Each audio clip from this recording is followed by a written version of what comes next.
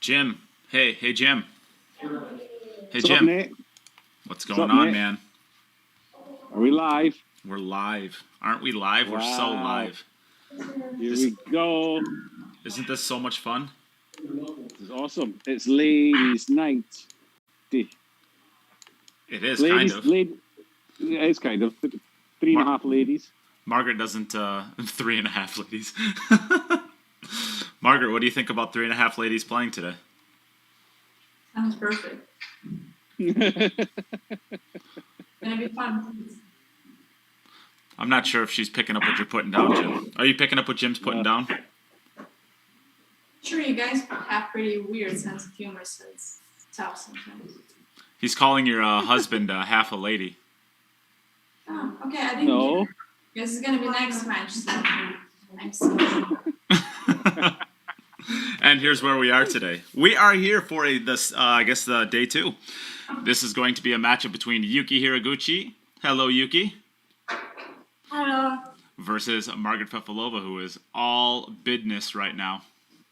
She is all business. All right. The next match is going to be Tyler Styer versus Pia Filler. But we're going to stick right here for right now and get through this match for, I guess, the foreseeable future. Jimmy, excited for this one? Yep, should be a good match. Looking forward to this one for a place in the quarterfinals. So these two ladies played real strong in their group stages. So I'm expecting a tough match. It's all going to go down to, I think they both had the breakdown pretty good. So it's all going to be down to taking your opportunities. And we'll see who comes out on top. It's going to be a good one. Absolutely. All right, Margaret, we will give you the coin flip. Would you like to call heads or tails to get us started? That's nice. Hey, Siri. Flip a coin. Heads. It is heads. Margaret, would you like to go first or second? I'll go first. You will go first. All right. So you can get us started whenever you're ready. Yuki, are you ready? Okay. I think that means yes. All right. So Margaret, you're up first. Yuki, you're second. Okay. Perfect. Okay, all right. Good luck, ladies. Play well. Looking forward to this one. Let's have a look in the chat. Who we got here? Mark Whiteson. How you doing, Mark? Well, Chris is here. The usual suspects. James Clayton. Mike Gaines. How you doing, everybody? Share. Let's get it out there. Get these numbers up. And we should be in for a couple of cracking matches here. Yeah, this is going to be a good Margaret Fefilova's going to start us off, and was just announced as Team Belarus. Margaret and another one of our players in this tournament, Yana Halliday, will be representing Belarus at the World Cup of Pool. That's good news for those guys. So looking forward to seeing them play in the Matchroom Arena. Margaret and the Phoenix strutting their stuff for Belarus. That's just a little event. This is where the real money is. This is the big action. This is the proper pool right here, right now. This playing in the World Cup of Pool, it's nice, but it's not the same as this. Absolutely. You got to win like one match to win $4,000 in the World Cup of Pool. Yeah, I know. You only have to win 30 in our event. That's it. And but apparently, if you play in our event and do well in our events, then you're going to get invited to the World Cup of Pool. So this is basically this is where it's at. You want to build a career for yourself. You got to get yourself in our events. All our players are getting announced for the World Cup of Pool. Exactly. How many VG10 and VG9 players have we got representing our countries at the World Cup of Pool? Crazy. Actually, there are quite a few, aren't there? There are a lot, and I tell you what, we're taking full credit for it. Oh yeah. We're keeping these players sharp. We're keeping them in action. We're getting them out there. We're getting them known. So delighted to hear that Yana and Margaret got a spot for Belarus. They've got an easy first match as well. Basically a walkover in their first match. Playing against Chris Mellon and Jason Shaw. Easy. Little Chris, that is... So, Neil Soloway asked the question, did I win the queue? I put another $30 on PayPal 5 minutes ago. So the moment we go live is the moment that is the cutoff for the queue. So we went live today at about 8 8:48, I believe, my time, and I can check that. So as long as the donation came in before 8:48 Central American time, you will have won that queue. If it came in after, that is the official cutoff. So I'm not totally sure when that came in with exact minute time, but as long as it beat 8:47, you will be the winner of the queue. Yeah, and going live is when the countdown starts, not when we start talking. Correct. Because once we press that live button, we no longer have the ability to really pay attention closely. So lots of work happens in that 15 minutes of countdown. Not for me, for Nate. Well, I just want to sit. You have more work than I do. You got to sit there and get drunk before we get started. No drinking today. I've got a night shift tonight. Oh. Yeah. I've got to go to work and make sure that the two planes that are flying over Europe don't accidentally hit each other. The two planes? Exactly. Well, yeah. As long as you've got two or more, you need an air traffic controller to make sure they don't hit each other. If there's only one, then you don't need one. Yeah. So fortunately, we still got two flying around occasionally. Occasionally. Well, there you go. Crazy how quiet it is. Crazy how quiet it is. I'm looking up at the sky just now. Normally there's stripes everywhere. There's none. Yeah. So that's a good start for Margaret, by the looks of things. She must be over the moon. I bet you Tyler's not too happy. Well, he will be happy about it, obviously, but to know that he's now it's his wife that's going to be the matchroom player from now on, and not him. Savage. The only time he's going to be at matchroom events now is if he goes to support his wife.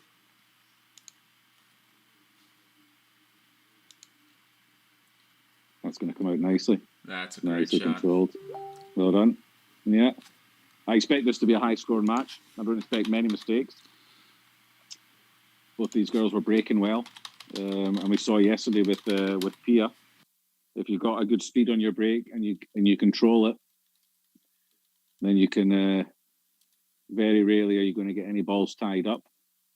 And it's just a case of not missing, really. And we don't expect players of this standard to miss much. That's a good start there for Margaret. And I'm really looking forward to the second match that we have today, Tyler against Pia. Because like I said, Pia's break yesterday was great, and Tyler has one of the best breaks in the 10-ball game. Some would argue the best. But I think he's certainly, if you're talking about the best 10-ball breakers in the world, he's always in the conversation, I think. So that should be a cracking game as well. That'll come down to mistakes rather than the break killing a set for somebody. So you can see Yuki got a wing ball down there. The balls look reasonably well open there. The 3 to the 4 looks like the most work. Yep, just don't get straight on the 3. Even if you get straight on the 3, you can still roll forward and play the 4 into the left centre. There's no real issue here. Ooh, you got to play the 4 into the left middle now.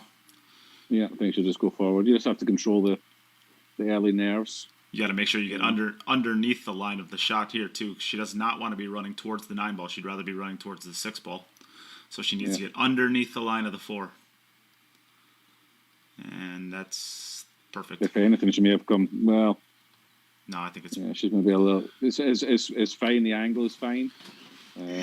Just a little bit playing off the rail here. Big shout out to Jason Thorin for your donation to the stream. First one of the day.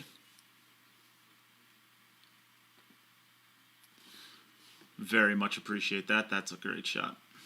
Nicely stroked that one. Little friendly tickle on the 6. She may be stretching slightly here. She's not the biggest player on tour, but she can get there.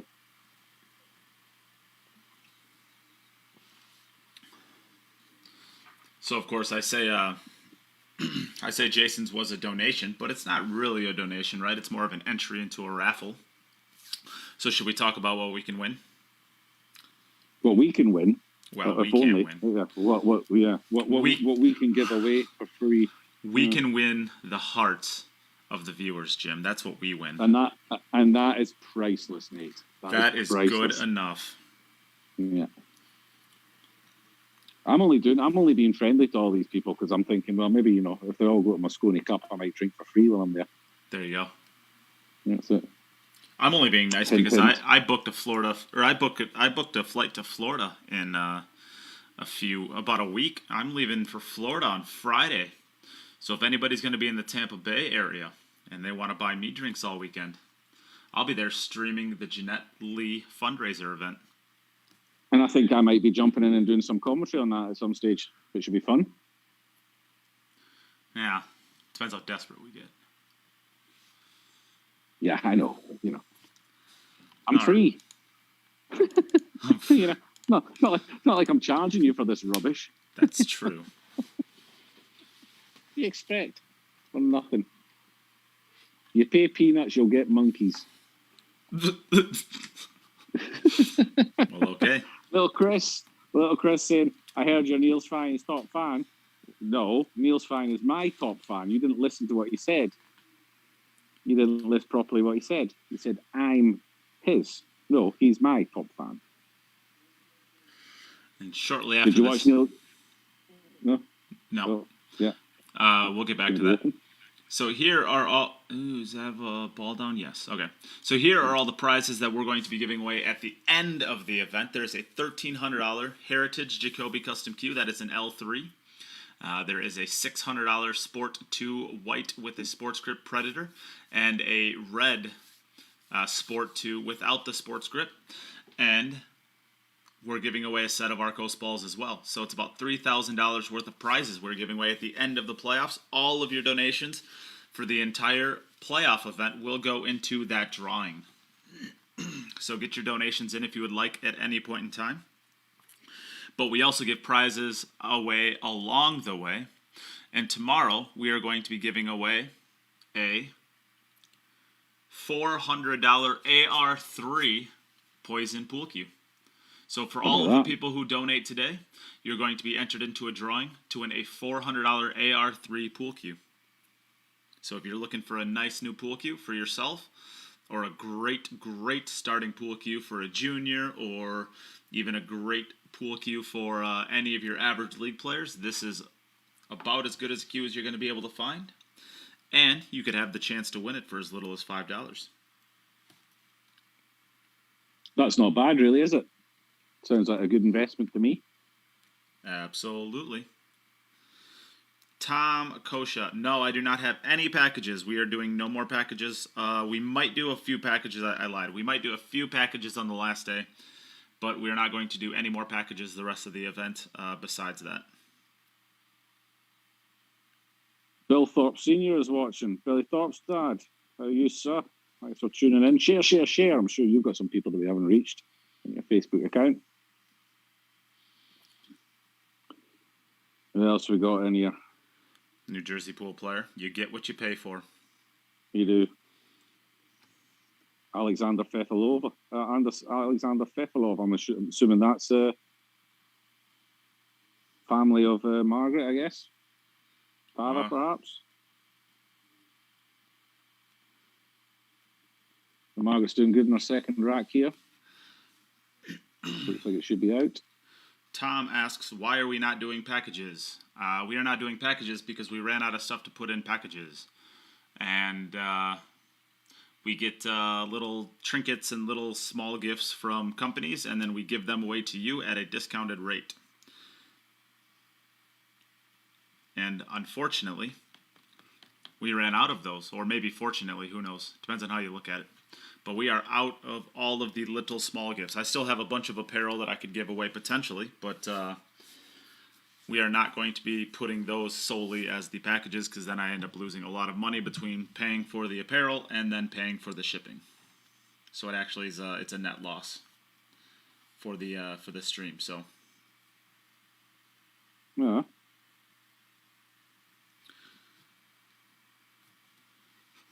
Carly McGee, hello to you. Good to see you again.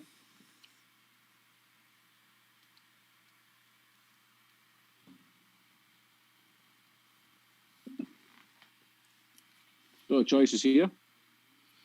She can go one rail right-hand side, one rail left-hand side. She can go two rails right-hand side. She can go two rails left-hand side. That's what she wants, really. I think just a nice center ball hit gets her nice and comfortably to the a rolling center ball hit gets her comfortably to the left side of the 9 ball. And that's where she went. It's all right, isn't it? It'll do.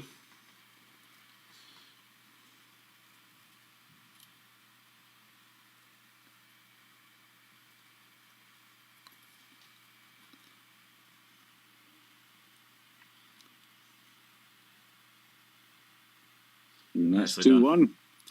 Ooh, sorry to hear Tom. Sounds like Tom's getting out of getting sick from COVID. Hopefully you're doing all right, Tom.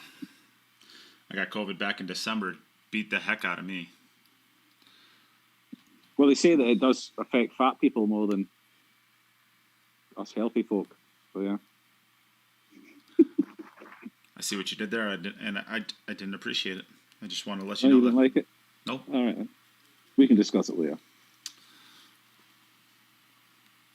Yuki, with a nice break there. These have come out round about the same way as they did in the first rack, so she's getting them nice and consistently. But she has 3 balls down. Yeah, she got Or the 2 2 and balls the down. 1, so she's straight onto the 3 to begin. So that one issue that she had wasn't really an issue for her, but the one possible issue that she had in the first rack, she doesn't have this time because she'll be able to run the 3 into the left centre and get perfect on the 4 ball. 7 to the 8 really is it's not tough, but it's the only real work in this rack.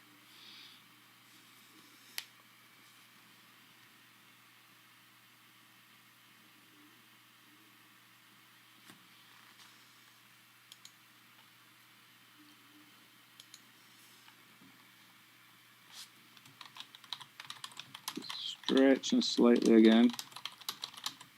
So I'm sure she's quite used to having a lot of the cue in front of her. She probably stretches for a lot of her shots. This is another one. There'll be a lot of cue in front of her here.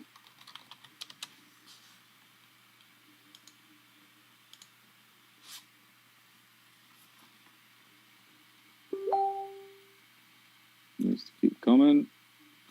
That's okay. That'll be I okay. think she can get Yeah, underneath she the can. 9 ball now. Yeah, she can come underneath the 9, which is actually a perfect angle to get up to the 8.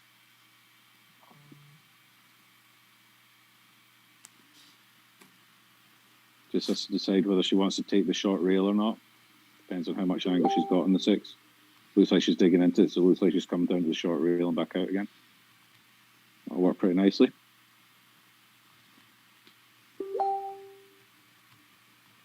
You want to be aiming to catch the 1 diamond above the centre pocket on the right-hand side with the cue ball. Should take you in a nice angle. Look at that. Did I call that or not? Boom. Look at you go, Jim. God, it is true. A blind squirrel does find the occasional nut. I think you're easily the second smartest commentator in this booth. Wow. Didn't realise there was 3 of us.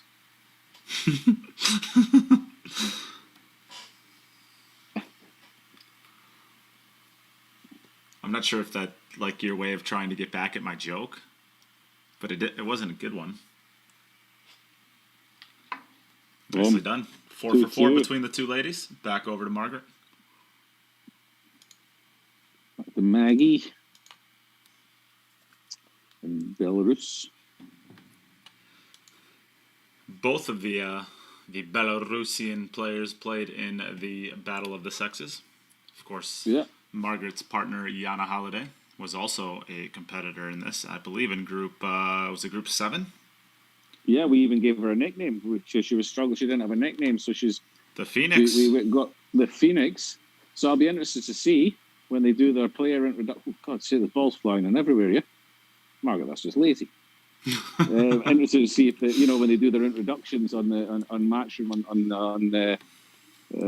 for the World Cup of Pool, whether she puts that nickname in. And if not, then Yes. we don't like her anymore. And if not, then she's not in the Cool Kids gang anymore. Yeah, she's not one of the cool kids anymore.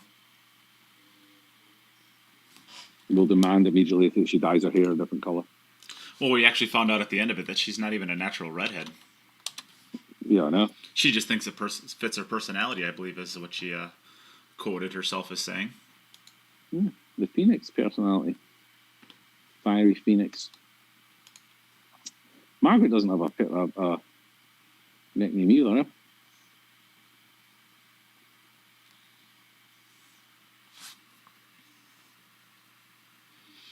I need to get her one for her.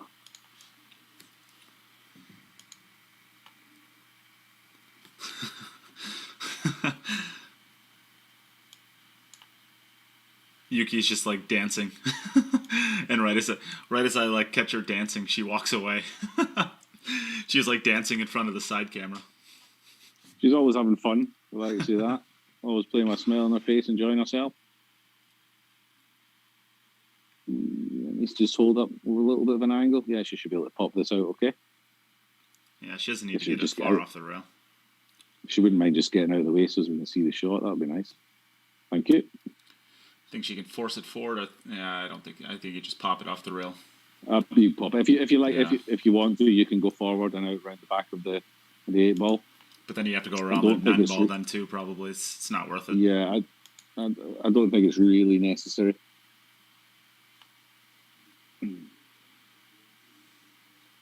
She is though.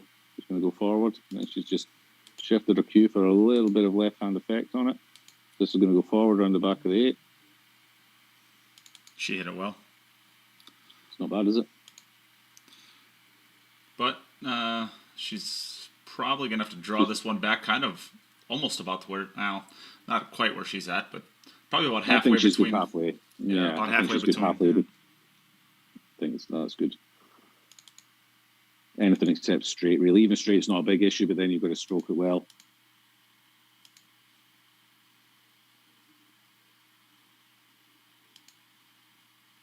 No, she might have to just draw this. Yeah, she might have to draw this straight down the right-hand side of the table. I'm not sure she's got enough angle to. I mean, she could technically, I guess, go forward, but I think this is just drawing it straight back down, straight down the line from the 8 to the bottom cushion here. Yeah, something like that. Pretty good. That's all right, isn't it? This is going to be 3-2. The girls are off to a flyer. Not a short day, buddy. Well, maybe we're going to have 14 rounds of sudden death. That'd be fun. Hey, that'd be all right, wouldn't it? Well, I don't know if 14 would be fun, but Why not? I don't know if I can. I'm not sure if my heart is strong enough to make it that much. Every time we go to sudden death, I end up sweating it so much. I think we should have put a rule in it that if it goes to 5 rounds of sudden death and we still don't have a winner, that they've got to do a dance off, and then we let the viewers decide. Ooh, that's a good idea. Better. Yeah, that's next event. Dance off. We'll put that in the player handbook for the finals. Yeah. Oh, that 2-ball just wriggled in that time. So this has come out a little bit different. She didn't hit that one cleanly. 4 to the 5 is going to be a little tricky, potentially. Yeah. Almost missed the wing ball and didn't get the same split as she was getting in the first couple of racks. Yeah. So speaking of letting the fans decide, let's see who everybody's rooting for.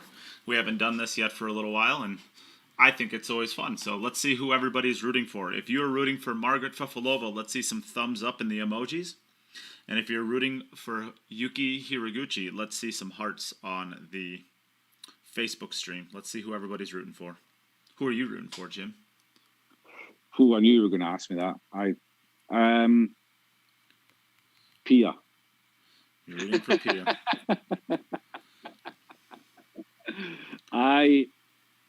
To be honest, I mean... Ooh, mostly Margaret. Mostly Margaret, I'm seeing.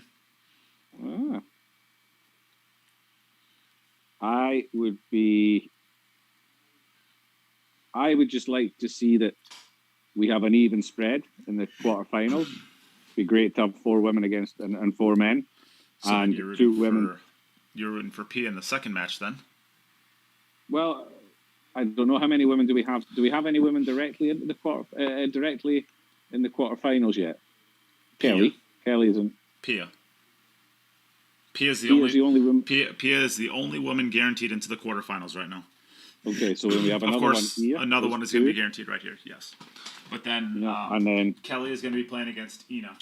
So we'll be losing at least 2 women in this round, no matter what. And there'll be at least 4 men into the quarterfinals because they have all of the seeded spots. Plus, Miensko Fortunski is going to be playing against Dennis Grabe. So guaranteed 5 of the remaining 8 players will be men. Okay, so I want the other 3 spots to be women. And there will be 3 guaranteed spots in those women. So there's actually nothing that we can do as far as changing the numbers. There's going to be 5 and there's going to be 3. 5 men and 3 women. Oh. Tried to create an angle that wasn't quite there to get her cue ball over for the 5 ball. So Margaret. So that gives an advantage to Margaret. Jim, we have 200 people watching the stream right now. That's pretty cool. And I need to get some updates because there's been a couple donations. So let's give some shout outs to Eric Simpson for your donation. Thank you very much, Eric Simpson. Let's see. I think that's it. Potentially Neil Soloway. Although we're going to offer, if you did not get the queue from this morning, we will offer you a refund on that. But if it does hold up, then, or if it does stay in, then thank you, Neil. And what else we got in here? We have a huge shout out to Ryan. I'm not sure who Ryan is. Let me check. Ryan Harmson. Of course, Ryan Harmson. Why wouldn't it be Ryan Harmson? Thank you very much. And I missed you yesterday, so you get a double shout out, Ryan. Thank you, doubly. Is that a word? Doubly, yeah. It is now. Margaret's got a bit of an issue here. Get on that 4 ball.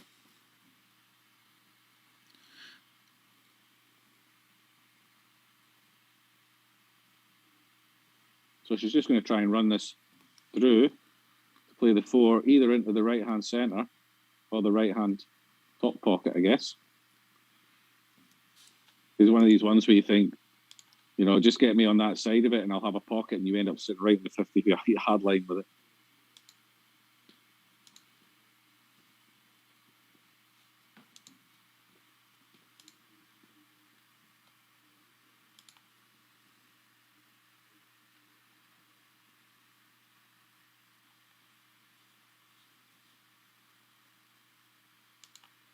That's going to pull up short, I think.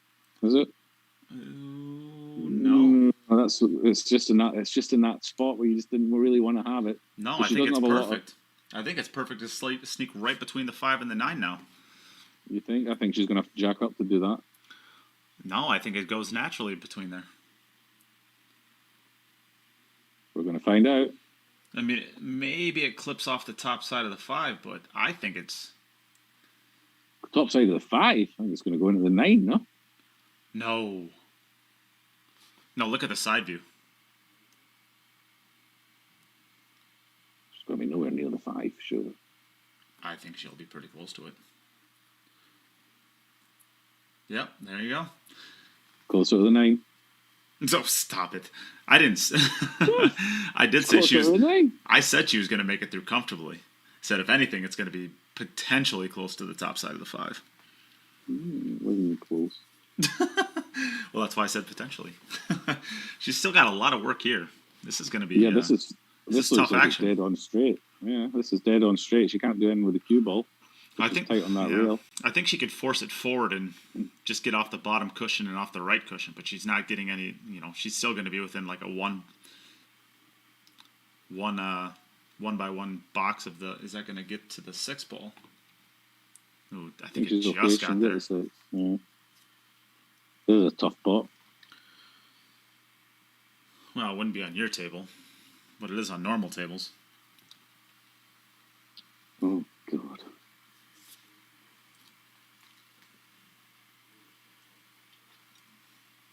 I just made the pockets look big because I hit the middle of them every time.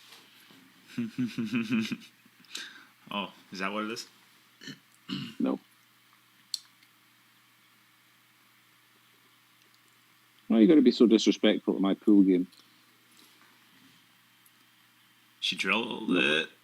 Oh! No. So there we go. So that's let Yuki off. Both girls have missed one now. So it stays at 3-2 to Margaret.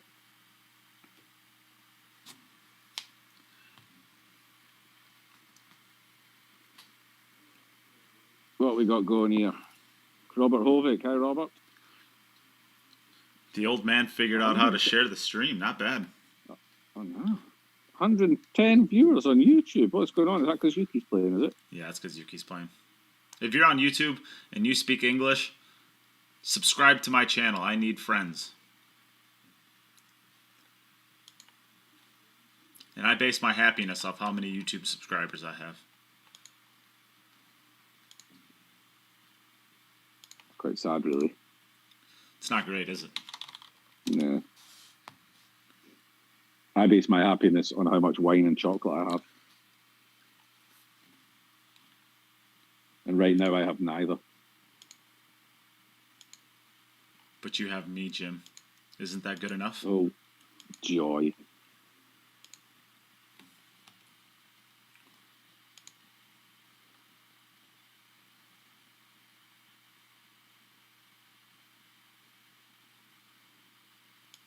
Yeah, nice. I do like it when we go over to Japan and we see the tables with the green cloth on them.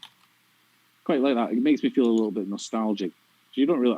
I don't know about you guys. I don't see them very much over here in the Netherlands anymore. Well, I mean, they're very popular on the Valley bar tables in the U.S.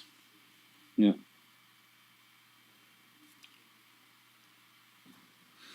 Shout out to Neil Soloway. It sounds like you may have made a donation. Yay! Nice one, Neil. Martha Levine. Yes, this is the first match of the day, and in fact, this is the first set of the first match. So you got lots of pooling ahead of you. We all do. I'm thinking today we're going to be live for about 4 hours, 4 to 5 hours, watching some really high quality pool. Yep. I think it's going to be two quite tight matches.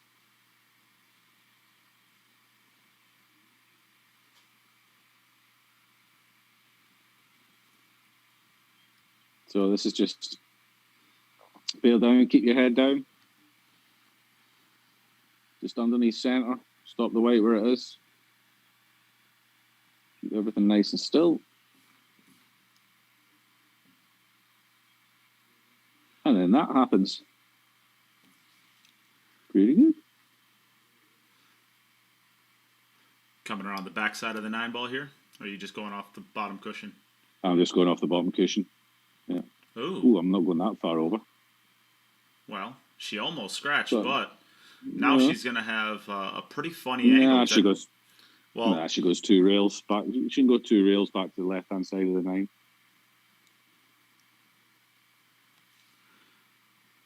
oh, wow, I think off the 2 rails, I think it's natural to go right at the 9, so she'll have to either lengthen or shorten out the angle. She draws it in, goes around 2 rails. Easy. Bing, bing. Stick with me, buddy. Well, I didn't say she couldn't do it. I said she'd have to lengthen it out or shorten it up, and she shortened it up. Neat. Standard shot, buddy. Standard shot. What's that? Yeah. A miss for you. Yay! Sometimes Yuki, it goes 3-3. to 1 rail. 3-3. Tight match. Eric Pool Guy Simpson 29. That's quite the YouTube name. But yes, we all do need friends. I couldn't find any, so the best I could do is Jim. Yep. But to be fair, that's the best anyone can do. Well, according to Neil's Fine, it is. Yeah. Neil's gave me a shout out on his YouTube. I am Europe's #1 fan. But we all knew that anyway. Well, she's not going to have any problems going from the 8-ball to the 9-ball, huh? No, you wouldn't imagine so. And actually, the 7's It in would a help. pretty perfect spot. It would help if that 6-ball passed the 9, to be honest. Yeah, it's not going to. But you could always just play the combination on it and get it out of the way. But if you're going to play the combination on it, I like playing the combination sooner rather than later. Like, I would not want to play the 6-9 combination. I don't think she will. I don't think she needs to. She's got plenty of pockets for the 6. Yeah, it goes But, it'll go by the 7 and the 8. The 3 to the 4 is you know. She's got to get good on this 3. shouldn't be an issue, but we're continually trying to find possible issues. Ooh, she doesn't want to get She's frozen. on the rail a bit. That's not where she would like to have been. Yeah, that's actually not very good. No. She's gonna have to really work this to get it up by the 5 and the 6 ball, or she's gonna have to jack up and come off the rail and hold it for the top right. Neither one of those is easy. I mean, I think she can go. This is a tough shot from off the rail. You're hitting high, and she'll be hitting this cue ball round about 1 to 2 o'clock on the cue ball to try and get round the back of the 7.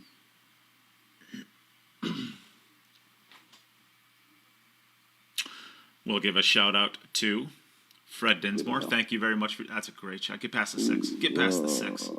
It's a stinky shot as well. Yeah, but at least with this shot, she doesn't have to do anything besides just pot the ball.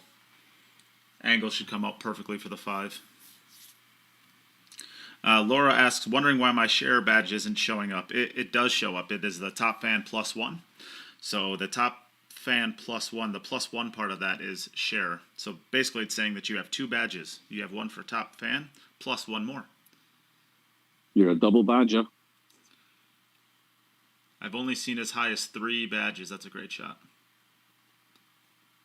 And she's going to have an angle to come around. She can either dig into it a little bit, come 2 rails kind of hitting right around where the magic rack is, or she could let it roll the natural path and come around the backside of the 7. I don't think that's a great line, though. It's not 6 ball. No, it doesn't really pass the 9, does it? No, I think you got to dig into it a little bit and try to hit your cue ball right about where the point of that magic rack is. Come around 2 cushions above the 7. I might not even. Well, yeah, it looks like she's got a little bit more angle than what I thought. I would have, if it was possible, I wouldn't even use the side rail. I would just dig straight down into the bottom rail and come back up. I think I think mostly like a center ball pop shot should get you kind of the line you need. That's where she's hitting it. She's hitting in the center of the cue ball. So, yeah, pretty good. Oh, it's got to slow down. So it's worked out all right, really. Well, she doesn't have it available to the side, so it's got to go into the top right, and I think it does pretty easily.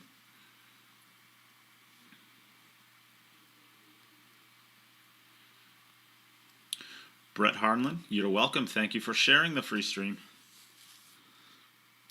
We are here to make y'alls happy.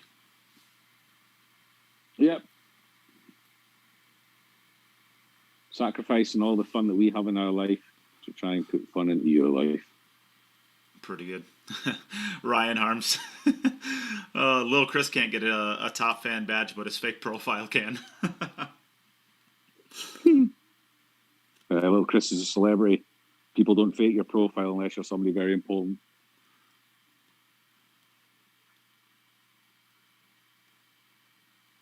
Little Chris even got a shout out from Niels as well. Did I get a shout out from Niels? No, because you're a nobody. Little Chris is like a YouTube celebrity. Wow. Can you do me a favor and tell Niels he's dead to me? He knows already. Good enough for me, as long as he knows. Nicely done. That was well worked out for Margaret, so that'll put her on the hill. She's had a couple rough ones. Yeah. James Clayton is still waiting for his little kiss. And we go back over to Japan, not Tokyo.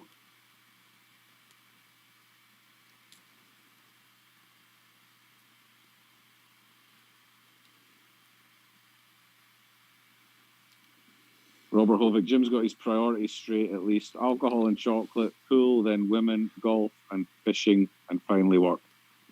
Well, you're not far off, except I don't go fishing. But the rest of it, yeah, put barbecue in there somewhere. And making a fool of himself. That's like number 1. Does anybody listen to this stream? I don't know. Not for more than 10 minutes, I wouldn't imagine.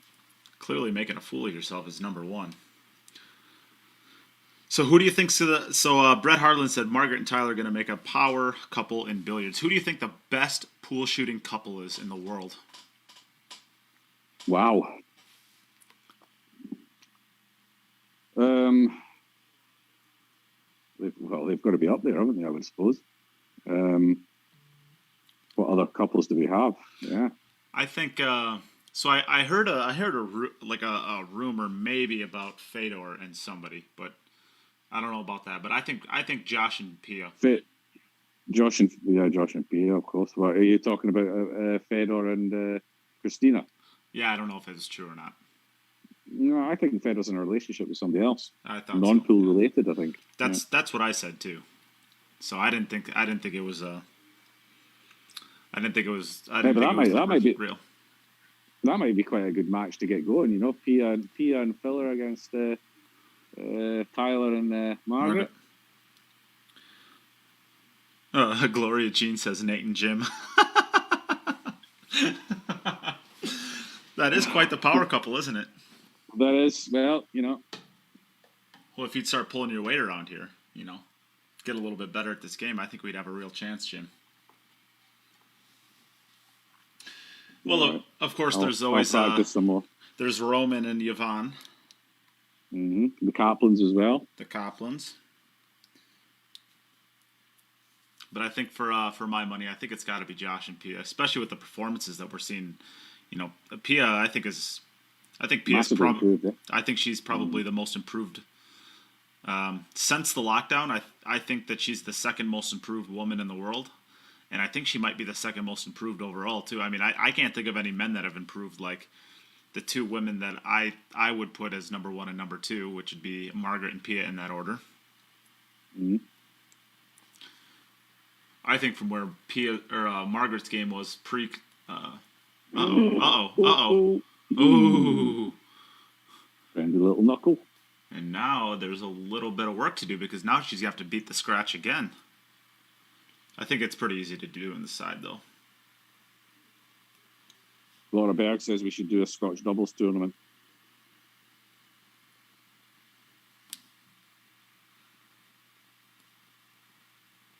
I mean, to be honest, that wouldn't actually be too tough to do when you consider that the Kaplans will be playing on one table together. So will Josh and Pia. So would Josh and Pia. So would the Heblos. They would all be playing on one table together. Margaret and Tyler wouldn't be on one table together. No, but we could set up a time where it would work. Yeah. Well, who else would have to get invited? I suppose Richard and Yana would have to get invited.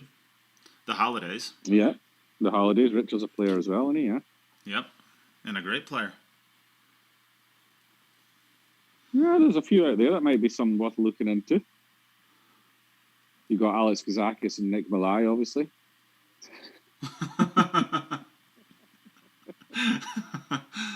Oh, you savage man. If try and get Sky and Billy, either one of them with that hair would work as the female part of it.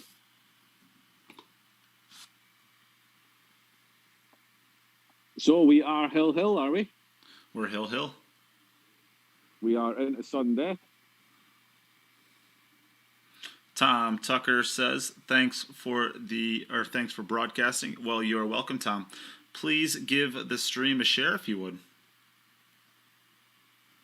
Mark White says Kristina Zlateva and Georgi Velishkov. No idea. I assume then they're a couple and that he plays as well. I haven't heard his name before. I've never heard of him either. Hey. Christina plays great. Mm-hmm. Well, listen, hey, maybe we throw it out there to people and see if they. Well, I've actually. Was that a 3-point rule? Was that a 3-point violation? Or did she break dry there? Oh, poop! It's 1, 2, 3, 1. No, 3 points. I think. Yep. Sure. One ball got kicked. Yep. Well, that's actually pretty good because the 3 ball was in jail there. So, yeah, I mean, we would have to have player buy-in, and I've actually talked to Jorn about this. And Jorn was fully on board, and I was talking kind of casually to Yvonne about it, and she said that they would be on board. I don't know that Josh would be on board. I don't think Josh would want to play. He hasn't shown. Listen, if we don't invite Josh, we tell Pia, and we Yeah, there invite you Pia, and then Pia says, Josh, you're Do you playing want- with me. Yeah, do you want your McDonald's tonight? Exactly. You want me to take you to McDonald's, get your cue out of the bag. This is a much better break. Look at this one. Wow. Yeah, the 6 ball looked like it was going to go to that horrible spot on the table, just on the rail underneath the middle, but it popped out nicely in front. Yeah, it ended up in the best spot on the table as opposed to the worst. Yeah. She's gonna struggle to get herself into trouble here. I guess the 7 to the 8 ball is not easy.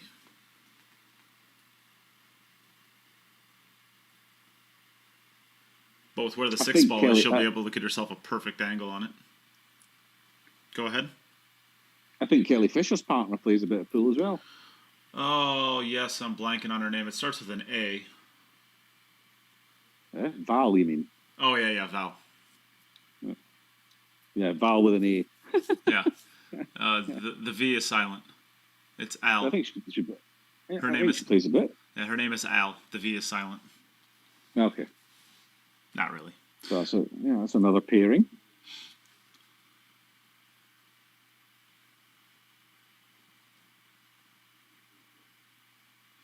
I don't think Val plays much pool anymore, though.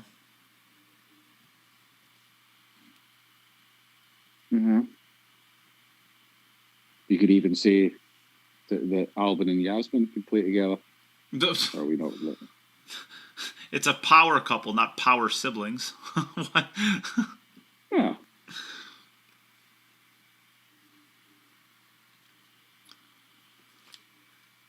That would have to be number one, though. I mean, if we did let those two play together, I mean that'd be number one. What do you mean that would be number one? They'd be the favourites, you mean? Oh yeah, I think that would surpass Josh and Pia. You don't think so? I don't know. It depends on the game. If you're going to make them play 10 ball, then yeah, okay, the break might be. But if you're going to get them play 9 ball, I don't think Pia's really done anything with the 9 ball to suggest that she can't hold her best with everybody in this format.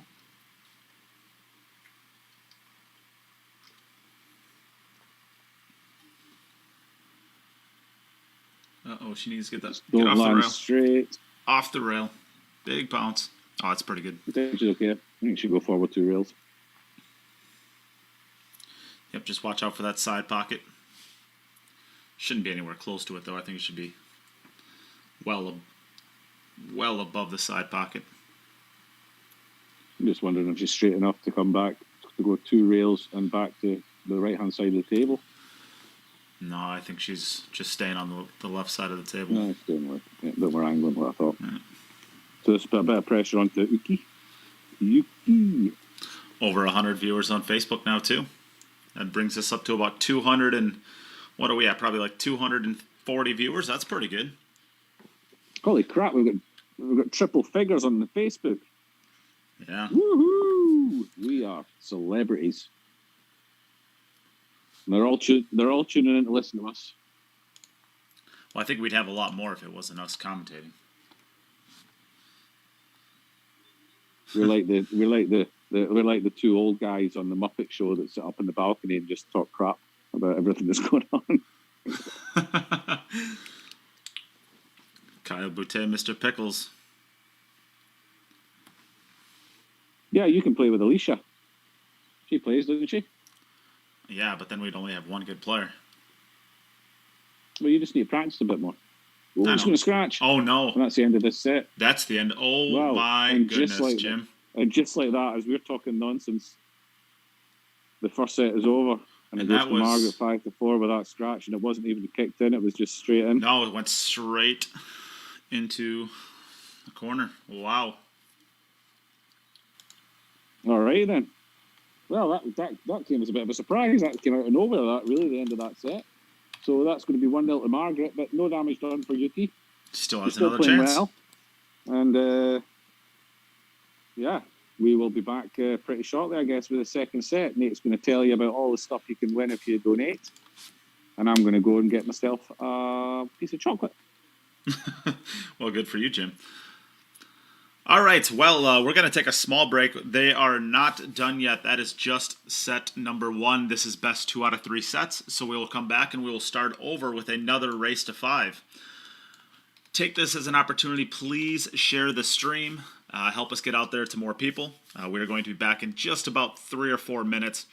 Please use this as an opportunity to share the stream. And if you would like to get your entries in for the drawings, we are giving away all of the cues you see on your screen. So we're giving away a $1,300 Heritage Jacoby Custom Cue and 2 Predator Sport 2s, as well as a set of Arcos balls.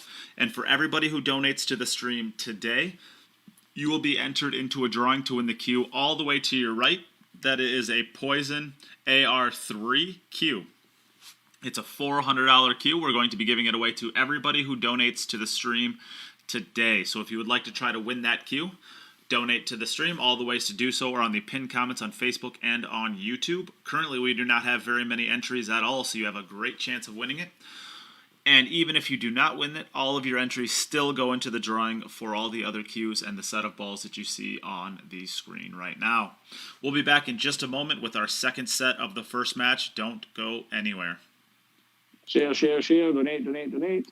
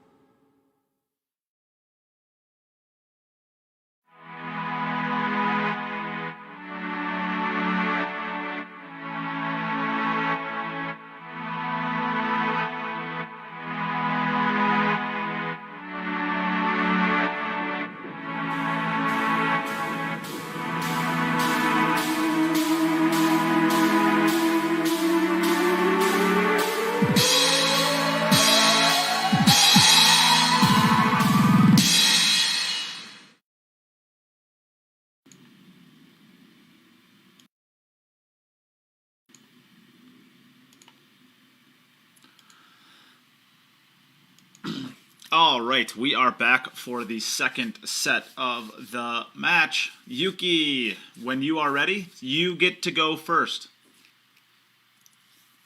So, Yuki, you good? Yes. You're up. Whenever you're ready. You. Perfect. Yes. You are up. Correct. Yep. Yes.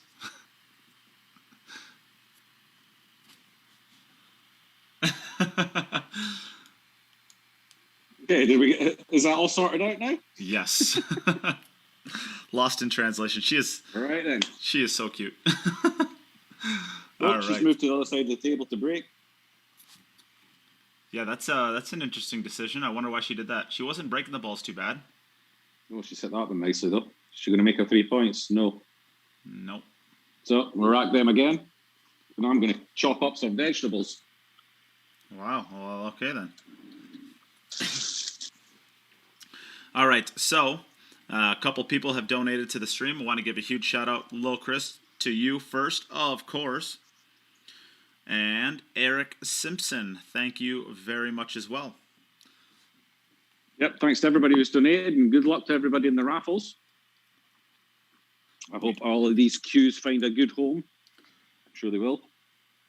We can't do it without you guys. We're adding Nope. $4,500 to this event to get the top players in the world to want to play in it. So this is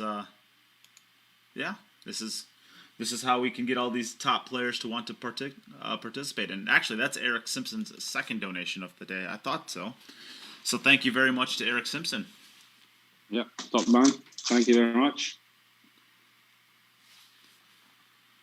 That's going to get her 3 points. She switched over to the other side again, so she wasn't risking it. And how good does this table look, Jim?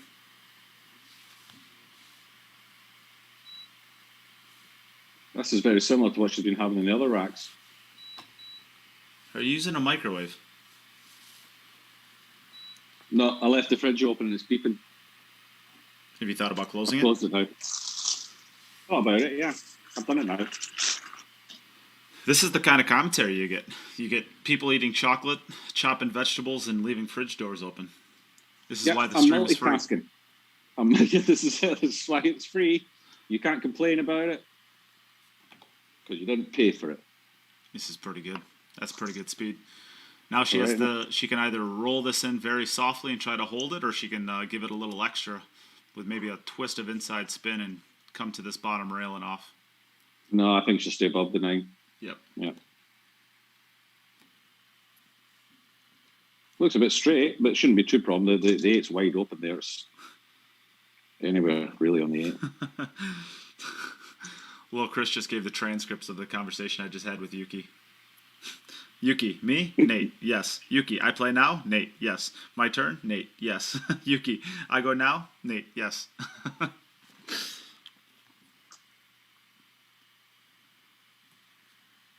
Making sure of this one. Oh, she changed from going forward to drawing this, it looks like. She must be drawn over to the right rail and back over to the left side. Oh. A bit short. That's not bad, though. You would expect her to make it, but she's got a little bit more distance than she would have liked to have had. I expect her to make it, but it wouldn't, this is a shot that it wouldn't surprise anybody if it was missed. But you expect it to be made. These can be missed. Yeah. But not Yuki. Missed it right into the back of the pocket. So a good start to Yuki. Over to Margaret in Belarus. That right there was a shot that would have went on a snooker table. Yeah, straight in the middle.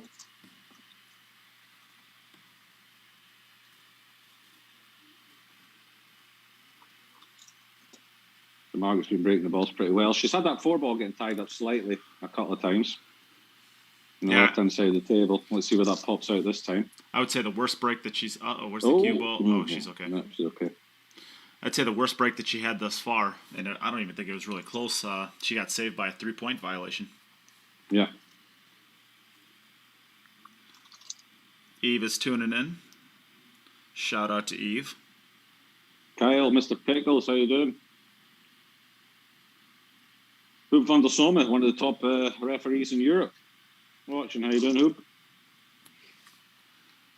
Yeah, but does he have a nickname? Because our American referees have nicknames like Wingball. I don't know if Hoop has a nickname. Probably nothing very complimentary. We got wing ball John. You got wing ball John.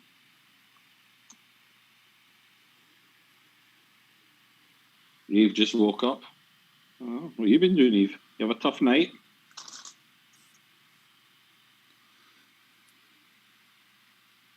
Probably out at You missed a bit. Yeah, you missed a cracking first set. Yeah. Eve. But I'm sure they're going to put on another one here. It's probably out late at a Slipknot concert.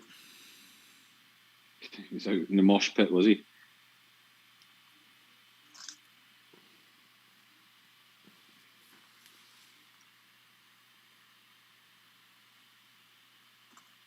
Oh, yes.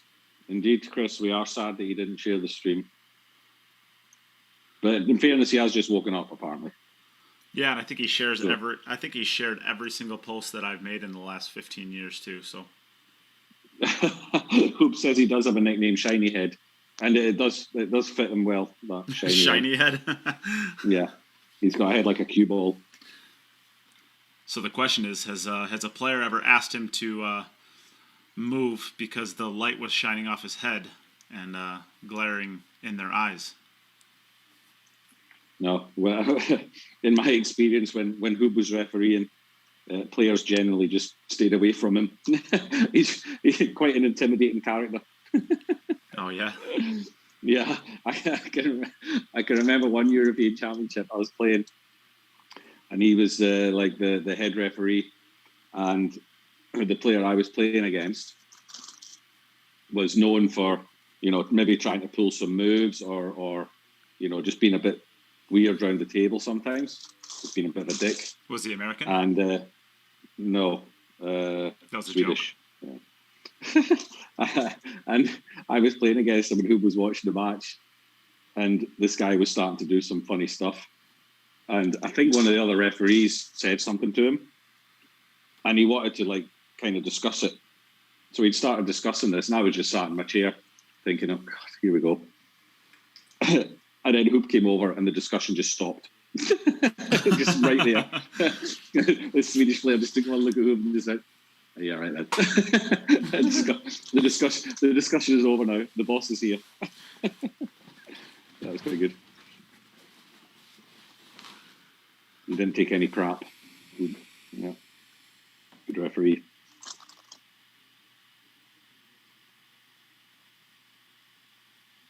So shiny head is a little bit misleading. It's like apparently once a cameraman told him to move out of the way because of the glare on his head. Oh, very good. All the while, Margaret is getting herself. Margaret's just running out. Yeah.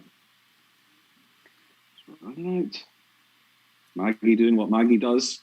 Who wants that to go just a little bit further? It's okay though.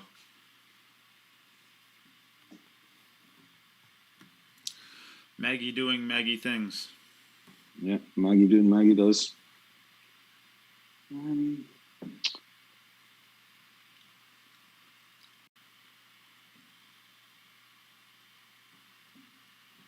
we go.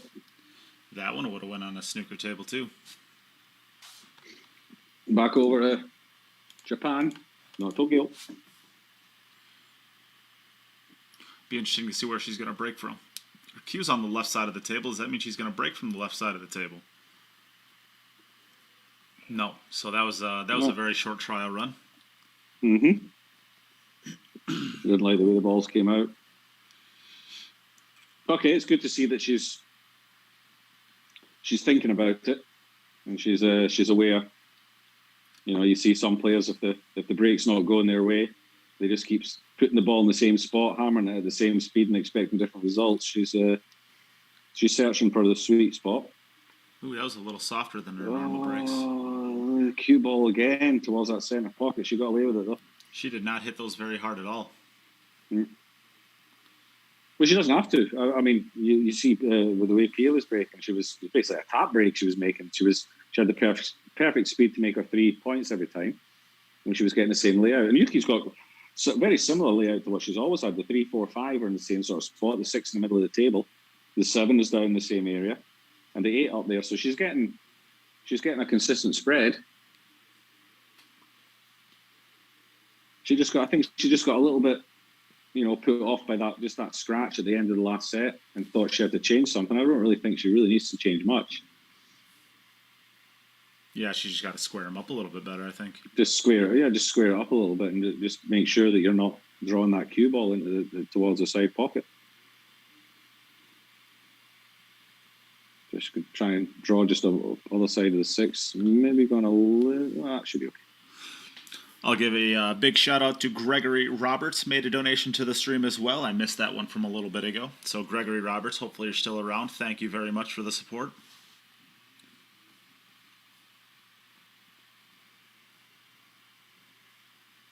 Got a little bit flat on this, a little bit too much angle in this one. But it's not an issue. You just make sure of the pot. It's a natural angle to catch both side rails. Getting a good line on the 5. Just needs to avoid the 6. Ooh, and just does. It's going to be pretty nice.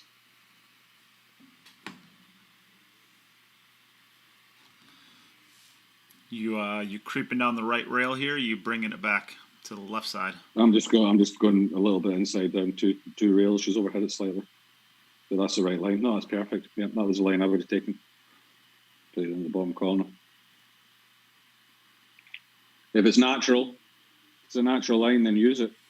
Yep. No point in creating something you don't need to create. I don't think she's going to be able to play this one to the bottom rail as easy, but she did. No problem. Yeah, no problem. She's had this shot before. 8 balls in that standard spot again. Not a lot can go wrong there. Don't land straight on it.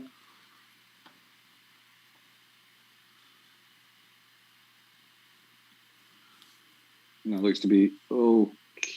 Maybe a little bit straight again. Yeah, I think it is. So now you're just going to be drawn back. But from that distance, you can probably cheat the pocket a little bit and draw it down the left-hand side of the table. And that she's gone straight back. And she's left herself a very similar 9 that she had in the first rack. Yeah, this one's a little bit closer, actually. Yeah, a little bit closer, yeah. Huge shout out to Kenneth Jones for your donation as well. Thank you very much, Ken. Huge supporter of what we do here. Yeah, thank you, Kenneth. Boom, another one goes in. These girls are on fire. Now, Gregory Roberts is still here. So thank you to Greg.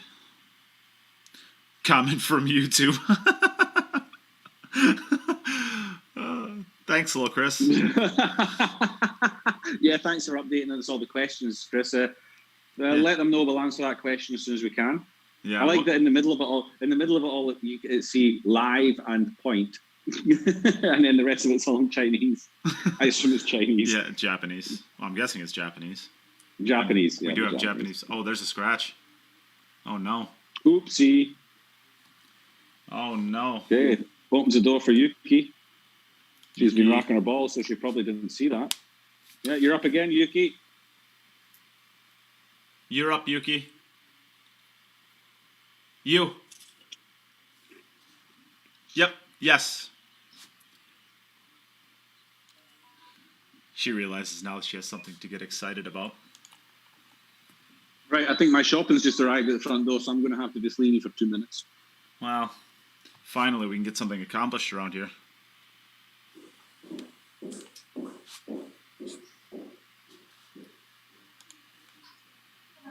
Hello. We'll mute that. We don't need to hear it.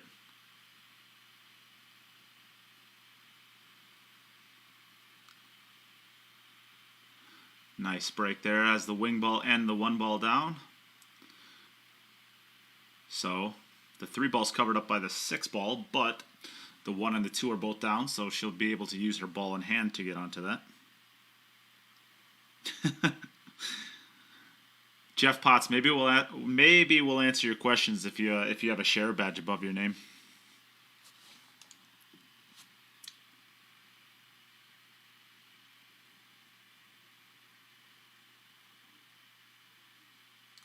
So she'll be coming off the right cushion, right around the 3rd diamond. You can either come out to the center of the table and maintain the angle on the 5, or she can go all the way down table. think she'll just go over just off the... Oh, that's not... Ooh, that's not... She's getting down on this like it's pretty routine, but that looks like a really thin cut. Yeah, I'm glad that she took her time there and just kind of... Looks too thin to easily hold for the 6.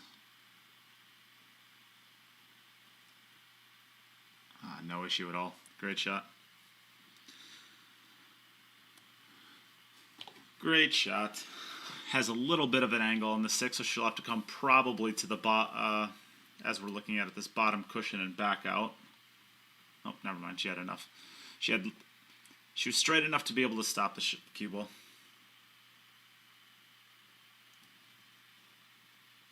And we've seen this run out a few times. Just doesn't want to get straight in. Well, that is certainly not straight in.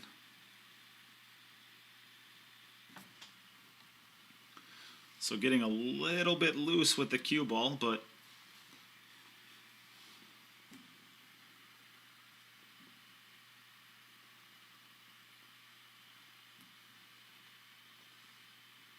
no issue there. Just needs the cue ball to hold on, and perfect. Great run out by Yuki.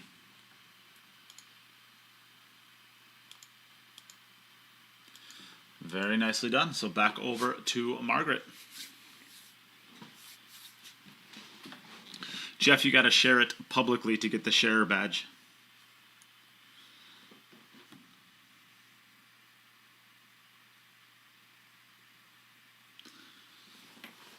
So yeah, what Kyle said is right. You have to share. It can't be shared privately. You have to share it publicly, and then you get a sweet badge that says you're one of the cool kids.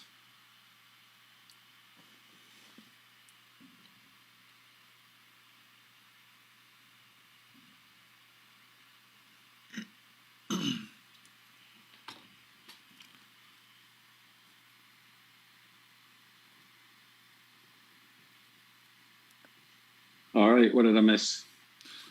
You missed me crying because you left. Ah. Did Yuki get out? Yuki got out, and she worked for it. Okay.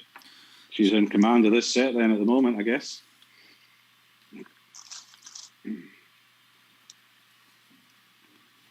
3-1 ahead, but she broke first, so there's just one rack difference really. But Yuki knows if she runs her next 2 racks, there's nothing Margaret can do about it. And then we will be going to decider. Ooh, exciting. Ro Reyes we got out there. Hey, Welcome Ro. to you, Ro. I want to know from all these people out here, all our regulars, stick a comment on there. Let us know if you're going to Moscone Cup or not. I want to know which one of you lot I'm going to end up seeing at Moscone Cup. Well, on top of that, not only will you be seeing them at the Moscone Cup, they will probably be in the section with us, because we are ordering, as a Queued Up Network, ordering 40 tickets. And I think we still have some of those left. Of course, the tickets are not on sale yet because they still don't have a venue, but we have them reserved. So if you want to have one of the tickets, you just let me know, and we will hold one for you. Little Chris, knock it off. You're not considering it. You're going.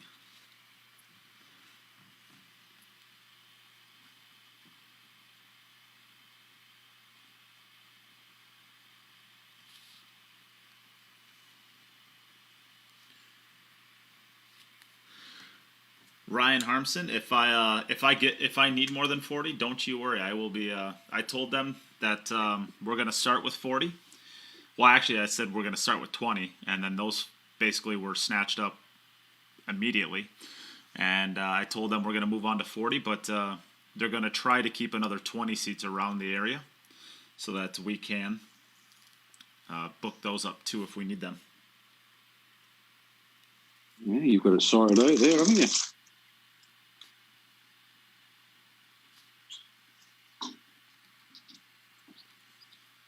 Who did you contact directly for that? Nick. Nick Teal. Yeah. Yep. Might have to do the same.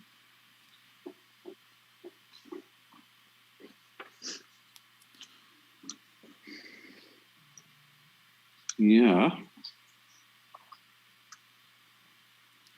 So, Mark White, are you going to be sitting with the Queue It Up group, or are you going to find a different group? Or are you going with a different group to sit with Mark?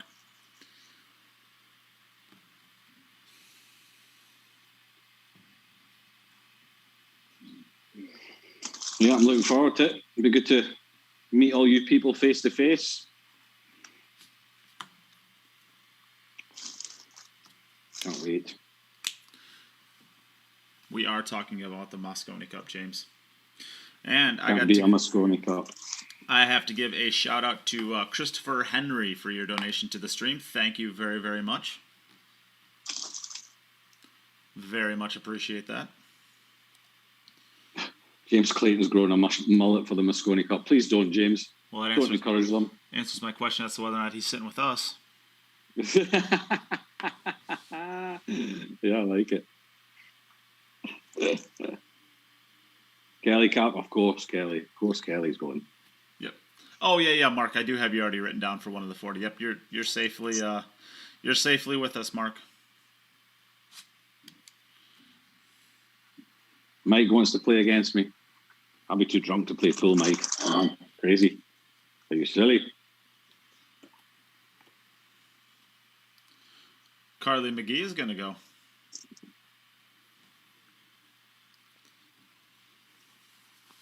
Oh, almost scratched again.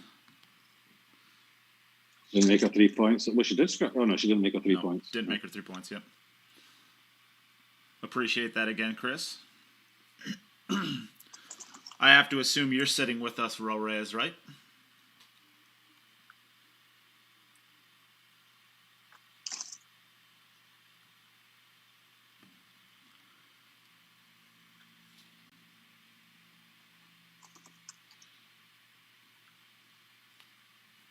All right, see how she gets on with this one. And then Carly McGee, are you going to sit with us as well? I assume, I'm pretty sure at some point in time that you said you did. I do have you written down for one of the tickets, but I guess I can make sure right now.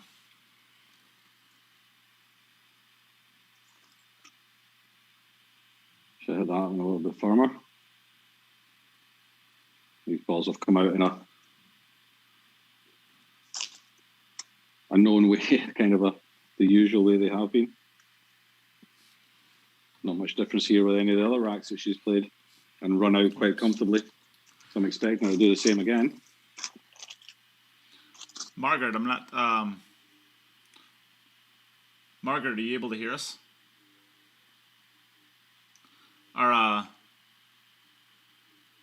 Yeah. Are you just practicing, Margaret? I can hear you. You're just practicing, right? Yeah. Oh, okay. Yuki had a 3-point violation, so she broke again, but you broke it like very shortly afterwards. So I just wanted to make sure you didn't think it was your shot, your turn. Oh, okay. Thanks. Yep.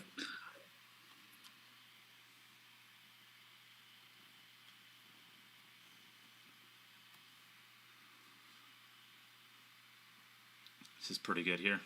So do you run this all the way down to play the 6 into the side pocket 2 rails, or do you just kind of cinch it up by the 8, in between the 8 and 6? I play it for the bottom right-hand corner. Because of this. Purely because of this situation.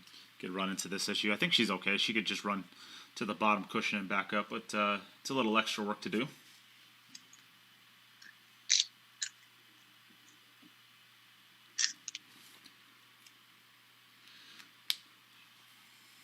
Just doesn't want to draw this into the 9 ball off the bottom cushion, and she didn't. But where's that cue ball going?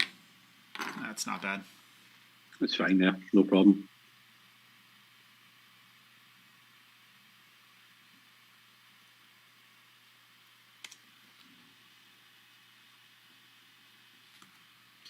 Yeah, where is Nada? We haven't seen Nada since the playoffs started, I don't think.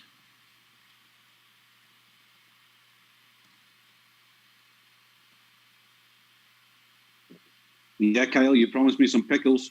Don't let me down. And she's had this shot a time or two.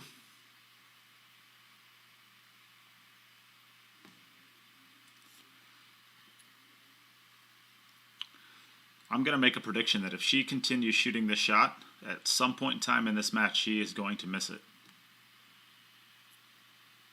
You make this shot 90% of the time, but if you have to shoot it over and over and over and over and over again.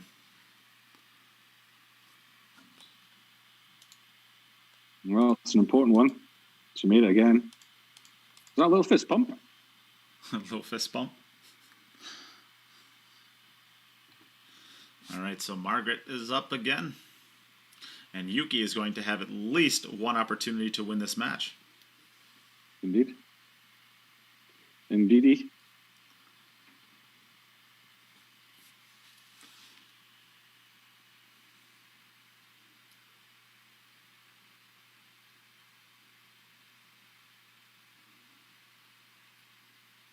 Right, Nate, I'm going to join you on another device because I have to give my iPad to my daughter. Oh, does she want to play Angry Birds? So you should, something like that, yeah. Hold on a second.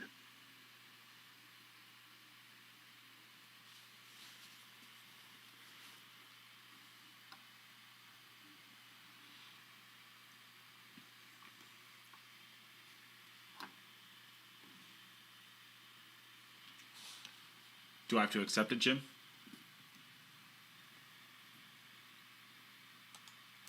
All right, fine, I will.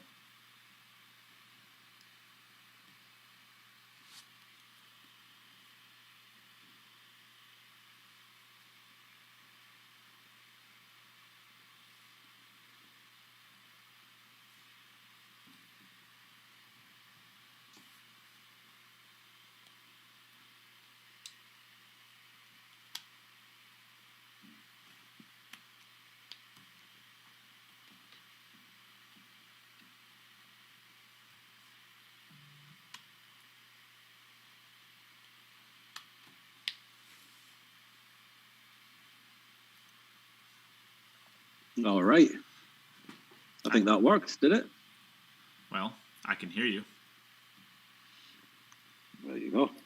Is your daughter playing Angry Birds against Josh? No, she's got homework to do and she has to do it on the iPad. Oh.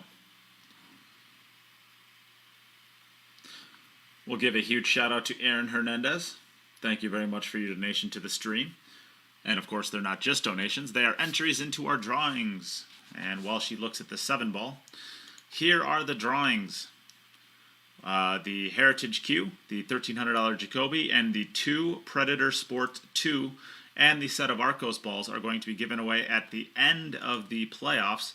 And tomorrow we are giving away, just for the people who donate today, a set, or a AR3 pool cue. So a Poison AR3 pool cue. It's a $400 cue. So if you want to win yourselves a nice $400 pool cue, get a donation into the stream today, and you could be a lucky winner of that cue. And if not, you're still going to be entered into the drawing for all of the other cues you saw on the screen there.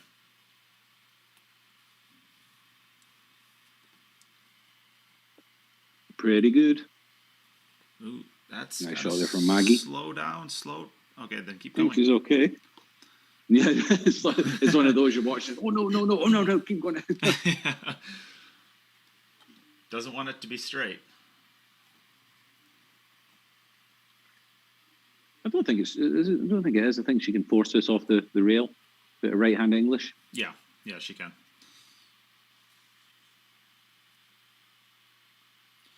And 50-yard line. No. Well, that's actually rolled on a little bit further than I thought it was going to. Yeah, it turned out pretty nice, didn't it? Turned out pretty nice.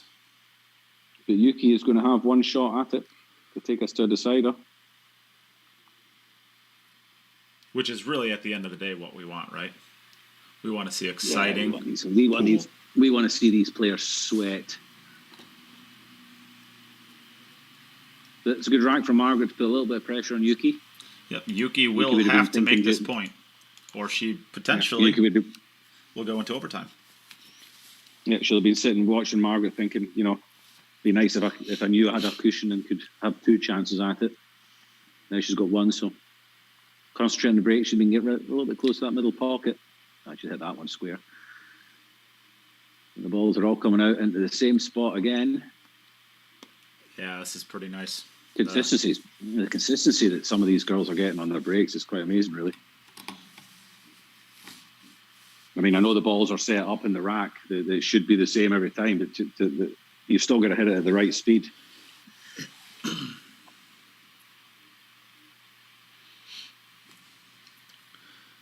James, they don't need me to be water boy. That's what Jim's for. Jim is their water boy and their mascot. What? Hey? Who's water boy? You're the Team Europe mascot and water boy. I'm the first name on the list. I'm the first name in the team. Me and Paul Cook. You and who? Paul Cook. Who's the that? other idiot. Never heard of I'm him. the grey idiot. He's the ginger idiot. You'll hear plenty from him in December. It's actually he's going to be there. It's his for his wedding anniversary as well. So Is he he's bringing going over his for wife? a couple of weeks. His wife, every time it's in Vegas, his wife comes. Oh, okay.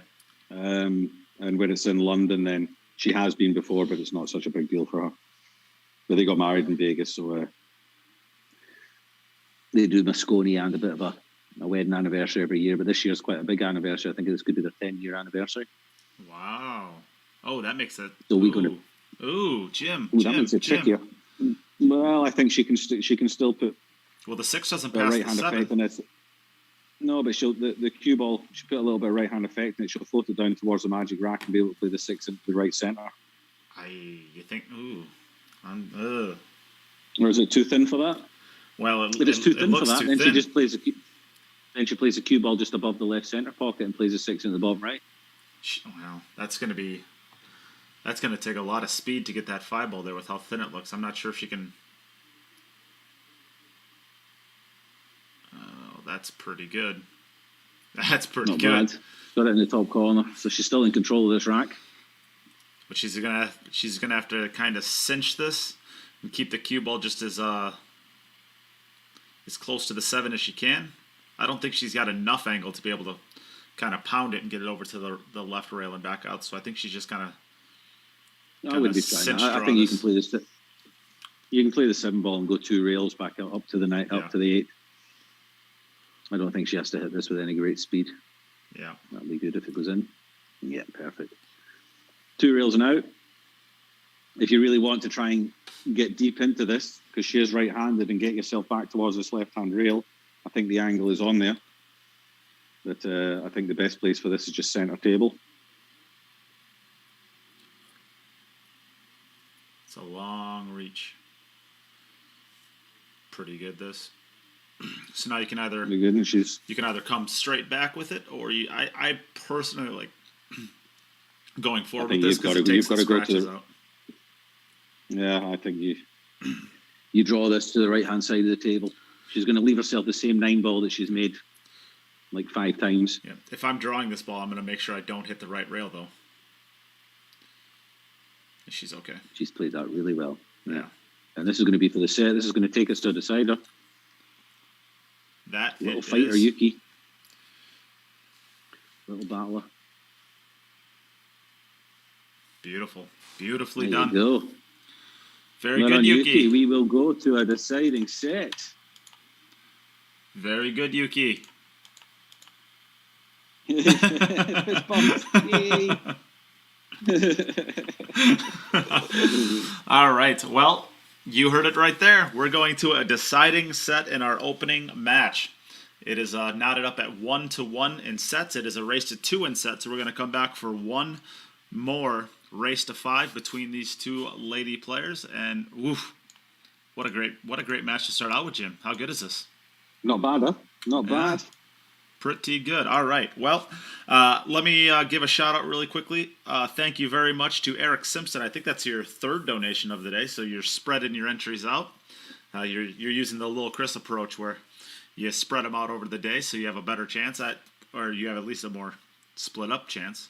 I like it. All right, so thank you very much, and to Eric Simpson, and thank you again to Lil Chris, and as well, thank you, Ronald Richardson. Thank you all so much for your donation, guys, and your entries into the drawings. Really is what I should be saying, because you can be winning all of this amazing gear with your donation to the stream. There is a $1,300 Heritage Jacoby Custom Q. There are 2 Predator Sports 2, 1 white, 1 red. And there is a set of Arcos balls, $3,000 worth of prizes we are giving away at the end of the playoffs. As well, tomorrow, for just the people who donate to the stream today, we are going to be giving away the Q on the right. It is an AR3 Poison Q. It is a $400 pool Q that we are giving away for free to one lucky winner that donated to the stream today. So if you would like to get your donation in to try to win any of those great prizes, all of the ways to do so are on the pinned comment on Facebook and on YouTube. All right, Jim, we're going to take a small break now, and we're going to be back with our last set of this match 1. And we still have another match after this one, so what a great day's action we already have going, huh? Not bad. It's going to be a great set. So share, donate, and we'll see you back here in a couple of minutes. Absolutely. All right.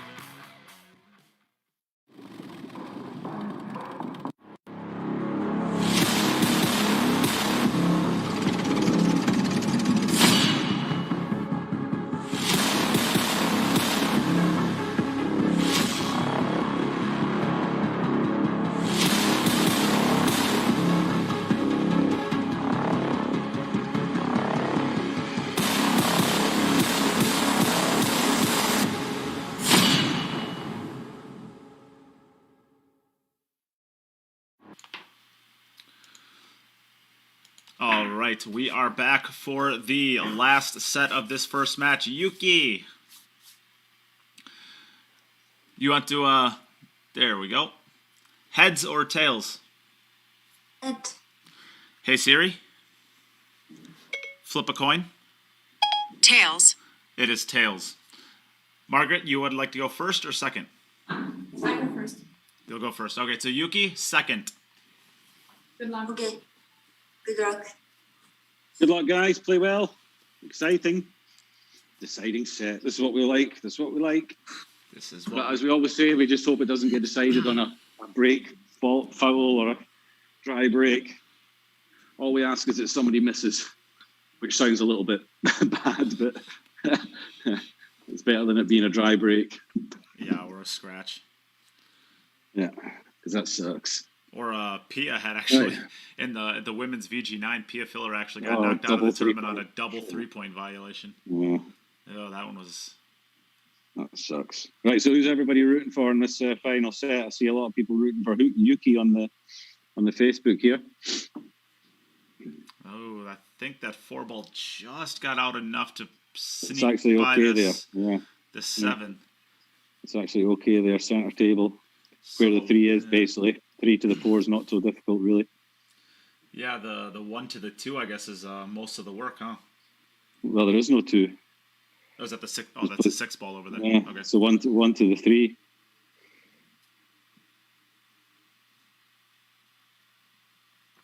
Yeah, I think I like playing it between the 5 and the 6. I think here, it's an easier way to judge the speed. Exactly, you've got loads of room for error there. You can be anywhere on that side rail. You just don't want to be the only thing you can do wrong here is go too far up the table and leave yourself an angle that you can't control going down towards the 4. Yep. It's the only thing that can really go wrong.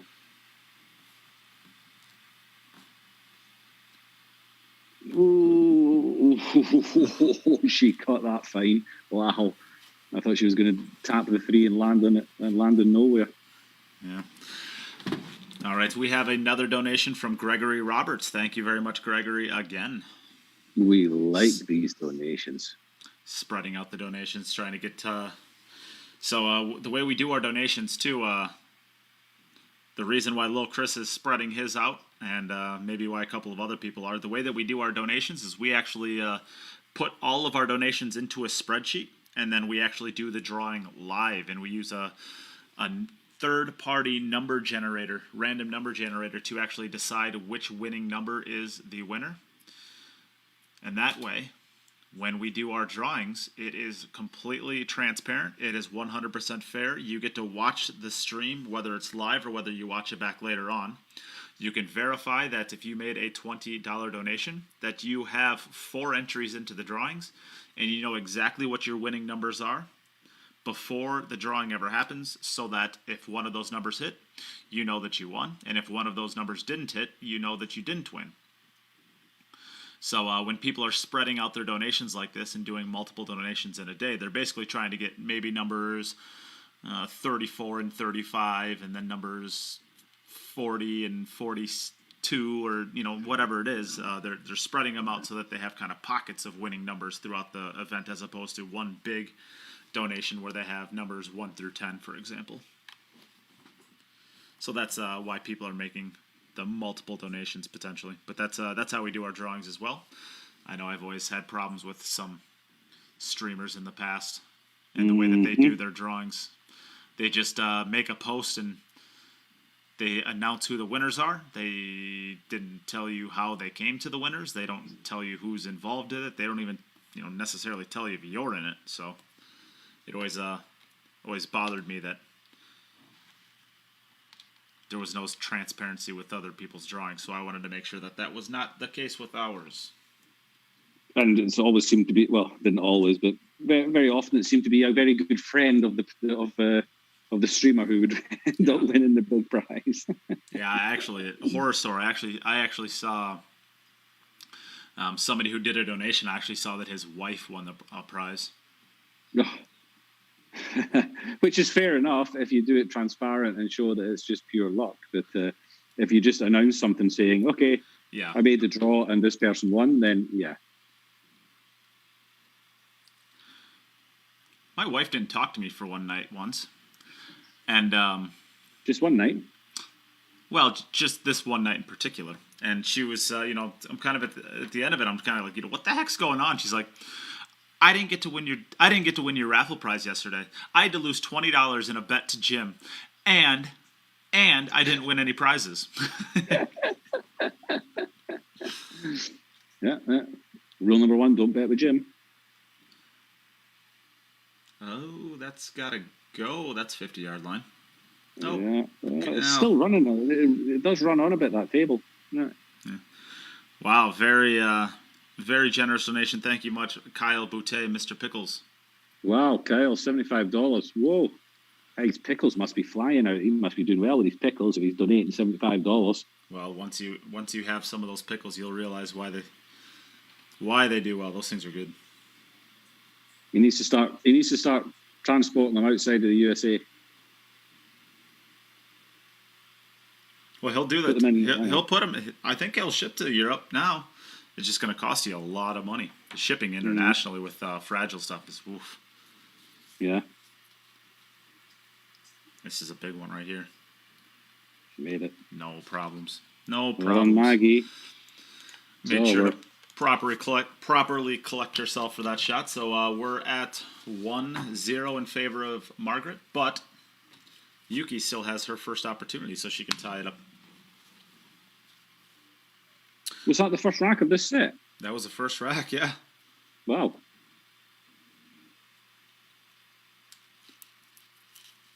Time Sarah doesn't- James Smith, the Sarah that you upset so viciously, Jim, she happy hates with- you, not me.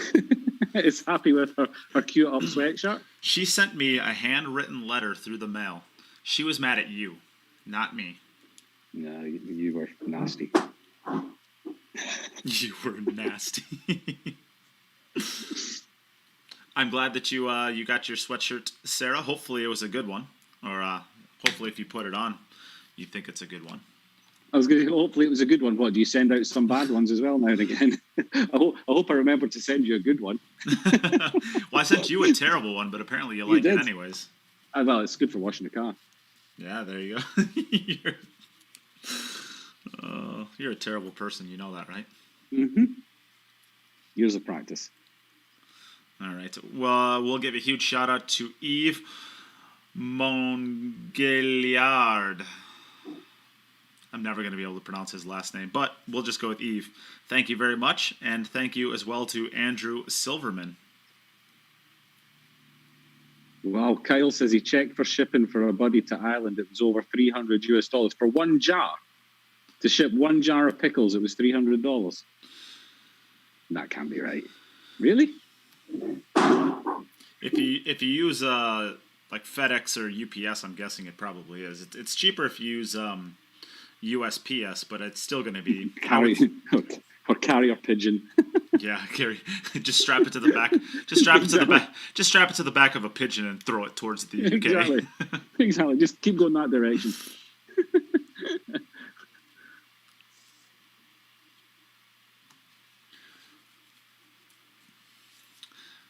Yeah, it's. I've had to send a set of balls.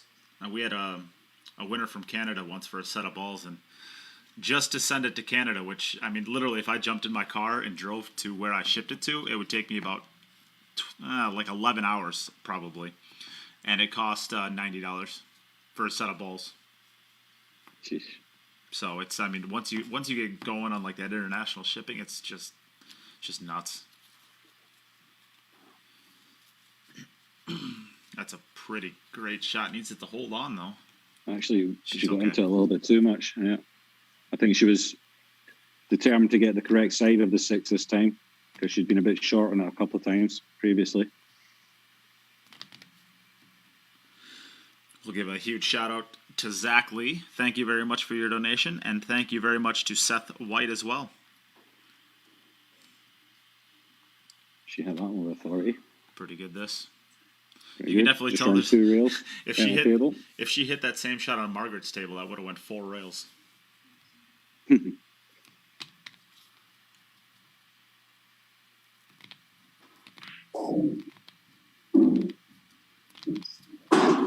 Yeah, that makes more sense than Kyle said. They can't use the USPS because they don't. Keep breaking jars. Yeah.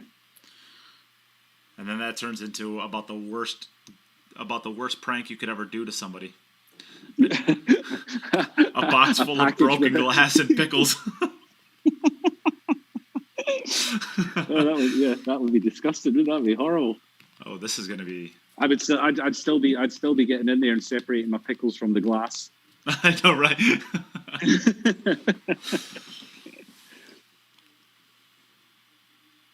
Ooh, that's a long stretch. You gotta get the bridge for this, I think. Yeah, normally. Look how yeah. straight her arm though is. I mean, she really cues this well for. Oh, just I snuck think into she's the done it outside of the before. pocket. I think she's used to stretching. Ooh, just snuck that one into the outside of the pocket. The diminutive figure of Yuki. Shout out to Travis Richardson as well. Thank you very much for your donation. Travis has been around for a long time with our streams.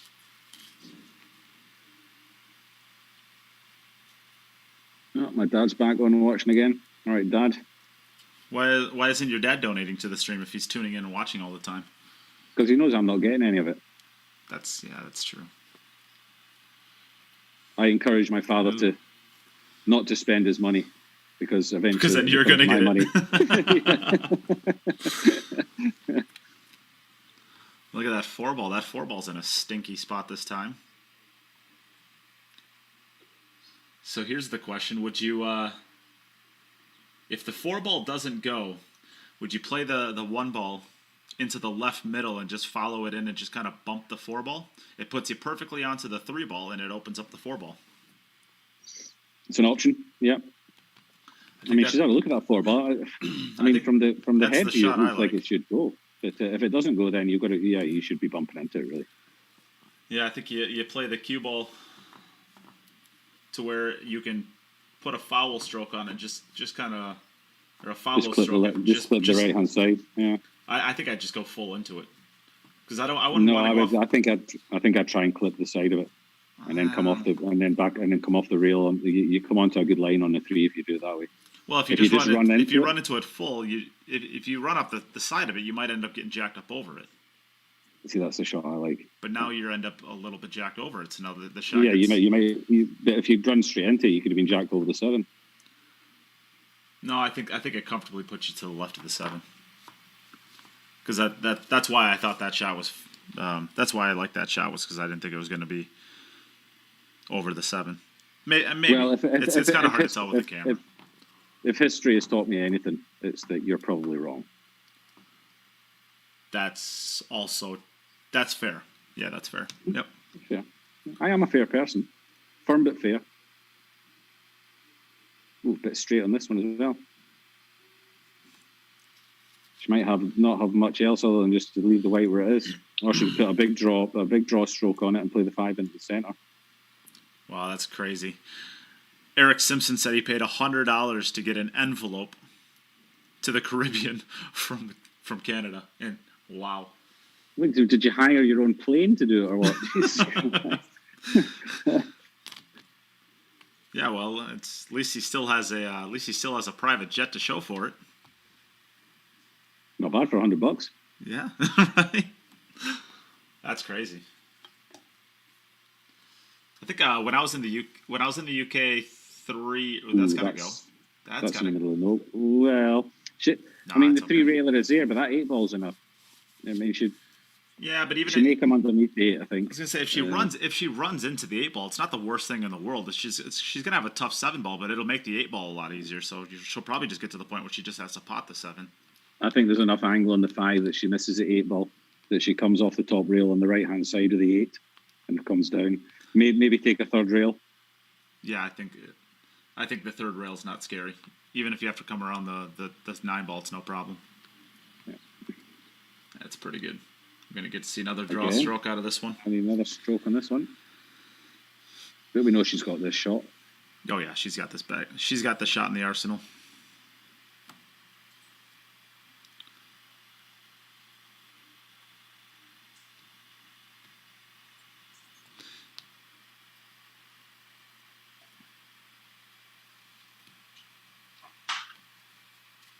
What a day's worth of pool we got today, huh, Jim?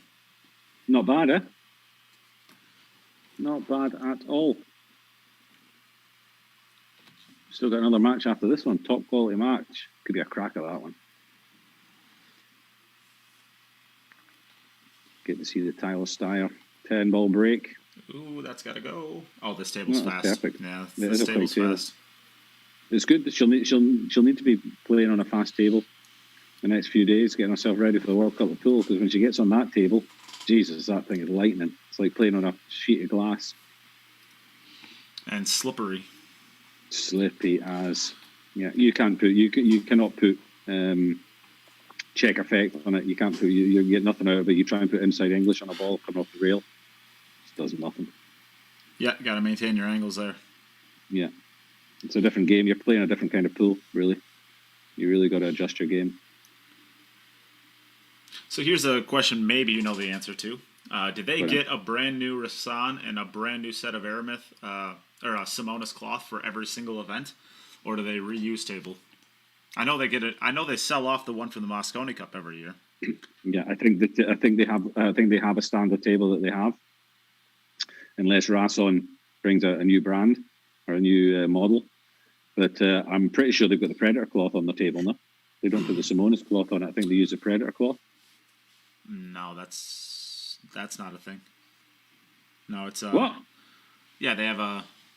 I'm pretty sure that Aramith is the official balls of Moscow or the Matchroom, and Simonis is the official cloth of.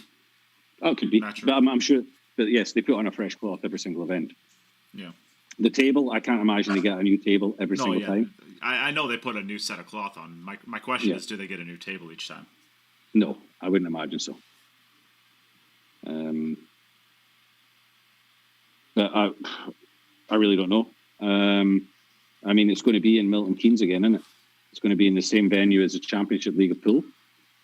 So they had 2 tables down there, and they probably just, I would imagine they put those 2 tables in storage, and they'll pull one of them out, recloth it, set it up, and use that for the. That would make sense to me. But what do I know? Oh, this came up. I'm not sure if she's playing for this window on the 3-ball, but that seems like a really, really risky window to hit, but she hit it perfectly. Yeah, I wonder if she wasn't trying to come down table for the 3 into the side. She's just got to be careful she doesn't catch the 6 here on a bit of a funny angle. Yeah, with where the 5-ball is, it shouldn't really matter as long as she's on the 4. Oh, she may have overcut that. Oh, she did overcut it. Oh, no. She put a lot of inside English into that to come underneath the 6-ball. And that caused her to miss the pot, I think. So that's opened the door a little bit for Maggie. Well, open the door completely. That gives Margaret is going to have at least one chance to win this if she continues running out. Yeah, okay. The score at the moment is 2-1 to Margaret. Is that correct? 2-1 to Margaret, yep. Yep, and we can give a shout out to Lil Chris. This is the Lil Chris playoffs, and he has posted there the ways to enter a free drawing. So we're talking a lot about people donating to get into raffles. This is a free raffle. All you have to do is go to the post that he has shared on the YouTube, to the Facebook thread right now. I'm assuming he's probably sharing it to the YouTube one as well. There's 5 steps I think you have to complete. You must like and follow the Cue It Up Network. And if you're watching this stream and you haven't already done that, I'm very sad because we're giving you free streams. We want you to share it, and we want you to like and follow the page. That helps us continue doing these events for free. So you have to do that. So be good little children and do what Uncle Nate tells you. And step number 2 is liking and following Lil Chris's Facebook page. Step number 3 is sharing the post for this drawing. Step number 4 is subscribing to Lil Chris's YouTube channel. And step number 5 is subscribing to my YouTube channel. And then type done, and you are entered in. I did it live on Facebook for everybody to see, and it took me 27 seconds in total. So 27 seconds, and you will be entered into a free drawing for $1,000 worth of products, including a Poison Jump Break You, a $250 Poison Jump Break You, and a $400 set of Arcos 2 balls. Where else can you find a free entry for $1,000 worth of prizes? Yeah, pretty good.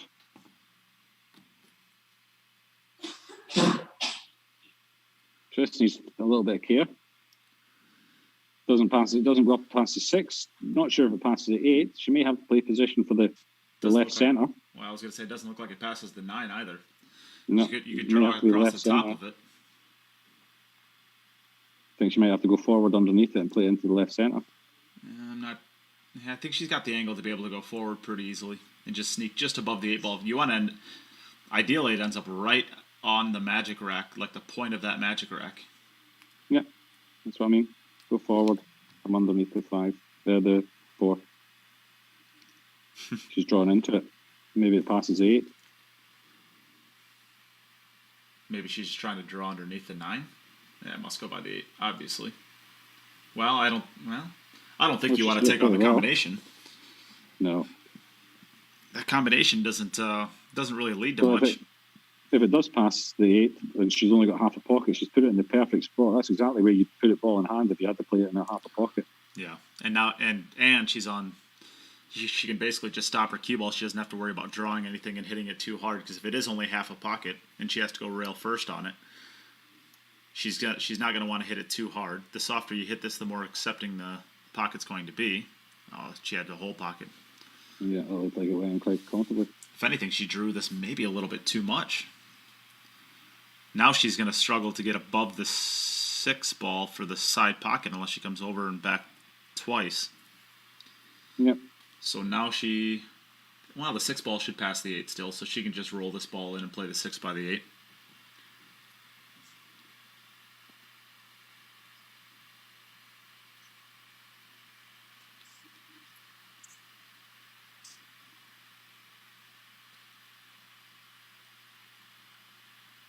And that's what she elects to do, and she is perfect on it. Not too bad, eh? So this is looking pretty good too.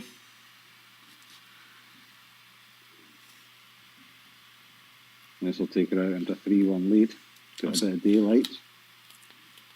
I'm starting to get nervous, Jim. Are you? Yeah. You need to go to the bathroom. Yeah, can you take over the stream for a little while? I'll be back in about 15. I could sit here and do absolutely nothing, and it would still make less mistakes than you have. Harsh, but fair. But fair. But fair. Yeah. We got 116 people watching us on Facebook. Wow. Not bad. Probably another 100 on YouTube. You people got nothing better to do with your Thursdays. Is it Thursday? I lose track of the days. Something like that. It must be, yeah, because we're not streaming this weekend. So we're streaming tomorrow. We have the matchup. The winner of this match is going to be playing again tomorrow against Elijah Alvarez, Wonder Boy.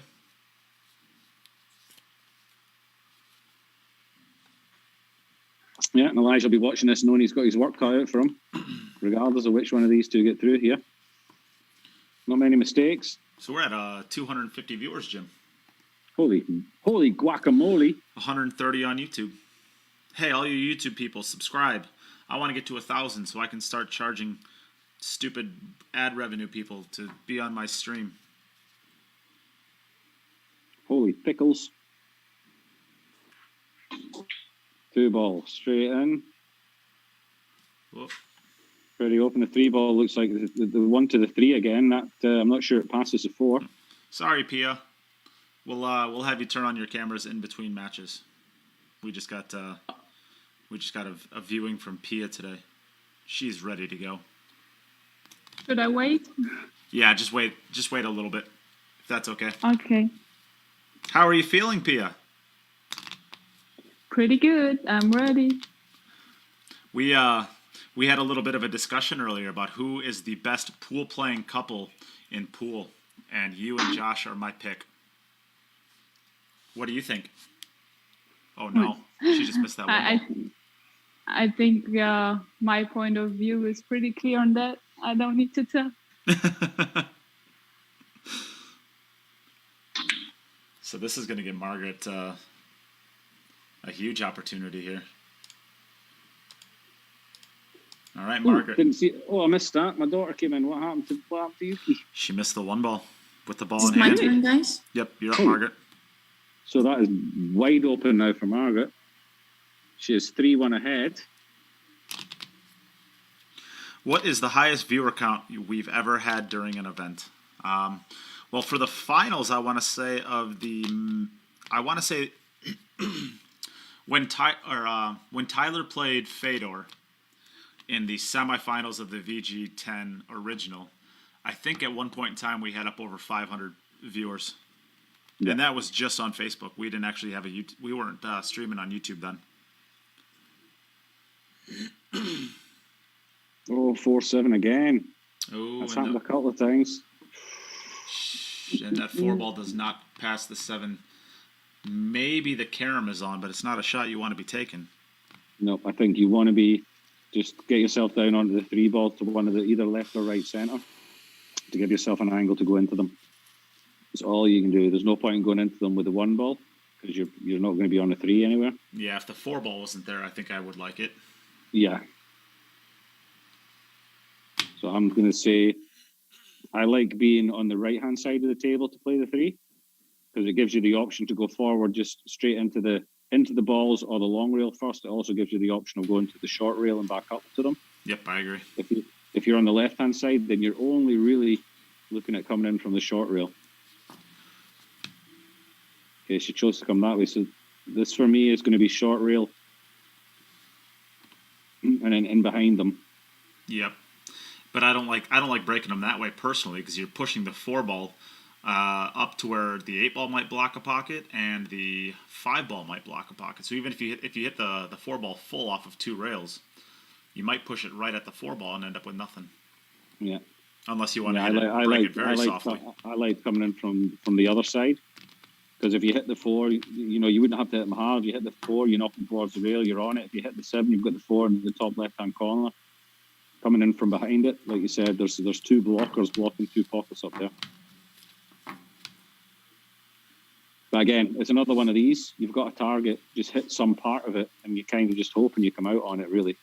Yeah. It's very difficult to judge exactly where you're going to hit one of these. So, Looks just like make sure you catch part of the target. That's Okay, she's going to have a bank. She's going to have a bank. That's about all she's got now. No, I'm not even sure if she has a bank. Yeah, she does, but just barely. She still has 1 rack to play with, even if she doesn't run out here. Yeah, basically she needs to run 2 of her next 3 racks, and there's nothing Yuki can do. But she would have liked to have got on the hill here. She'll need to adjust her speed for her next break. That's 2 in a row, and all in total maybe 4 or 5 where she's had that 4 and the 7 just been getting a bit too close to each other. And she's jacked up too, which makes it even harder. Yeah. What about 3 rails? What about 3 rails? No. All right, so this opens up the door, at least for Yuki, to start putting some pressure back on Margaret. And that Margaret still, I would say Margaret really still hasn't missed a ball yet. I mean, technically she missed that bank there, but that was more of a break miss than I would say an actual miss. I mean, that was... Yeah, she hasn't missed an open shot yet. Yeah, the break shot really made her miss that ball, not the shot itself. Oh, where's the... Okay, never mind. Thought maybe that... That 8 just pulled up. I think she can still play the 1 into the top right-hand pocket. Well, she definitely can't play it anywhere else besides there. No, I think that's the only one she's got. The 3 balls... Yeah, there's no issue. The 3 balls, right... If the 6-ball was kind of in its normal spot where it was covering up the top of the 3, this could be a little bit more of an issue, but... Yeah, the 6-ball's actually in a perfect spot there when you look where the 5 is. I mean, this is a road max. So 78 and then back to 9 is the work. Yeah, and the 3 to the 4 isn't exactly easy, but... That's not the great angle, that. I mean, you're going to have to either force this one back across or you just go forward for the 4 into the centre. Yeah, she had to hit that quite hard. Hit it good, though. She did hit it good. She doesn't really miss many balls when she lets her stroke out. No. She can get good. She can get good power in it without losing accuracy. Yeah. And I think maybe that seems to be a decision she's making right now. Is just let's hit everything 150 miles an hour and just let the stroke out and hit it with confidence. Yeah. Why not? Every shot she's played so far, this rack is, she's missed her last 2 opportunities, so maybe she's a little bit of frustration and a little bit of deciding that if you're going to miss a ball, it's going to be because you just commit to the shots, you know. Yeah. I mean, the one that she missed, the 3-ball that she missed, was she tried to play a bit of a touchy shot and come underneath the 6-ball with position rather than above the 6-ball, and she missed it with just a little bit too much effect or whatever. So the touchy shots you don't want to be playing when you're under pressure. Use your angles. You could let out your stroke a little bit. That's going to be center. Oh no. Oh my goodness, Jim. Ouch. Oh, it's horrible to see. I mean, Margaret's got to be as happy as a newborn baby goat, but it's really painful to see from the comm box. Yeah, that's unfortunate. So, no damage done for Margaret. She's still going to have 2 out of 2 3. out of the next 3. 2 out of 3 is enough for her.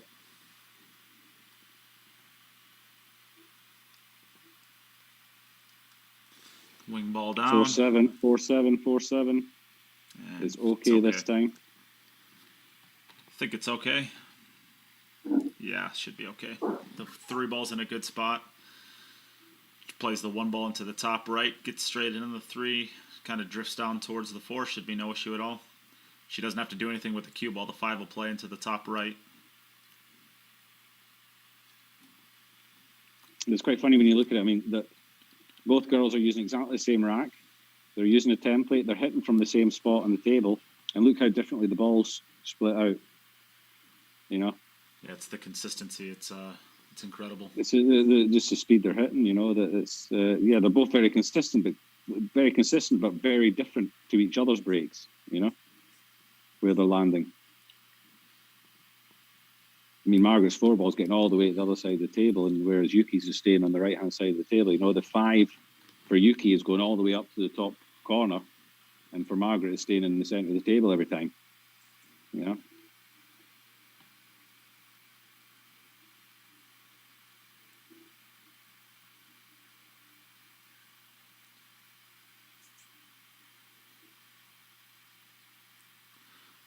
Wants that to roll a little bit more. Yeah, that's well, she can draw straight back for the 5 into the center, but yeah. Yeah, I think I would have wanted a little bit of a back angle if possible on that. So she'll have to draw it. So just doesn't want a weird kick off of this 7 ball. Shouldn't be an issue though.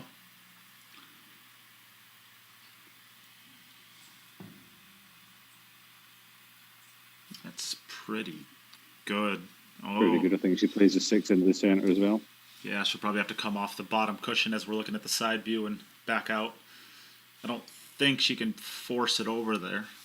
I think she might just. I think she can just stun this straight up towards the spot, or in between the spot and the 6. Yeah, it looks like what she's trying to do. She have to hit this pretty hard. Yeah, pretty good. Well, now she went maybe a little bit too far. I was going to say maybe further than what she would have liked. It's not quite far enough to where you can just naturally cut it into the side pocket and creep towards the 7. Doesn't have quite enough angle for that, but it doesn't have quite enough. I think she can draw into it and she'll come across. Yeah. Doesn't look like there's a ton of angle for that. Oh, it's fine. Plenty of angle. No issues at all. Yeah, we'd like to get the cue ball back to where it is right now. It would be perfect.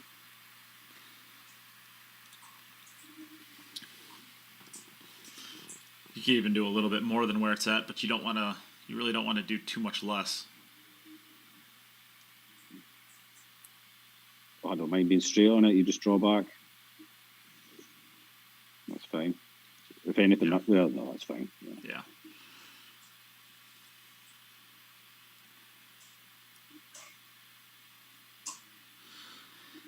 So Margaret's going to have a minimum of 2 opportunities to win this final set with this 9 ball. Yeah, Yuki's just the last few racks have just not gone her way. And that's opened the door for Margaret. Margaret's just stayed consistent throughout the match. And it looks like it's paying its dividends now. Yeah, Margaret scratched once on the break, and she's had one break that was just too tough to really work with. Other than that, she's played pretty close to flawlessly. So Yuki's up. And thank you to Lil Chris for your donation to the stream. We appreciate you, Lil Coffee Table. Little coffee table.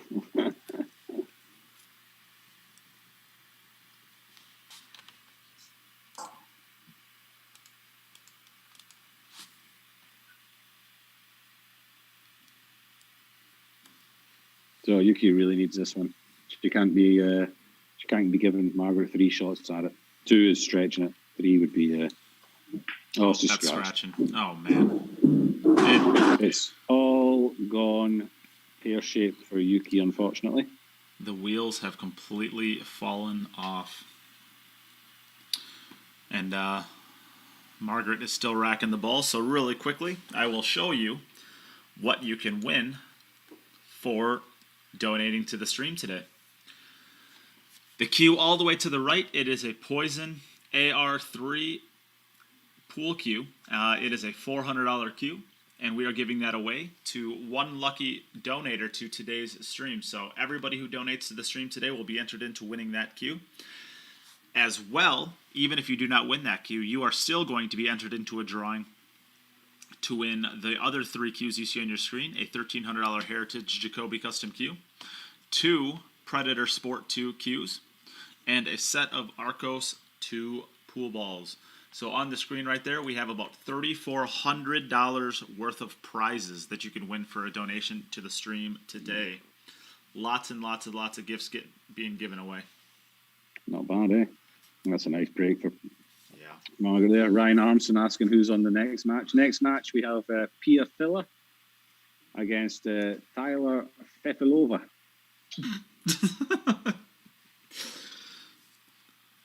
Filler versus Fefilova. I see what you did there, Jim. You made a funny joke. I did, didn't I? I'm a funny guy. And it's all free. It's all free.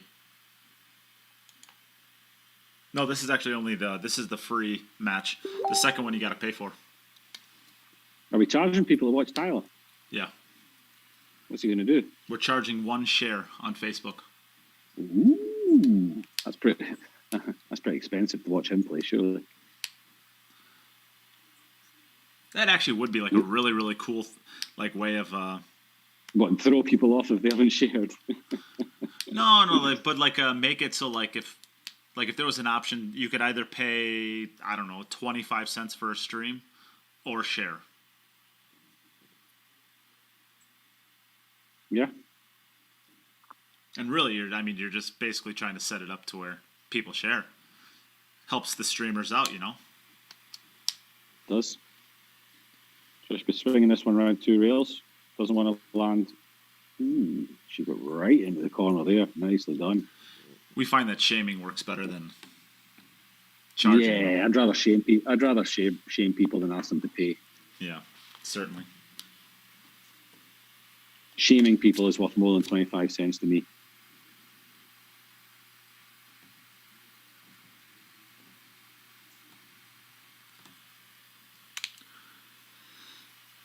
He either needs to decide to go over and back here. I think you got to go over and back. Yeah. I don't think you want to try to hold this. Oh, she did. Yeah, she did. I was going to say 7's a big ball if you're trying to hold it there, but she struck it well. Yeah, she hit it as thick as she could with a little bit of outside spin to throw the ball towards the pocket and check off the rail. Drag shot slows the cue ball down nicely.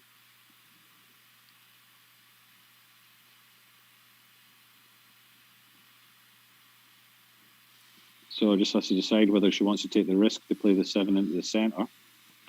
I personally wouldn't. Yeah, I don't think she has. If you're on the wrong side of it, you've got a long distance to travel. She's tried it, and she's on the wrong side of it. So she's got some distance to travel here to get back around for the 8. Or she could play the slightly more difficult pot into the bottom right-hand corner, which gives her easier position. I think you play this into the centre. You can come down the left-hand side of the 9 ball I think you just roll it in. with right. I think you just roll it in with high ball. You stay to the right of the 9 ball. No, Don't you I come think? down I come down left hand side, and I put on some right English to swing it round 2 rails, back up towards the 8. What time will I be doing the drawing for the poison cue? That's a great question, Locris. I think we start tomorrow at the same time as today. Is that right, Jim? What the heck would you Did know? You don't pay attention I to this. don't know. You don't even know. I'm just a hired help. Yeah, you don't even know what you're doing here. I've no idea. Who are you? Oh, she's scratched. No. Oh, I think she must be hooked on the point, surely. If she's that deep in the pocket, she must be hooked on. If she's not hooked on it, what She a 9 says ball no she'll have to angle. play. Yeah, she's going to have no angle. And that's what she's looking at is like... No, she can't She's be looking kicking at... at it. She can't be looking at a 3-railer. No, she She's is. kicking at it. Man, I like massaying this ball before. Even if you get a hit on it, I mean, you have 0 chance of making this shot. I think a massay is a better option, don't you think? Just a little baby massay. I don't see how she can make it. Kicking at 2 rails? Yeah, I mean, even if she hits that, She's got to hit it so hard to get it moving towards the pocket. Yeah, I just don't... I mean, that might be the right shot if you're playing in a match, because, you might double kiss and fluke a safe out of it, but Yeah. in this format, there's no way you're getting that ball to a rail to make it. I don't think, anyways. I don't know. What do I know? So we're still at 4-1. Back over to Yuki. No scratch this time, thankfully. Let's see here. We start tomorrow at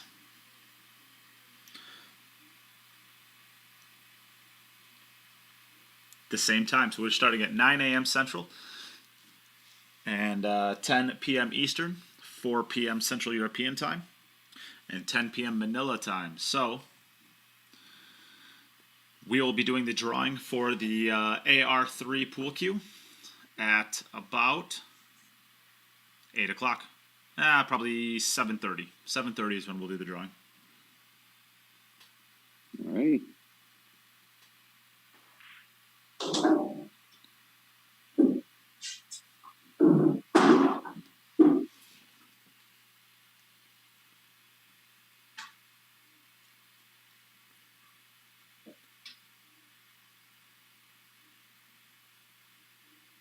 Just don't try and complicate things. Just get back over to the left-hand side of the table. You'll be fine there. Just try to go top side of it. Don't get behind the 8. No, she's okay. All right. A little bit straighter, but she can force this with a bunch of outside spin. I think she's got an angle that just floats down towards it now. I think she's got to put a little bit of right-hand spin on it. Yeah, pretty good that. Not bad. Just stop your cue ball here for a 7 ball. So now you have the option to come one time to the left of the 7 or to the left of the 9, or you can come around the back of the 9. I think you probably come around the back of the 9. How old is Yuki? Do we know? She's sneaky old. Sneaky old. What does that mean? Well, she looks like she's like 13, right? But I think she's 26 or 27. Okay.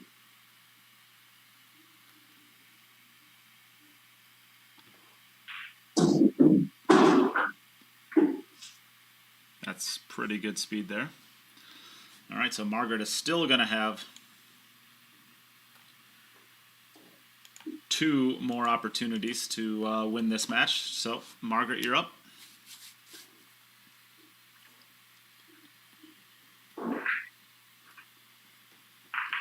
We have Tyler Fefilova's mom tuning in to watch.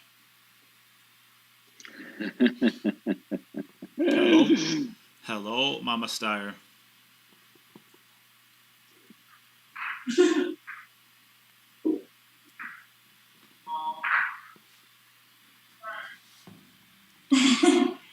Oh, 4 sitting on top of the 9. Oh, it just fell off the rack. The 4 just fell off the rack, and I think it may go into this bottom left-hand corner now.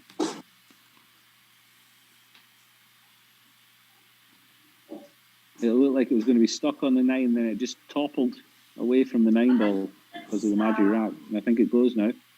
If she's got enough room to get the magic rack out from it, I feel like it's got to have enough room to probably go. And where these balls are sitting, I mean, it is basically tic-tac-toe. It is really. There is The very 8 ball little falling wrong. is huge. I mean, the 8 ball falling is huge. The only thing that can go wrong here is if you make a mess of your position from 3 to 4. I'm assuming the 3 ball passed as a 6. Well, I would certainly assume so, since she has no room on it.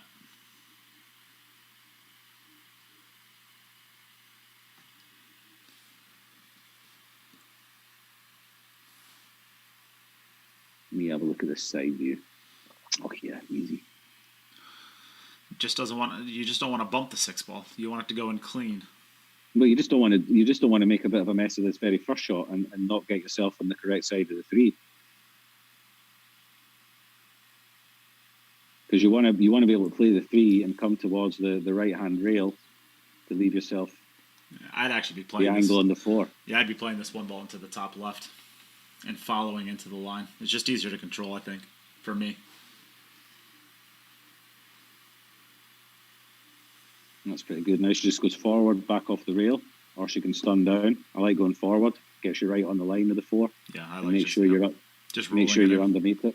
Just make sure you're underneath the 4, and then it's just a stun up towards the 5, and then this rack is out. Just rolling the ball in, basically. And don't hit the 6 ball.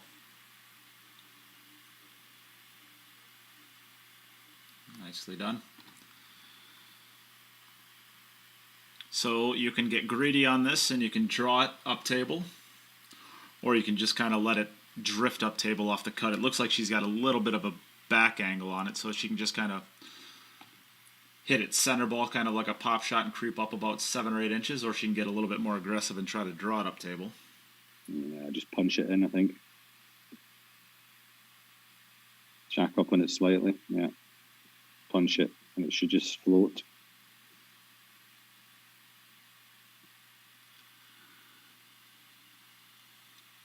That'll do you. Pretty good this. Not a lot can go wrong here. I don't foresee her getting herself titty hooked like she did last rack from here. So we had a lot of discussions in the past as to what we call those. I always like saying jaw, but jaw hooked doesn't sound as normal. No. Shout out. But we decided that we weren't going to call them titties. Well, we leave that was for the leave VG9. we leave the titty comment to Yuki Oi. TT. Tough tournament. Tough tournament. Titty tournament. My guy. TT tournament. So he's saying tough tournament. Yeah, basically that's what he said. Yeah. Yeah. Sometimes just a mess. Sometimes just a mess with people like to say, like you and I, Jim, we're BFFs for life, you know? No, we're not. Yeah, we are. Yeah, we are. Yeah, right. Yeah, okay. Yeah. All right. This is for the match. Shut up. No, it's not. Just make the 9. Idiot. Correct. Oh man, how So could this I is not to have put- known that? This is to put Maggie in the next round. Into the quarterfinals.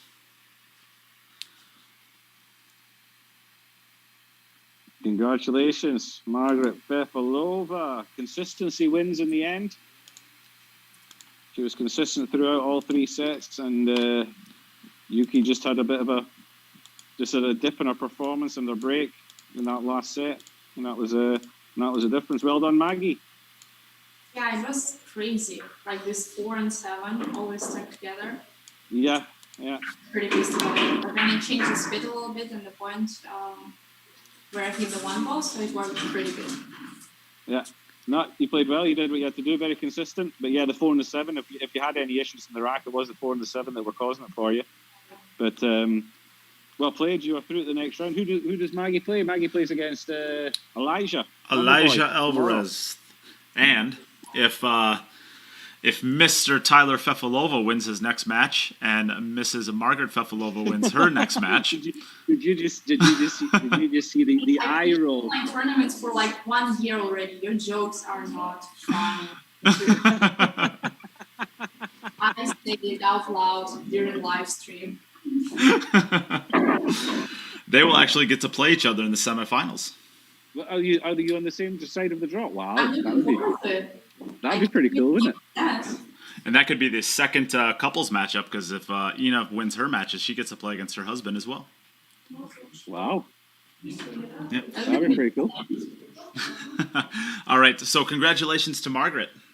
You are done until tomorrow morning. You'll be playing at 4 o'clock Central European Time against Elijah Alvarez. Thank you. Yuki, we're so sorry. Yuki. Next up, practice. Practice. Yeah, keep practicing. But thank you very much for playing. It was really great to Thank watch you you. very much. Always smiling, always happy. Very nice. Great play. Well done. Yeah. All right. So we're going to take a small break while we get our next match of the day set up. It is going to be between Tyler Styer and it is going to be between Pia Filler. So, Jim, you Your excited? jokes aren't funny. Your jokes aren't funny. Sure Margaret, they are. Margaret just told you your jokes aren't funny. Sure, they're If Margaret says it. Nate, you're just a terrible person. certainly they're funny. All right. So Right, join us again for more of Nate's jokes in about 5 minutes. correct. We are going to take a small break. If you would like to, please share the stream for our second match of the day, and if you would like to get a donation into the stream for the stream being free, you can win yourselves a lot of amazing prizes. On the right, we are giving away the AR3 Poison pool cue. It's a $400 pool cue. We're giving that away for everybody who donates to the stream today. Even if you do not win that cue, though, you are still going to be entered into a drawing to win the $1,300 Jacoby Custom Cue and both of the Predator Sport 2s, the white and the red one there, and a set of Arcos 2 balls. So we're giving away $3,400 worth of prizes to all of the people who donate today. All of the ways to donate to the streamer in the pinned comment on Facebook and on YouTube. So we're going to take a small break while we get the next match set up. Don't go anywhere. Share, share, share, donate, donate, donate.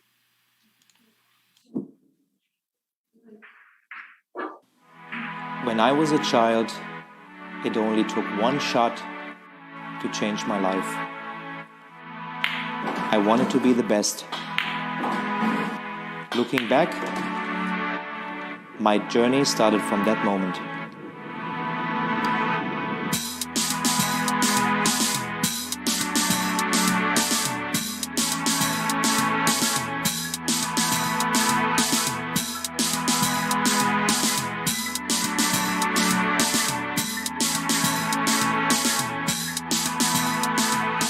Realizing your true potential requires total devotion. You must be prepared technically, physically, mentally, and make sure they are in balance.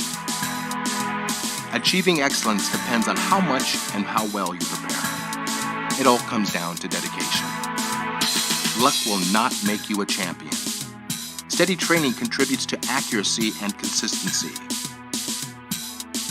Trust yourself and work hard until you can convince yourself to reach your best. Though the journey for victory is long and difficult, it tells you who you are and what you can do. Victory elevates you to the next level. A will to win influences younger generations, delivering passion to the world.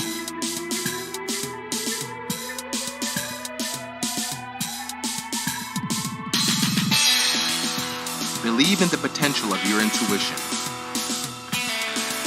Give your dreams free rein and feel the emotion flow through you. Stay true to yourself to find stillness within. Sharpen your senses. Put all of your intention into the moment of impact. Do not hold back. Just let go. Can you see? Your journey begins here. Quest for excellence.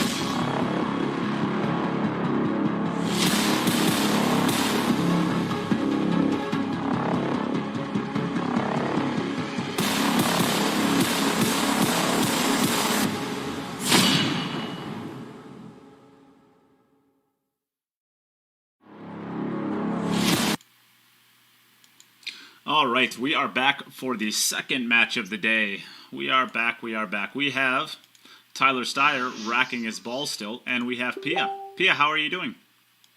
Hi, I'm pretty good, thank you. You ready for this? How you feeling today? Of course. I'm feeling pretty good, and I can't wait to play. Yeah, you had a big win yesterday, of course, and looking to add to it today to get yourself into the semifinals. So you look like you're ready to go. Tyler, you ready to go? Ready to go. Well, there you are. Since you're still racking the balls, we will give the coin flip to Pia. Pia, would you like to call heads or tails? Heads, please. Hey Siri, flip a coin. Hey Siri, flip a coin. Heads. And after all that, I forgot what you even called. What did you called tails? No, I called heads, and I want to go first. Okay, so you can get us started whenever you're ready. All right. Good luck. Good luck. All right, so we're going to be muting Tyler. Jim took a little step away, so good luck to both players. And whenever... Oh, we got Jim back. Okay. Could be a good match, this one.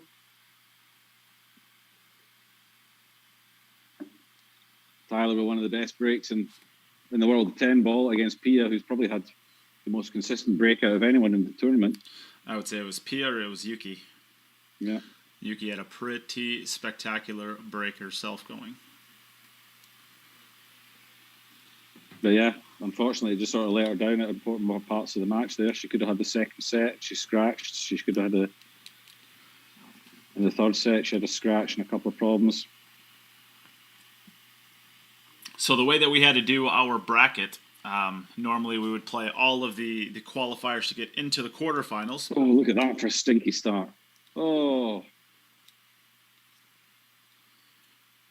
Wow, look at that. They won the 2-ball coming together.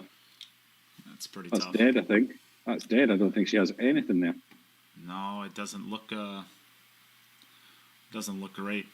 I think maybe you could thin off the 1-ball and try to cut that 5 into the side pocket, you think? But then, I mean, your 1-ball's staying right where it is, and your cue ball's going way down table, so you're going to end up having a terrible shot again on the 1-ball. Yeah, you're going to have to hit it quite hard and just hope that your 1 finds that your cue ball finds a path back up table again. Maybe you can bank the 1-ball into the rail and try to kick the 2-ball into the top middle pocket, and the 1-ball might track towards the 5. I mean, the fact that we're talking about all these flyers is like, oh. Yeah, it's just a stinky start. Yeah, this is just absolutely terrible. I mean, I'm not sure if she can get the cue ball where she could play the combination from the 1 to the 5. No, definitely not. She can't fit the cue ball in between the rail and the 2. No, it's No. not, is it? No, it doesn't look like there's... I don't think you can put the cue ball in between the 1 and the 2. Or the 2 and the rail. Nonetheless, the 1. I think that the 1 will pass the 3 with a bank, but I'm not sure she can get to enough of the 1 ball to make it work. It looks like, not from there anyway. I would say from... I'm not sure she can catch... This looks like it's going to be a double kiss. I don't think she can get in past the 2-ball to avoid a double kiss here. I have to... Yeah, I don't even know.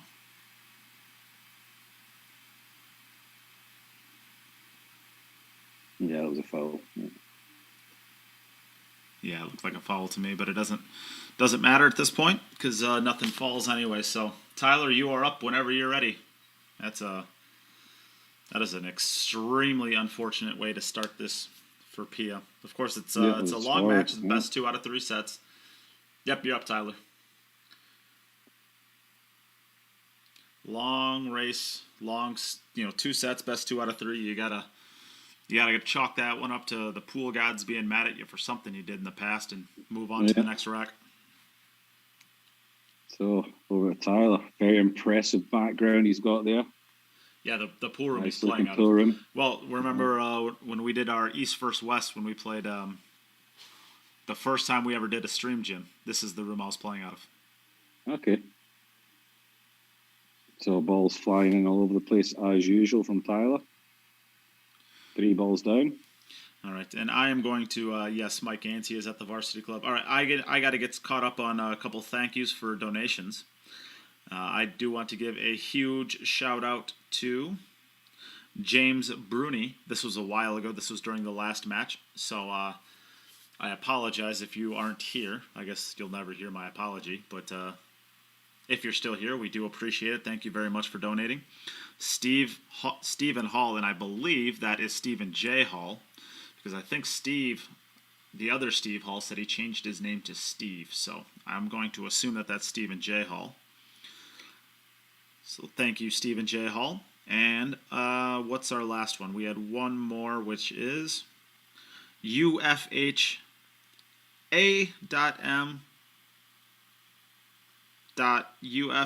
Installation Services Ltd.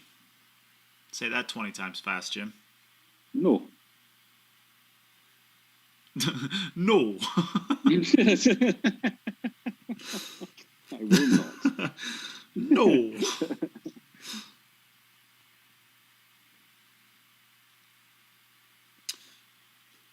So a pretty open rack for Tyler to get started on here.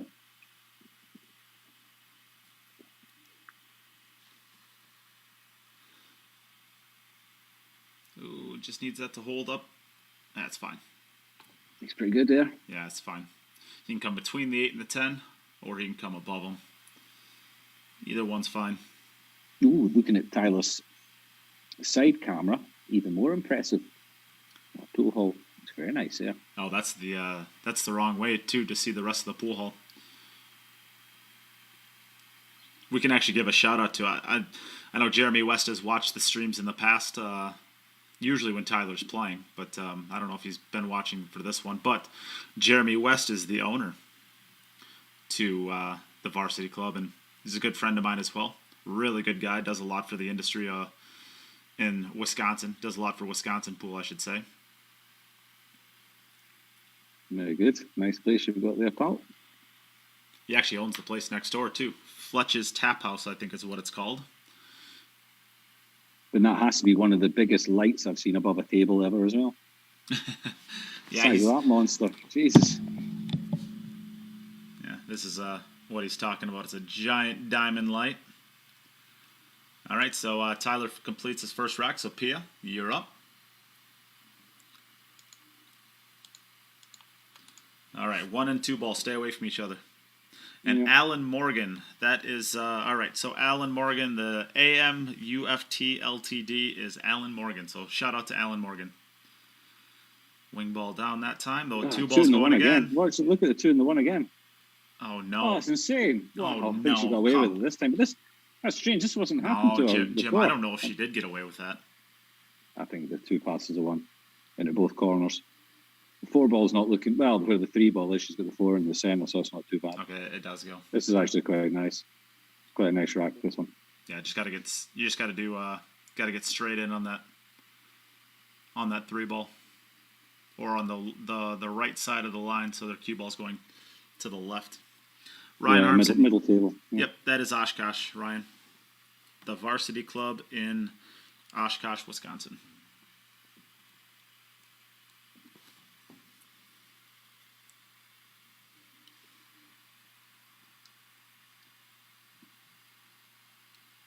Pretty good, this. I think it's just a couple of stop shots now. Yeah, probably going to be playing the 7 ball into the right middle. Yeah. And it's it's basically 4 stop shots now. Maybe just a drifting cue ball. Just 2 pockets. Corner pocket, center pocket, corner pocket, center pocket, corner pocket. It's almost like a drill. Yeah, you're just going back and forward between the pockets here, really.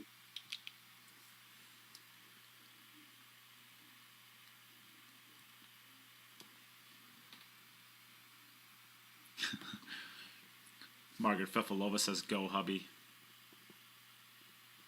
But she doesn't have a share badge. Uh-oh. Well, since she doesn't have a share badge, we can reveal what her nickname now is, thanks to Tyler. What was it, Baby Cakes? No, baby. Is it not Baby Cakes? I thought you called her Baby Cakes. Baby Cakes Fefilova. Get that on the back of your shirt, Margaret. That's what I call my wife, Baby Cakes. Is that an American thing, is it? Baby Cakes? Maybe. Yeah, probably.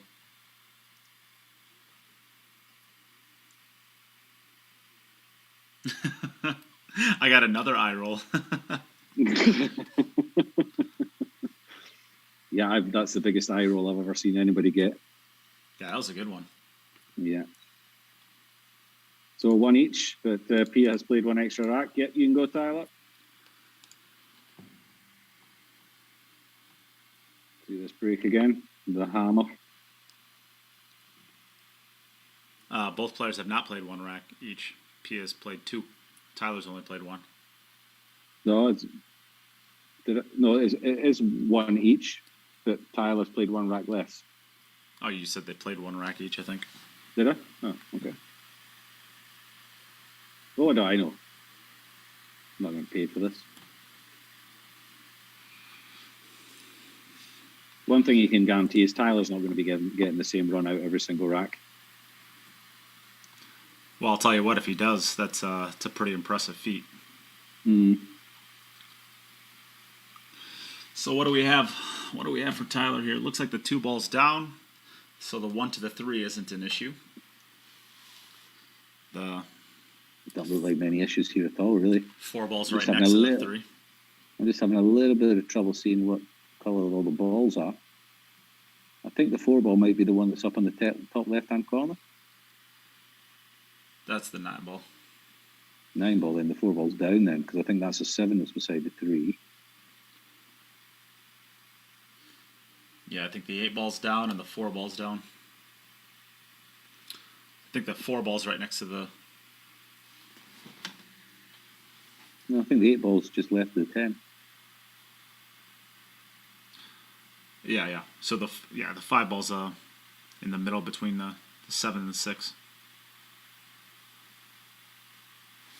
So it's a pretty open rack.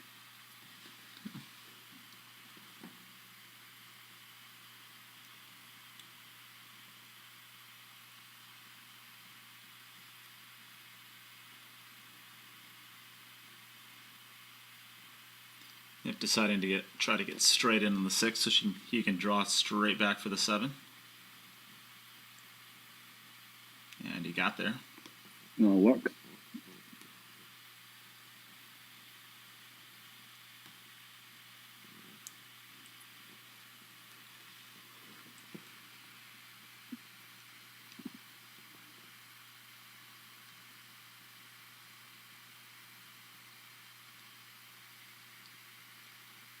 Just back to where it is. Oh, he's come a little bit short there, perhaps.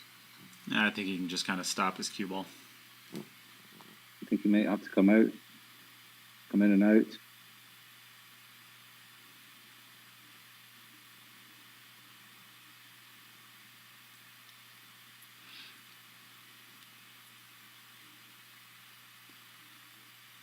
Pretty good, this. Pretty good.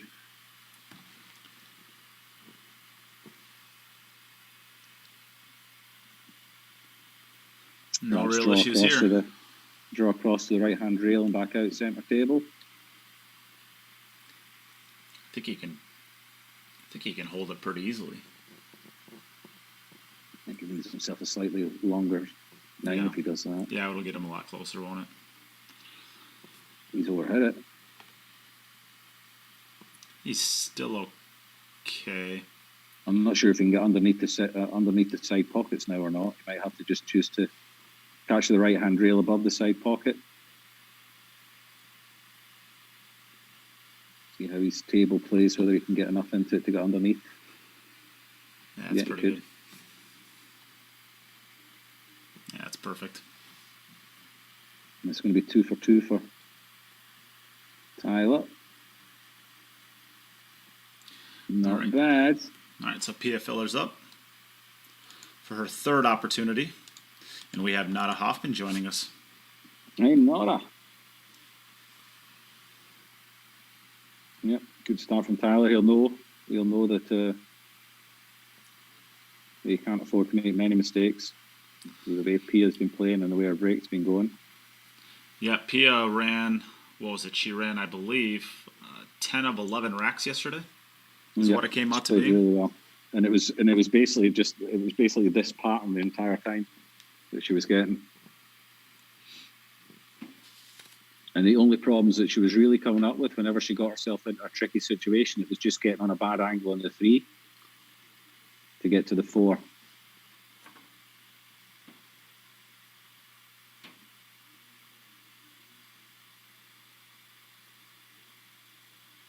because the rest is really a bit of a roadmap.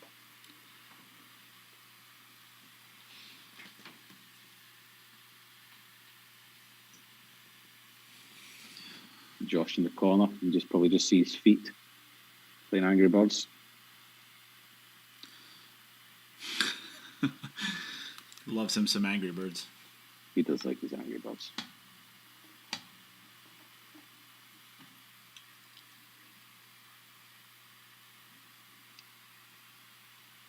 So she's just come a little bit of a funny angle here. She might have to settle for a little bit longer in the 3-ball to maintain the angle. I think you probably just want to draw this back. Your angle on the 3 is more important than the distance that you are. Correct, yeah. So you've got to make sure you're on the correct side of it. I think you've just got to draw this straight back and take a little bit of a longer 3, because really is if you're good on the 3, it's just a stop shot. It's not far from the pocket, so you don't mind a bit of distance. Yeah. But if you're closer to it and you've got an angle, it can be a bit funny to get onto that 4. And I like drawing all the way over to the right rail, if possible. Oh, this is now. Yeah. She's going to have to play this with I think she can play it just with a high ball, and it'll come back out for the 4. I don't think there's a huge amount of angle on it. I think this is why I like getting over to that right rail, though. It looked like she had an angle to comfortably get over to the right rail, and then she would have been... It looked like she could have caught the rail and come back out. Yeah. And she'd have been perfect. So just stroke this in. She might be coming... No, she's just going to roll it in. The center ball's going to turn into high. That's really nice. That'll do the trick. I should like to not be straight on the 4. Yeah, even straight isn't a big deal.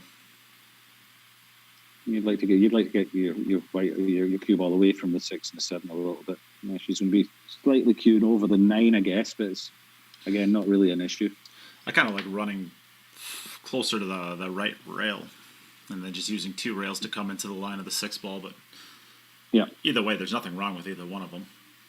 But I think she's only going to be coming 1 rail now. Even though I like taking the 2nd rail.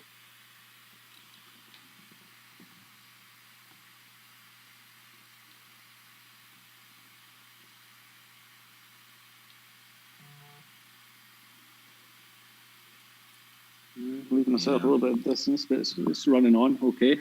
Now I think she can go forward with this and avoid the 9 ball, and then come straight back out in between the 9 and the 7. Is she looking to be underneath it and play it into the side or into this bottom right hand as we look to it? Oh, seems a little bit. It seems thin. I'm not sure she can get onto it into this bottom right hand corner pocket. Yeah. Or not good on it anyway. Yeah, I was going to say, I think you can get onto it, but I don't know if you're going to like it. She's going to be... It's going to be the centre pocket. Now that, I don't know how her table plays, but it's going to have to be accurate. It's just a stop shot, so you only have to make it. No, you play this into the corner, I think still. You play this in the corner? I don't. I think money she plays in the centre. Yeah, I mean, I think she'll probably, yeah. It kind of depends on your table conditions. If your table plays slidey at all, it just looks like it's really thin to the side pocket. Oh, she made it, but so aim for the back jaw. Don't aim for the pocket. Aim for the back jaw when you're playing those ones. Yeah. And if you've got it at the right speed, it'll fall.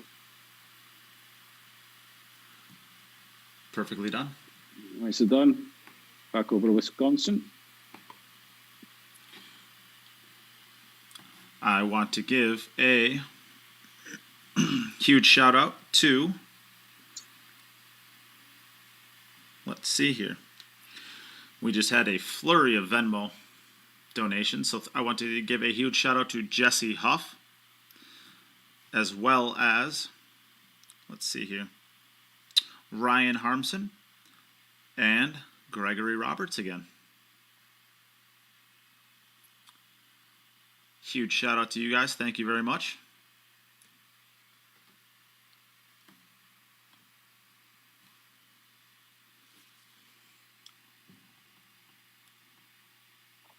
Yeah, once again, thanks to everyone who's donated. I've got my dinner in front of me now, so I'm going to mute and unmute and mute and unmute. What are you eating, Jim?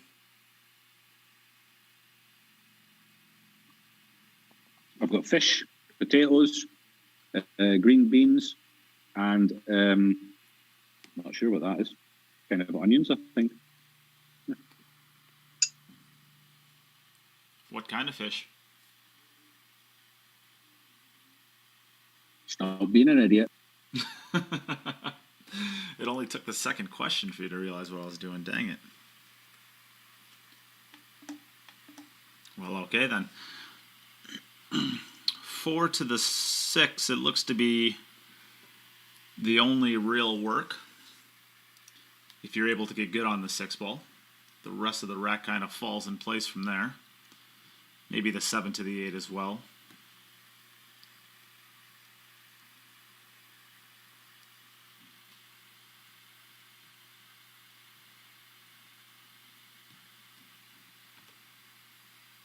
So he'll be looking to get as straight in on the 6 ball as he can, because that'll put him. Yeah, he played that smart.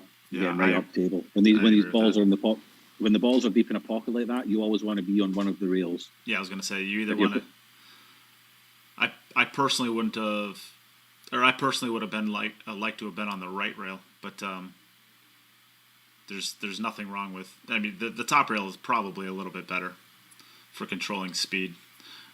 It's just a little tip for players out there. If you've got a ball that's deep in the pocket, play to get your cue ball on one of the rails, and then you're always easier to get the white away playing position.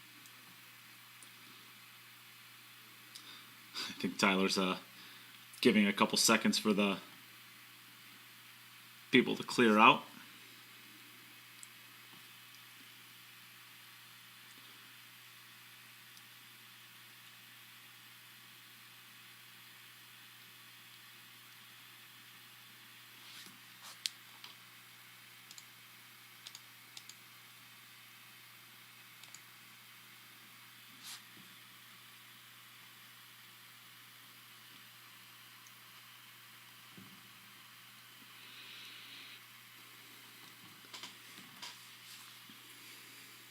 So the options are to either draw back out to the center of the table for the 8 ball into the same pocket, or rolling the ball in and coming in between the 10 and the 8 ball to play the 8 ball into the left middle pocket. I think drawing it out to the center of the table is a safer choice as far as always getting a good a good line on the 8 ball. That's what he looks to do. And now you're probably just cinching this ball in, getting the cue ball over to the left rail, playing the 9 into the right middle, or is what he's looking at is just drawing back up to probably just above the left middle pocket to play the 9 into the bottom right.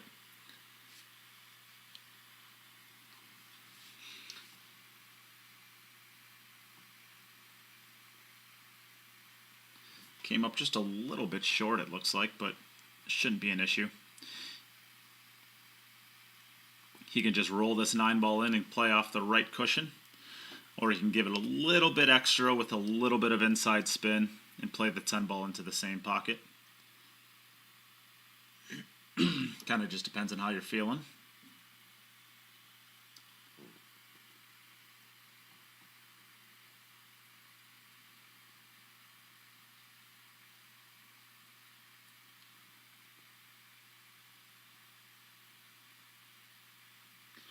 And this is to take a 3-2 lead through 3 racks for each player. You can see he's really concentrating. He wants to win. Well, I think he's kind of looking around the room and. Is he staring people out? Are they they're making noise? Are they? They're getting grumpy with the locals. Just walking around. Nicely done. No issues Not there. bad, All right. Tyler. So back over to Pia. Over Germany.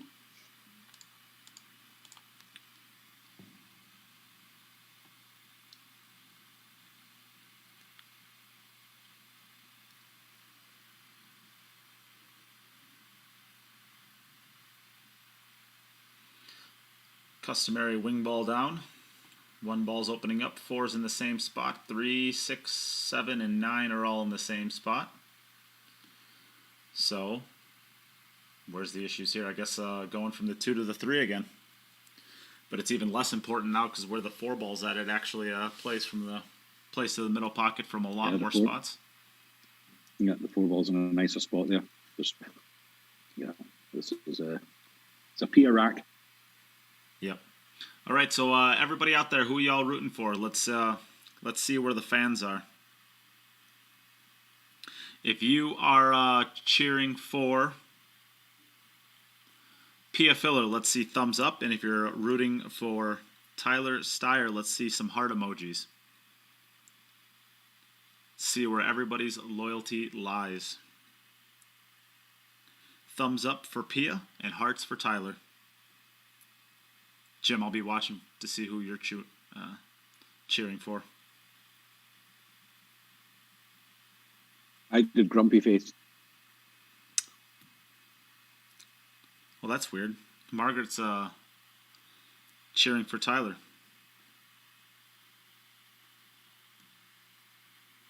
Ooh, I think Tyler's the big favorite here.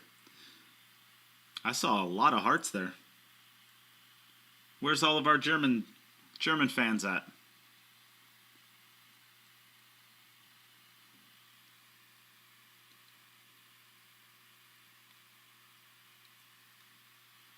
Do you think Joshua stopped playing Angry Birds to hit the heart to hit the thumbs up?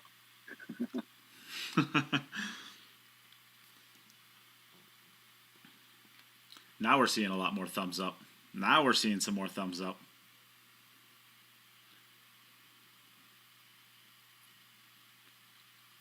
Ooh, and a couple hearts just to respond to the swarm of thumbs that just came in. I think not Hoffman's just there hammering the thumbs up button.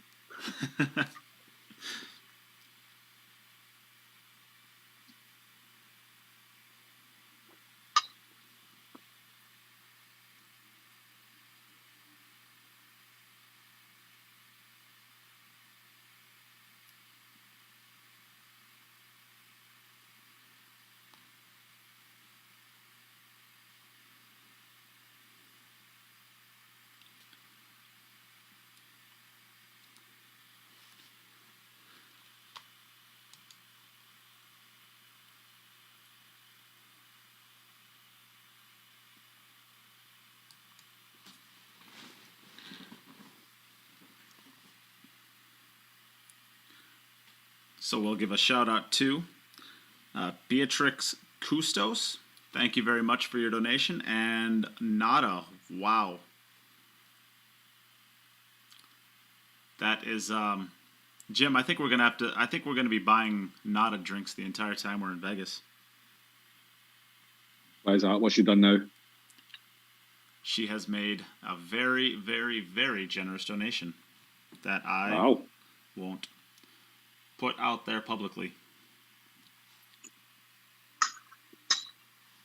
Well, thank you very much, Nota. Most appreciated. She's kind of getting known for her big donations. We'll have to buy her some drinks in Vegas.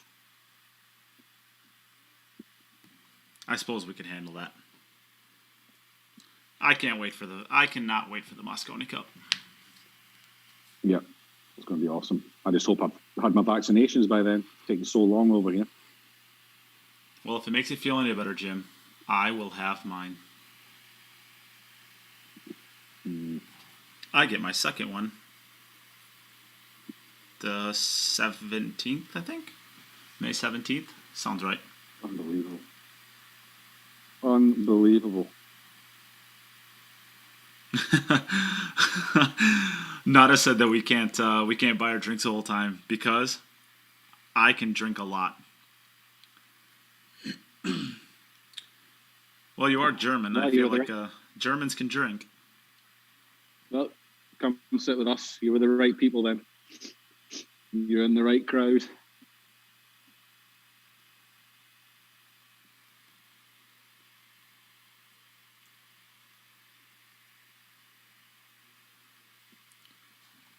And this is to tie up this match at 3-3. But Pia has played one more rack than Tyler, so Yeah. Tyler is still in the It driver's was seat. just that brutally unfortunate break in the first rack where the one and the two got stuck to each other. That's Yep. been the only difference. Yeah, Pia's made Okay, zero Tyler, you're mistakes up, thus man. far. I mean, even as far as like a positional play, I wouldn't even say that she's even come close to making a mistake. No, it's very similar as to how she played yesterday.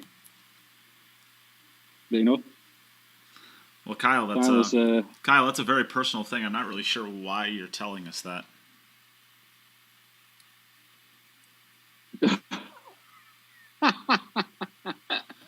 Yeah, I'm not really sure why you're telling us that. Kyle, thanks for the info, Kyle, but not really interested in your bowel movements. Yeah. Little weird, pal. Must be all those pickles. And Robert Hobeck said, no virus on Earth could survive the insides of Jim. No, well, actually, you're probably true. It's very true, but no doctor believes it. I think I'm immune to most things. Well, certainly they'll have liver poisoning if if whatever's inside your body has a liver, you'll be destroying it.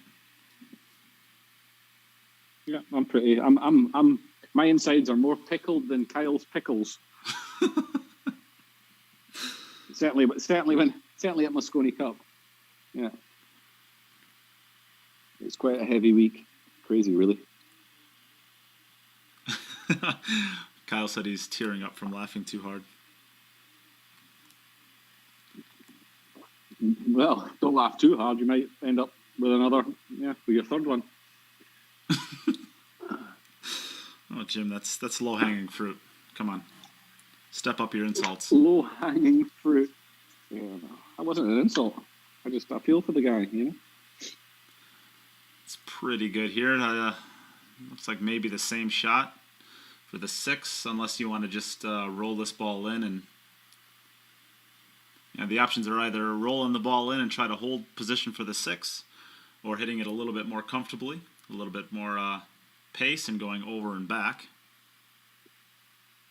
Well, you don't want to be messing with 10 ball there when you're potting the 6. So you'd like to get reasonably straight or more towards the rail. And that's got to go That's just a come out little really nice. bit. That's perfect. That's not bad. Yeah, you can come out the other side. Yep, right about there. Other side of the 8. It should be good. Yeah, you just don't want to. In fact, I think I roll this over to the left rail and play the 7 into the same pocket, just so you don't have to bring the 8 ball into play at all. You can pretty easily get over to in between the 2nd and 3rd diamond on that left long rail. Nota, Jim, there is a fish ahead. Please consider. What the hell does that mean? Did I miss a comment somewhere else? No idea what that means, Nota, unfortunately. Maybe auto correct strikes again.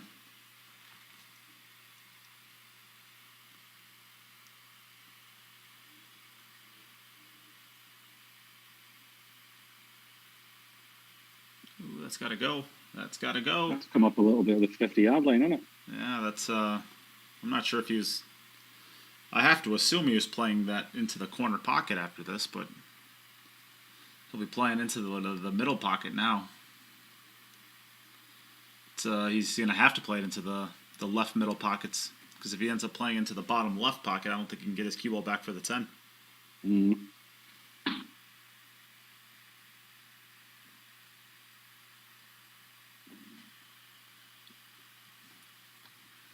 Yeah, it looks like he's cutting it to the side. Doesn't have to worry about position. All he has to do is make it. And he did. He did. No issues there. So got himself in a little bit of a situation, but he got out of it. And he's good enough now on this 10 ball that he can play it into the side or the corner, but I think he'll play it to the corner.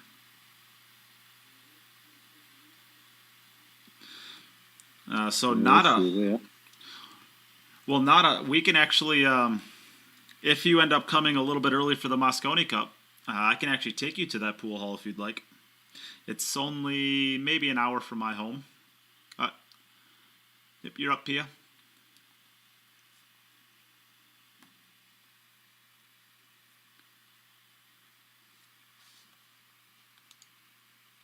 So that puts Tyler on the hill. So Tyler's going to have at least one chance of winning this match. 2-1 again. 2-1. Slow up. It's okay. Yeah. So Pia needs to run this just to keep the pressure on Tyler. Yeah.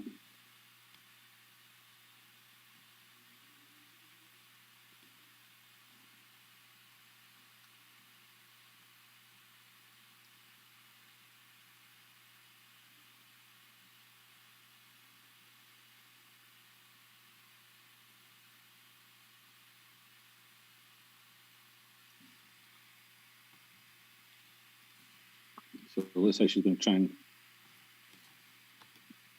just don't get straight on it. Yeah, right there. And again, it's trying to get center table But don't leave it short. with a 1 ball. Yeah, so you've just got a stop shot to leave yourself a 4 ball in the center. I think you actually, I think this might be when you actually draw all the way down table and get it way down towards the center. That's pretty good. Should probably have to go to the end rail, I think, and come back up now. Yeah.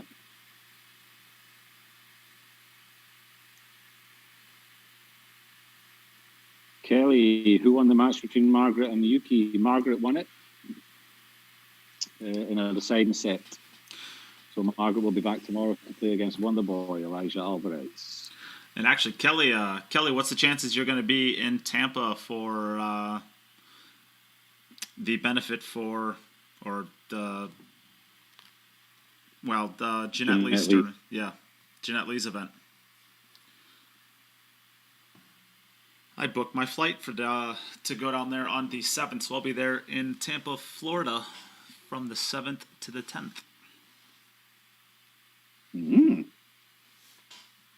Exciting stuff, huh, Jim? For you, yeah. I'm not particularly excited by it.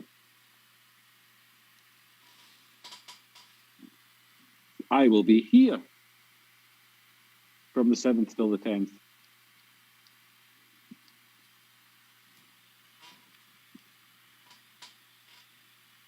Doing absolutely nothing. Although I might join in the commentary for a bit. With Nate and Lil Biscuit and Kelly says, I have another event about an hour away, so I'll come to the benefit right after I go 2-0 in the other tournament. Positive thinking, Kelly. It's confidence at its finest. Thinking. Yeah. I've never actually met Kelly. No, you didn't meet her at Moscone Cup. I did not. We had a conversation. She's been going the and, last few. She's yeah, she's but been going the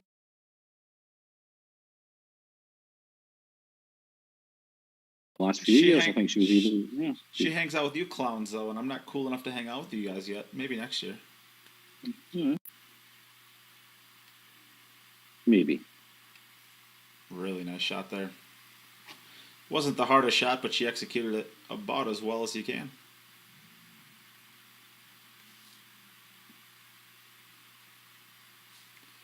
And there you have it. Pia, after her first brutal break, she's now ran 4 in a row. The only thing that's, yeah, it's the only thing that's been the difference between the two. Just that wall getting caught up together in the very first rack, leaving her absolutely no shot. Other than that, they've both gone 4 for 4 since then. But Tyler has this one to win the first set.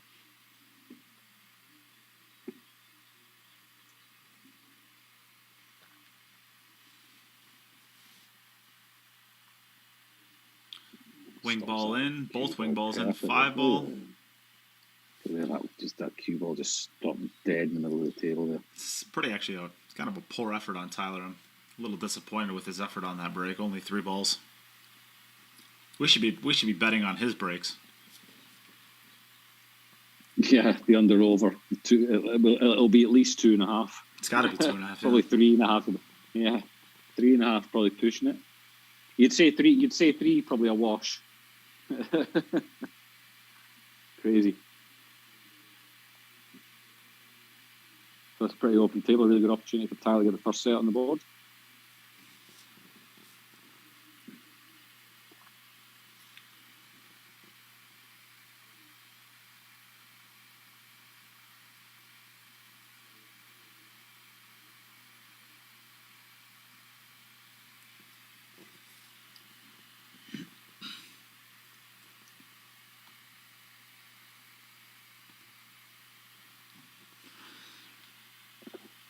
just see the tattoo on inside his forearm. Chicken noodle soup.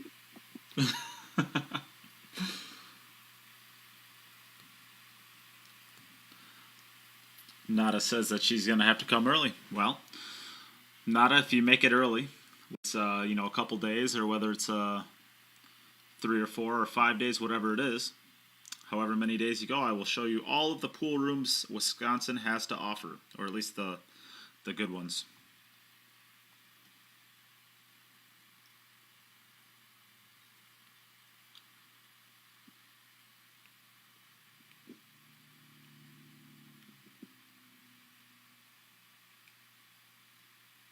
What could go wrong here? Whew. This tip could fall off. Well, you would say maybe a kick or a skid, or the tip. But Tyler's so kind of anal about his equipment and these playing conditions. Mr. I'm pretty 67. sure he's got the. I'm pretty sure the balls he uses that he's using just now are either his own or the cleanest, newest balls that the pool hall has to offer. The table is probably the slickest, cleanest table in the place.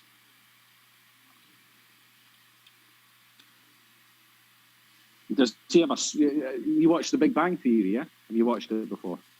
Everybody's watched Everybody's watched The Big Bang Theory. He's like Sheldon. He's like Sheldon from The Big Bang Theory. I bet he's got a spot where he sits all the time as well, because the temperature is perfect and the wind and the lighting, and this is a bit like that. This has come up a little bit funny. He's going to have to go 3 rails here. Yeah, he's got plenty of angle. He just has to pot the ball. I think cue ball's going to track naturally, kind of right through the cue ball is right now, but towards the top left pocket.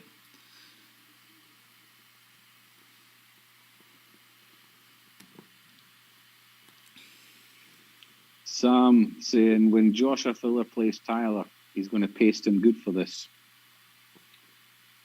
I think he probably paced him good anyway.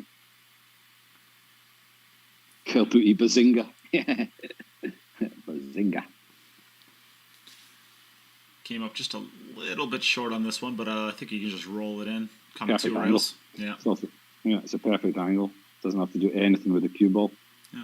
Maybe just a touch of left hand, just a slight touch of left hand, just to catch that second rail. Make sure to get off the rail. Exactly. I think it's still just a center ball, though. Center ball roll shot. And this shot right here will be for the first set. Yeah.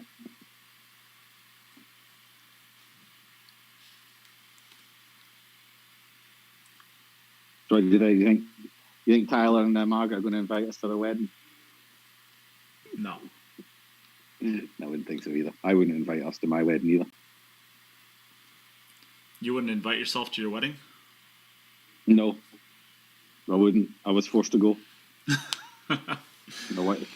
My wife forced me to attend.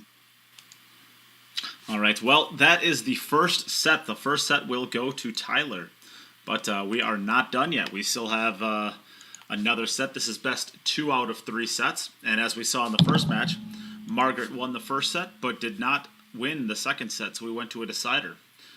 Pia is plenty live to still win this match, and here she is right now. Pia, that first break was just absolutely awful. Yep. I mean, the first break was terrible, but it was my own mistake because I didn't hit it the way I wanted. So I did good after the first break, so I ran out all my regs, and I mean, I'm still alive. I keep going. Yeah, certainly.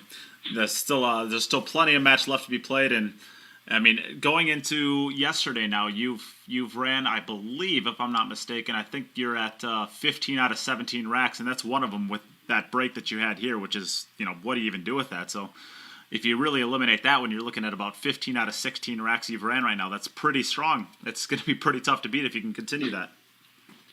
Yeah, I mean, I know he got a good break too, and he's playing good as well, but I know what I can do. So, yeah, I just keep going. So just keep the focus on. Yeah. And Tyler, I'm not sure if you wanted to say anything, but you're muted. If you want to unmute yourself.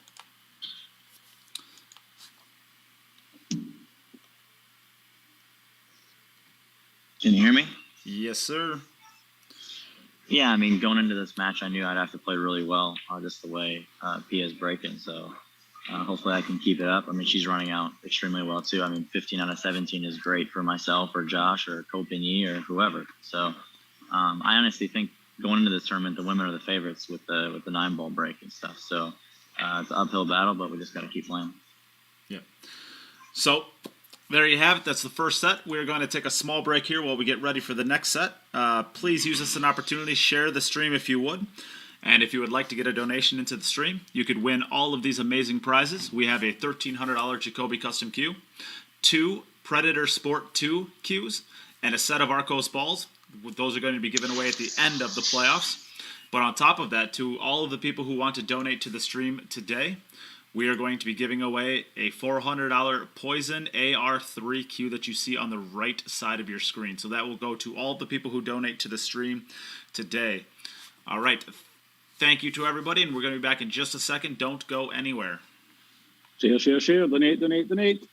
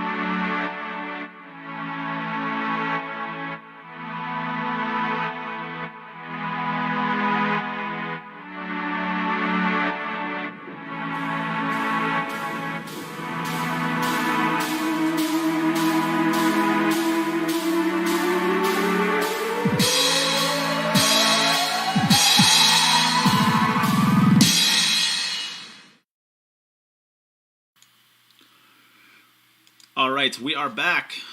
We are starting our second set here. This is going to be our second race to 5 set. Tyler won the first set 5-4, but Pia is back and ready to go. She's ready to square this up and send it to a deciding set. Tyler gets the first break, and you can get it started whenever you're ready, Tyler.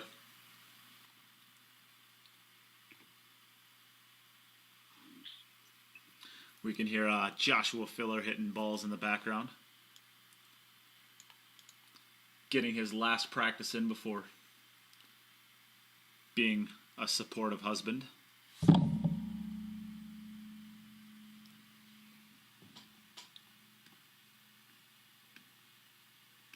Uh-oh, where's the cue ball? It's okay.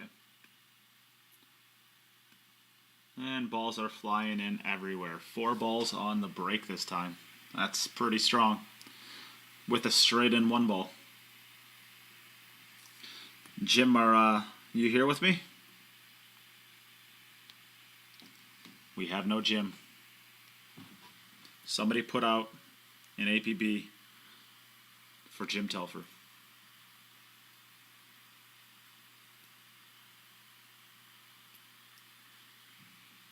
So does the 3 pass the 5 ball? Looks like the 7 ball. This doesn't look like the 3 ball passes the 7. So we'll probably be playing it into the bottom right pocket. It's pretty crazy. He's going from the 3 ball to the 7 ball, which means he made the 4, 5, and 6 ball. So he's made the 2, 4, 5, and 6.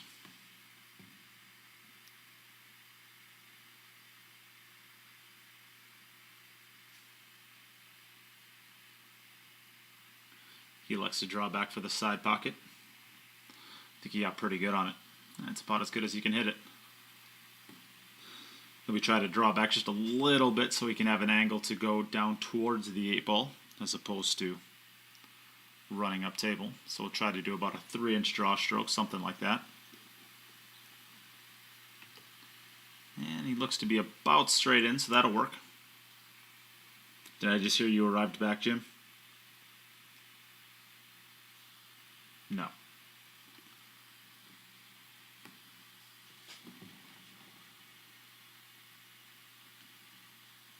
Pretty good start to the second set. Did you miss me? I missed you so much. I think he's got an angle that he can draw back above the 9. You can either give it a little bit extra and draw off the right cushion with a little bit of low left spin. And I think that's what it looks like he's cueing. So that once it gets to that right rail, it'll lengthen out up table. Nope, he just looks to draw straight back. He's straight in. Looked like he had a little bit more of an angle. Looks pretty good. Mike Gaines saying, I wonder what exactly Jim's description would be in an APB. You mean an all points bulletin? Is that what you're talking about? I don't actually know what APB stands for, to be honest with you. Is it not all points bulletin? Is that not what the police shout out when they're looking for criminals? Is it an all points? Yeah. Yeah. I don't know. I didn't know that's what it was called, though. I have no idea what Mike's on about. I thought I maybe missed something while I was in the little boys' room. I said you left without saying you were leaving, so I said we need to have to put an APB out for Mr. Jim. All right, Pia, you're up. Yeah, I was at the little boys' room. But I washed my hands, unlike somebody we know. I'm going to be meeting him next weekend. I hope he doesn't watch back the stream. I'm going to send him a message. No, don't do stuff like that. Come on, Jim. You know me, would I ever do something like that? Ooh, these balls broke out a little bit different from last. The 6 and the 7 have gone the other side of the table. Much different. And the 4 to the 5. Well, the 3 4 is obviously the 5 is contacted with the 6 and the 7 this time. The 5's not come up. The 4's in the same spot, 3's in the same spot, and the 1 and the 2. But the 5 to the 6 is going to be maybe a little bit of an issue because she's going to have to get from the 4 to the 5 somehow in order to be able to get back to the 6. I think you're probably. No, this has got a little bit different issues. This has got some work to do. I think you play the 4 hopefully to get onto the left side of the or I guess the right side of the 5, and you probably have the 2 and the 1 and the 2 ball won't be there, so you can run the cue ball. If you get a little thin to the 5 and to the top left, you can run your cue ball around 3, maybe even 4 rails for the 6.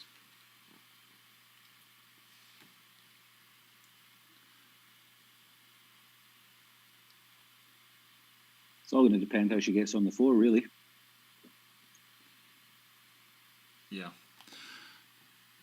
Yeah, she can't stop the cue ball. Well, I suppose if you get close to straight on the 4 ball, you could take a thin 5 ball and just come up in between the 9 and 7. Oh, that's a tough shot, I think. That'd be pretty tough, yeah. She would like to be able to get back to round about where the 3 is now with the cue ball. If the 4 wasn't there, it'd be pretty simple, you know. Well, I think I'm trying to draw this back kind of by the 7 ball and just if you can get a little bit of a cut on the 4 ball to run towards the 5 ball, you could just play the 5 into the top left and then come around the 3 rails or 4 rails.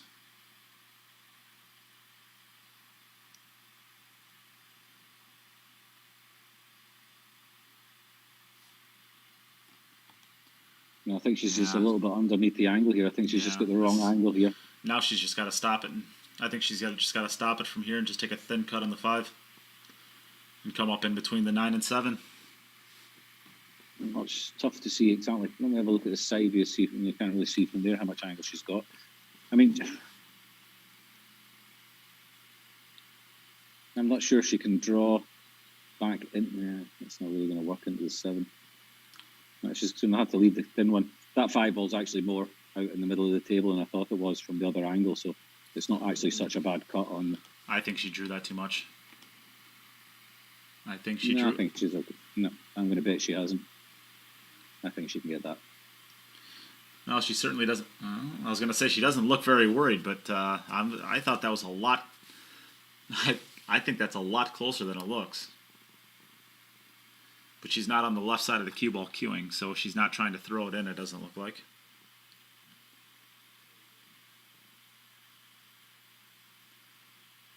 Yeah, it goes really nicely down there.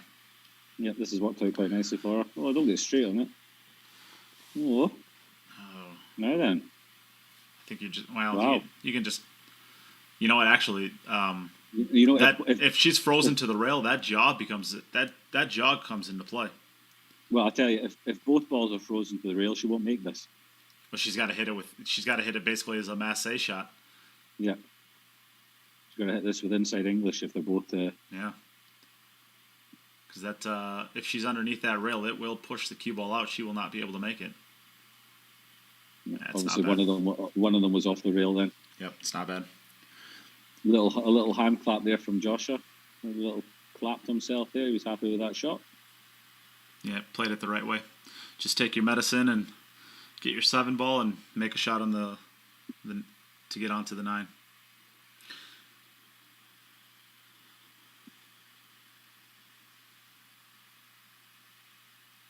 That's really nicely done. She's got this one nicely. This one had a few different issues than any of her other racks, and she's managed to adjust and get out of it nicely. So yeah, I mean, it just goes to show. I mean, like Pia. She's probably had the easiest racks, and because she's broken the ball so well throughout the qualifiers and even through her first match, that she's had probably the easiest layouts of any of the players. But I mean, it's great to see on racks like this where they're not easy and you really have to work for it, that she just makes easy work of them. Yeah. All right, Tyler, you're up. So we're stuck at 1-1 after 1 rack each. And thank you very much to Kyle Boutte for your donation, your second donation of the day. Thank you very much. And then Eric Croft, what is the current bid on the queue? We are just doing a straight raffle today.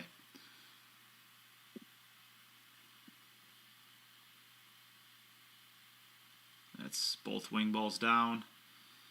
One of the 4 railer. It's 3 balls again. But look at the 3 and the 5. Is that 1 ball? Is the 1 and the 3 frozen together? Are they? I can't. Oh, that is. It looks like there's a gap between them, but it still doesn't look like the 1 ball goes anywhere. So this is the same thing that happened to Pia. He's going to have to play the carom here and try and make the 3, maybe. He doesn't look happy about it.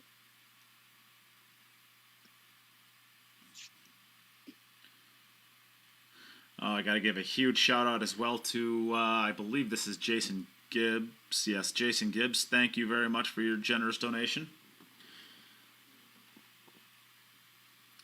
You might have to play the bank here. The one advantage to the bank is the 3-ball that's the next shot.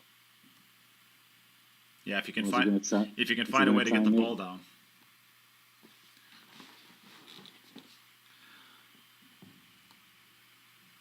He's going to try and just flick off the 1 and make the 3 into the bottom corner, I think. It's tough as well. I'm gonna say I don't think. Yeah, I think you've got to go for the bank, I think. Yeah, I agree. Playing the Play it Carmen in long. the top right hand. Playing the Carmen in the top right hand is doable. Playing it down into this bottom left hand corner, that's tough. Yeah, play the bank long. You might get a flick off the 9-ball. 9-ball looks like it's going to help it. Makes the side pocket a little bit bigger on the long side. But if you play it on the short side, you know you can always get the 2-railer sometimes.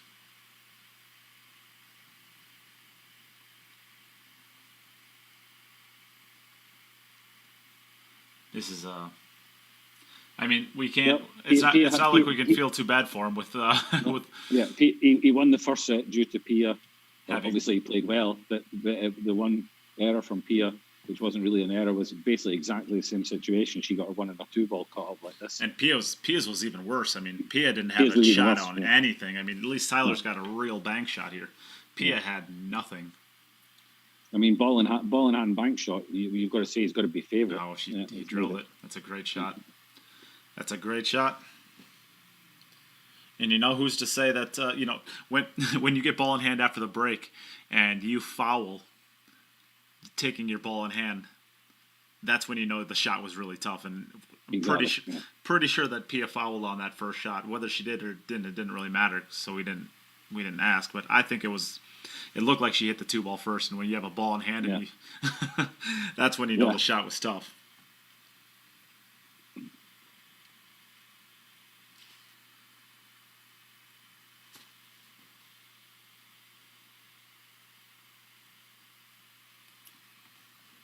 Just come forward 2 rails here. Margaret says, Yes. great shot. Oh, don't get over the 9. Oh, No, he's okay. okay. Contact it. Yeah. Actually, he's pretty perfect from here. But I don't think the 8-ball went into the side pocket anyways. But, I mean, if it was close, that he basically made it so that it definitely isn't going now. So he can't play the 8-ball into the right middle pocket anymore. If he ever could.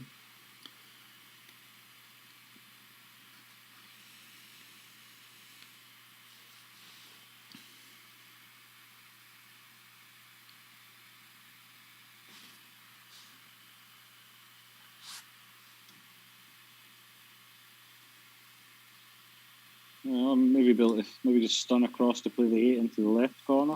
You might even just stun across just a little bit shorter and play it up into the top right corner. Do you see a left corner pocket or a left middle pocket?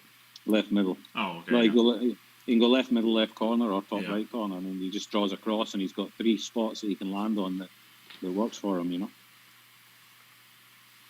Yeah, if the cue ball runs, well, it kind of. I mean, it's one of those shots that you really got to be on to see, because the difference between all 3 of those shots, it's just such a small difference between any of them. I mean, you can move the cue ball, you know, a centimeter to the left, and it changes the shot completely.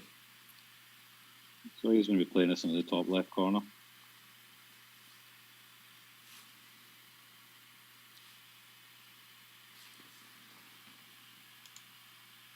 Just draw off the side rail and play the 9 in the top right hand corner, I guess.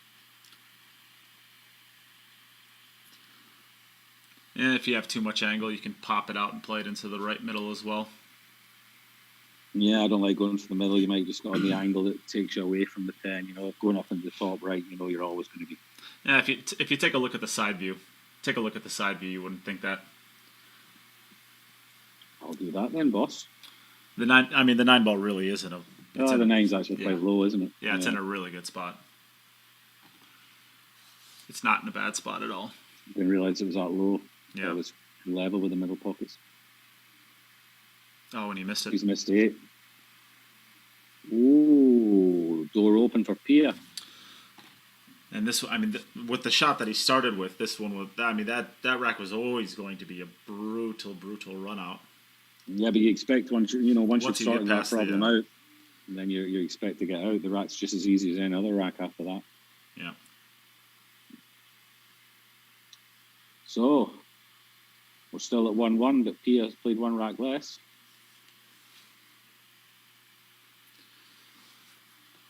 If today's action goes too much longer, I'm going to have to put the stream on pause for about an hour so I can go get food. Oh my goodness. That is so... And kicked in as well. Oh. Kicked in scratch. Oh, that's sick. Sick. And she didn't hit it any different than she normally does. Look at where the balls have come out. They're in the same spot again, so it's not like she hit it badly. That's just unfortunate. It's just... And Tyler doesn't... I'm not sure Tyler realizes yet. Now he realizes. Yeah, that's... Oh, that's a particularly stinky one. You never want to see... You never want to see missed opportunities because of scratches or dry breaks. Yeah. I mean, I know Yuki had one earlier on, but she went straight into the middle pocket with her cue ball. It wasn't kicked, you know. Yeah. And then you can turn around and say, well, you've not hit that the way you should have hit it. But Pia hit that the same as she's hit every other break, and she's just been kicked in the middle, unfortunately. It's a game, it can happen. It's horrible when it does. But in this format, it automatically means a 0. When you're playing a proper match, your opponent's still got to run the rack, you know? At this, still not... I mean, at this level, at the level these guys play at, I mean, it's still... Normally it's death anyway. Yeah. In fact, it's... maybe it's even worse. Well, I guess it doesn't really matter because you're still kind of sitting around waiting, but when you're in a match watching your opponent run out, it's... Even if it's not alternate the break, it's... And it's winter break. I mean, you're sitting down. You might turn into if it's winter break. It might turn into 4 or 5. If it exactly, yeah. And you're just sitting in your seat, getting colder and colder. Yeah.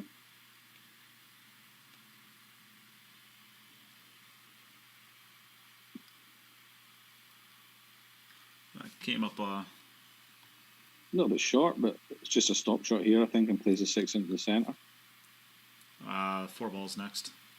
So just stop, yeah. Yeah, stop shot here, play 6 in the centre, no? Oh, okay, you're saying after the 4. Is that... Oh, that's his... Oh, he's on the 3. I thought he was on the 4 now. Oh, he's at the 3. Yeah. I thought it was a 7. Yeah, he's at the 3. Oh, even better. He overran it a little bit. Yeah, he'll take the rail above the centre pocket, unless he's dead straight. Yeah, I was gonna... I mean, it looks like he's pretty close to dead straight. If anything, maybe he has... Well, if he's got the... He'd like to be able to take the rail above the middle pocket. Yeah. I was gonna say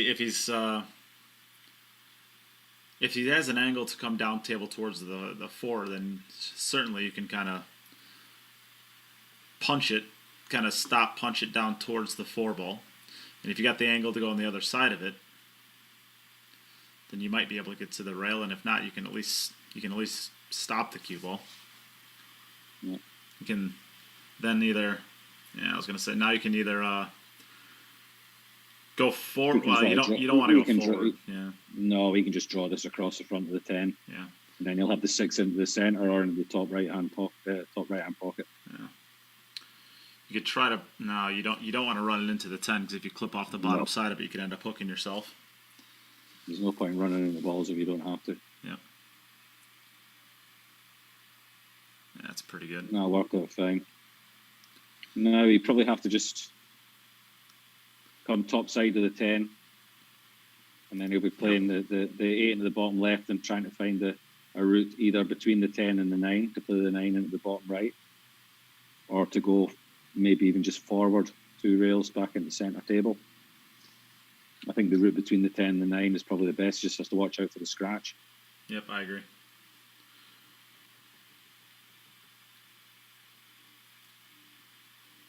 That'd be a pretty tough angle to scratch on. I'm not even sure that you have to go to that right rail. I think the natural angle here is... actually, the natural angle probably gets you into the 10 ball. Yeah, he has to put a little bit on this, which means that the gap between the 9 and the 10 is smaller.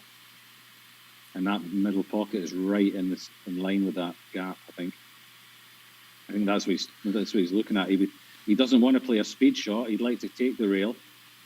Oh, and if he tries, go ahead. If you try and take the rail out of the equation, you could come out short on it.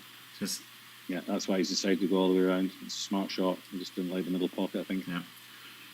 And I was going to say, if you're full enough, it didn't look like he was, but if you're full enough, you can actually play on the bottom side of the 9 pretty easily, too.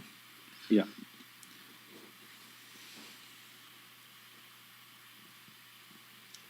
He thought he got himself a little audience there. A couple old people like that shot, apparently. They wanted to walk right in front of his next one. They just realised they'd come to the wrong place. They thought it was bingo they were going to.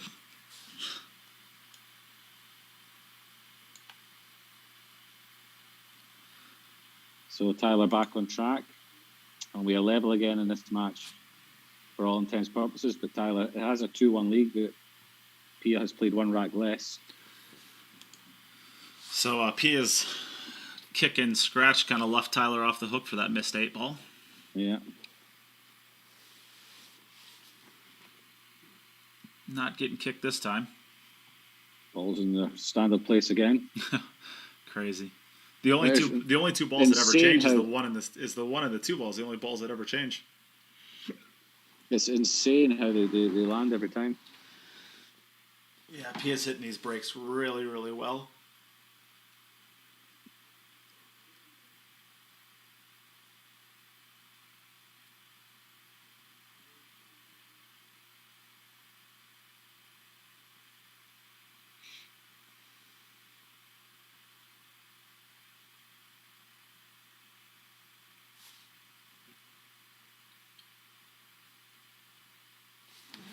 The 5 ball is in a slightly trickier spot now than where it was before.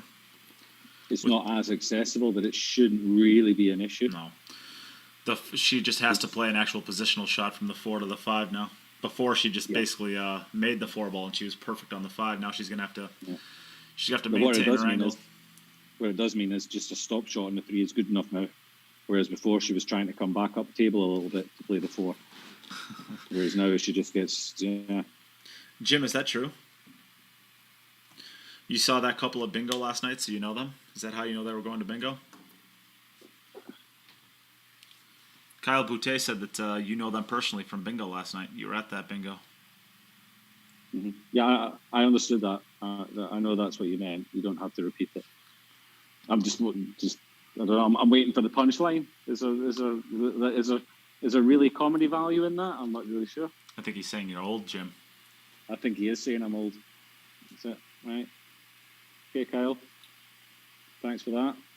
Still want your pickles, though.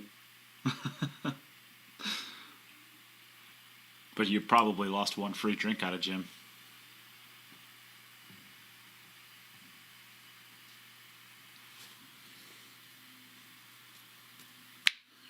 Do you know how old Josh is? Is Josh 22 now?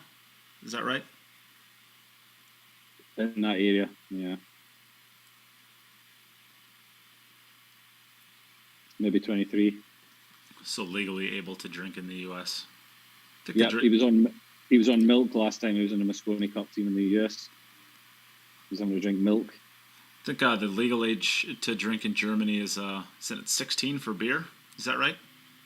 If you're, I can tell you about the Netherlands, which I guess is round about the same kind of system they have, and what it used to be anyway. You could drink a beer at 16 years old, accompanied by an adult, and 18 if you wanted to go in on your own and drink, and then you could drink anything you wanted. I think that was the rules.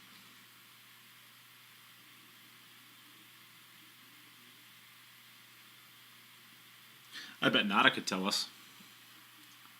Yeah, why don't you ask a German? Yeah.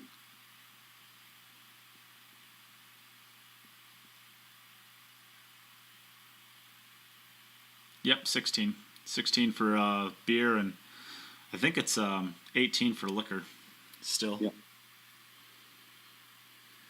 They love their beer in Germany.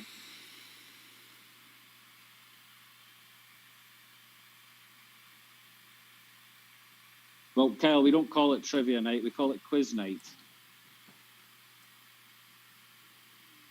And in the Netherlands, no, we don't really have quiz nights, but you do have quiz nights in the British bars, like the Irish bars and stuff like that. They have their quiz nights and stuff.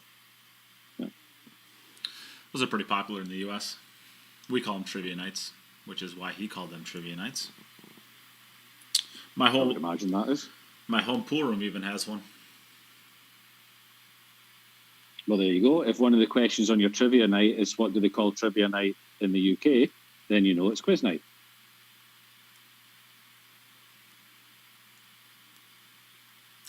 I actually had one of the questions. I was playing trivia night at my pool room, and one of the questions was nicely done by Pia there. Ties this set up at 2-2. Back to Tyler. Mm-hmm. What was it? It was a question basically like. It was basically the heart of the question was like, what is it? What is Oh yeah, this is what it was. I got You're doing well. You're doing well. Yeah, I got this. Here, hold my beer. Hold my beer. I got mine. I got this. Perfectly. You should really be you're like a minstrel. You should really be a storyteller, just roaming the land, telling people your stories. Are you done? Are you ready? Are you done? Are you ready? Yeah, now? I'm ready. I'm ready. All right, let's hear it. Basically, the question was, what is the cue sport that has 6 pockets and 15 cylindrical balls? And the answer to that, according to the guy, was billiards. And I had to explain to him that billiards is not pocket billiards. There's a difference between billiards and pocket billiards. And this guy was spending his time telling me how I'm wrong and that the trivia question was right. And did you explain to him that it's 16, Billiards. even if it was, it's 16 balls, yeah. not 15. So he was trying to tell me that because the trivia said that billiards has 6 pockets and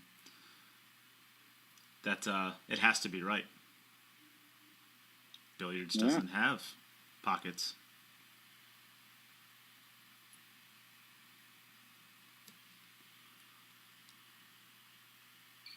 Yeah. That is true, Rob. I'm not sure where it came from, but it is true. Wisconsin has 8 out of the 10 cities for beer consumption in the entire USA. And actually, Oshkosh is one of those. Ooh, that's... Did he open it enough? I think he may be able to. No, I don't think so. He's got a bank, but...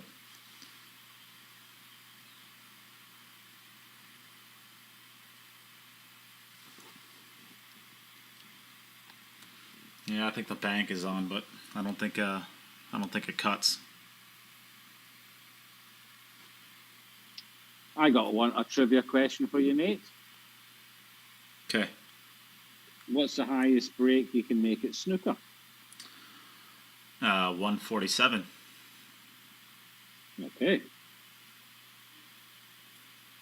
You are wrong. The highest single break? Are we talking having fouls as well? No, it's a break. You can't have fouls on a break. The highest number of points you can score in one visit to a snooker table.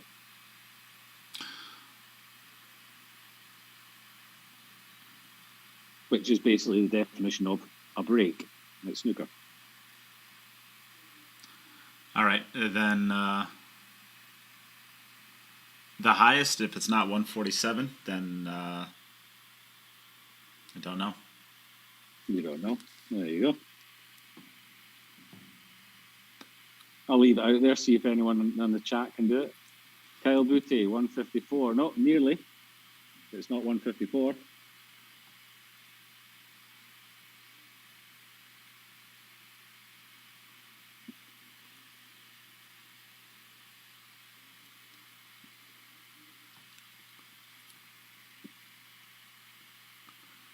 I grew bored of your... Ryan Harmson, 148, 149, 150. Nope.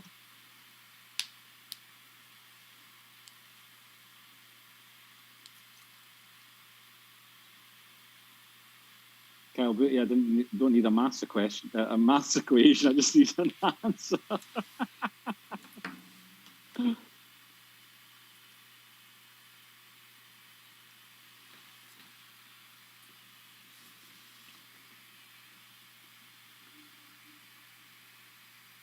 John Walsh, yes, 155 is the highest break you can make at snooker. Well done to you. So how do you make a 155? Because your opponent makes a foul and leaves you a free ball. So then you can begin by potting one of the other balls, one of the coloured balls, and that counts as a red. So your break can start with a red or another coloured ball, and a black, which is 8. And then Only you on a still have foul? Yeah, but you're not getting the foul points. It's not part of the break. The break you would make is 155. And that is by starting with a black instead of a red? We're starting with anything instead of a red. When you have a free ball, you can put any ball you want, and it counts as the ball that you're supposed to play. What a Wow, bank. look at that bank. And he's been... Oh, well, that... actually, that might be in. That might be straight in.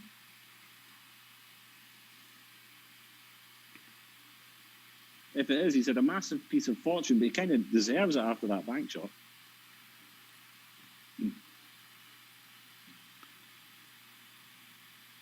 He's going to come talk to us, I think.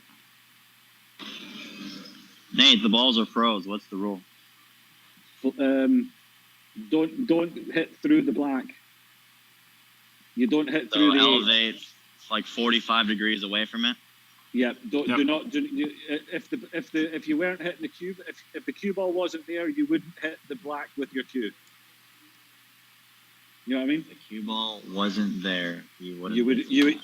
So you wouldn't if I elevate like that, that's going to be a good fine. hit. That's fine. Yeah.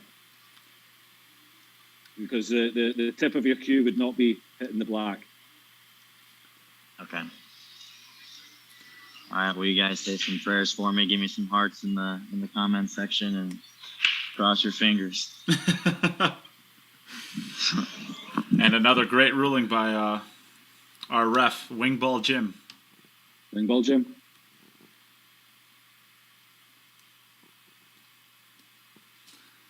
Well, you got one heart, Tyler. You got one heart so far.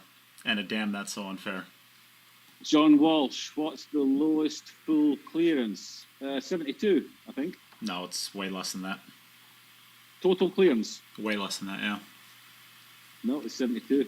Way less than that. Okay, how do you make a total clearance in less than 72 points?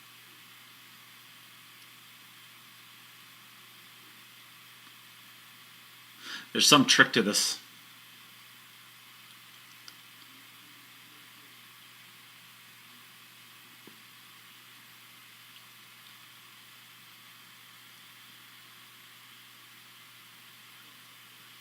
Oh. Yeah, Parhagen's saying you can strike through if they're frozen. No need to elevate. We can't tell if they're frozen from here. Yeah. So. Yeah, that's yeah, Mark White had this as a trivia question once, and the answer wasn't an easy one. It wasn't like there was some trick to it that wasn't. The lowest total clearance you can make. It's whatever. Wait a minute. You can make the last one. No. I know it. The lowest total clearance you can make is 44.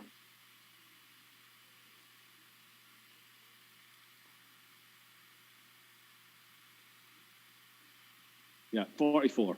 I'm going to say. And you could also foul on you could actually make the last ball and foul too. So. Oh yeah. So then it's 37. That's a pretty strong run out right there. All right, back over to Pia. Yeah, Kyle's saying the same, 15 plus 27, but you still have to make a colour after you've potted all the 15 reds in one shot. So you pot all the 15 reds in one shot, it gives you 15, but then you've got to play the yellow. It's 17, and then if you clear up the 27, then it's 44.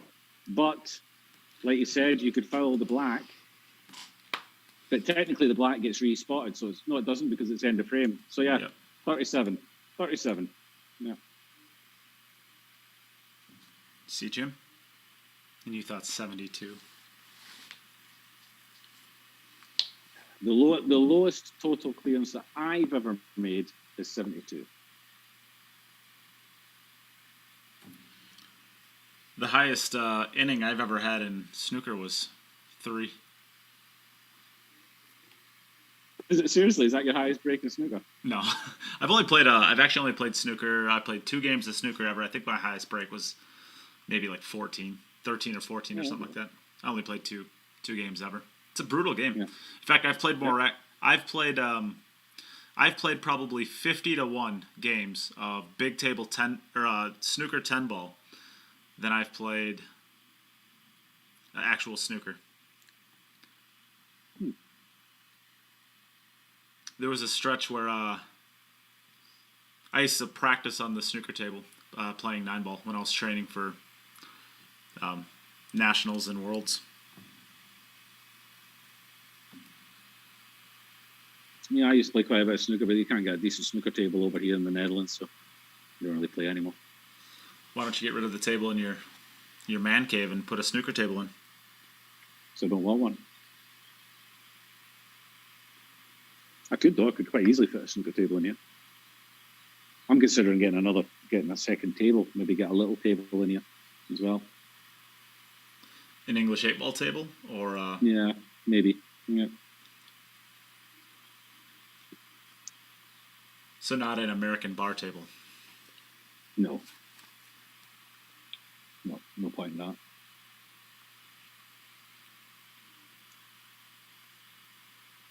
Or a foosball table. Mike Gaines got a high break of 30. Yeah. Well, you can do it if you can do it every single frame, you'll be all right. Well, I think if you can do that on every single frame, you'd be a top 50 snooker player in the world. Nate, did you accidentally give my point to Pia? It says Rax ran 3. Yep. Okay, thanks.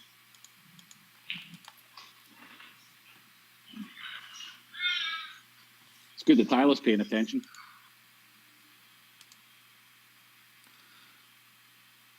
Someone's got to around here.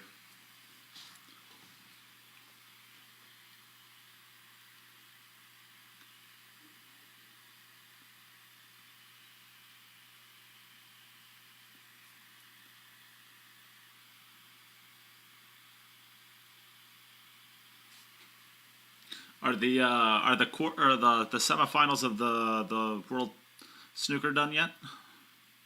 The quarterfinals are done. The semifinals are They're playing today, right? Yeah. They're not done that. Who's today and tomorrow. Who's the semifinalists? It's Mark Selby against Stuart Bingham, and Kyron Wilson against Sean Murphy. Poor Judd Trump. Yeah, I don't think he's poor. No, he drives around a orange Lamborghini, doesn't he? Yeah. He's a bit of a funny little man. I used to have loads of snooker players that I really enjoyed watching. Snooker used to be massive, like for me when the World Championships came around, and I just don't see any characters in the game now. It just all seems a bit. Well, besides Ronnie. Yeah, but he's a bit of a funny bloke as well.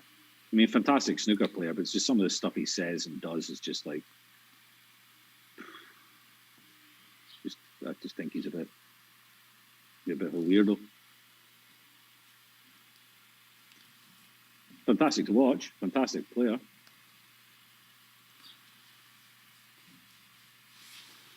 Try to run over and back with this. You're going to try and hold it. She's going to try and hold it. Oh, that's a great shot. Played it to the right side of the pocket, or the correct side of the pocket. Pretty good. Pretty good. I might have to go and get myself some chocolate biscuits. Some chocolate. How much do you want a beer right now, Jim?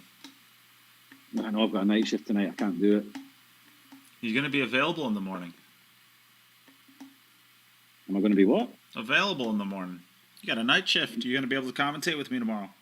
Of course. It's not morning for me, is it? I guess. I got a good few hours sleep. That's Well, you don't realise that my night shift takes 7.5 hours, of which I sleep for 3.5 Yeah, of that, you're up, Tyler. which is pretty good. Yeah, what's So it like to we're not three- actually work? Well, I worked hard when I was younger to make sure that I had a job where I didn't actually have to do much.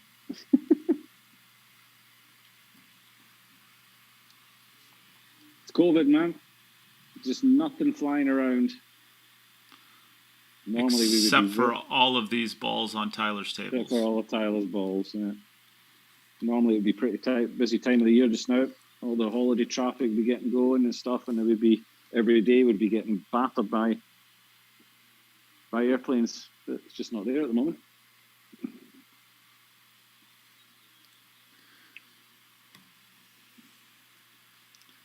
In I'm the going to U- get me some chocolate biscuits. in the U.S., the job that you do is one of the most stressful jobs that you could do.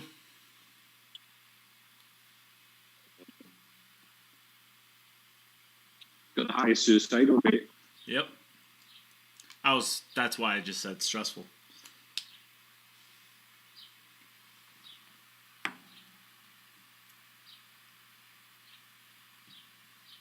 Picking where he wants his cue ball coming off this rail, off this two ball. Really anywhere over there is pretty good. If you could put it right back where it is right now, it'd be pretty good. You know what's pretty good?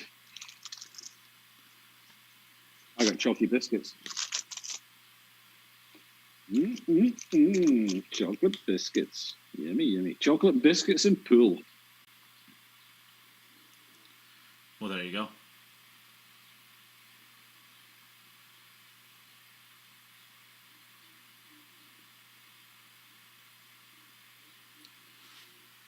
So Tyler currently... Oh, no, he did miss that 8 ball. So Tyler is currently 8 for 9 racks, and Pia is 8 for 10. Kyle asking how much of a decrease. I reckon we're working about 25%. Oh, no. Oh, we should miss another one. I reckon we're about 25% of the traffic that we should have, if that. So that's opened up for Pia. And that one right there is... that's just a mental lapse right there. That shot wasn't too bad. A little bit tricky trying to hold the cue ball, though. I think in golf they would call it a shank. Oh, I would hardly consider that a shank. Your shots are shanks. It is for somebody as good as Tyler.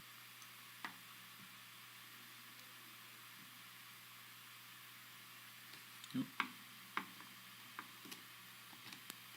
Have I lost one of Pia's cameras? That's kind of what I'm seeing too, so.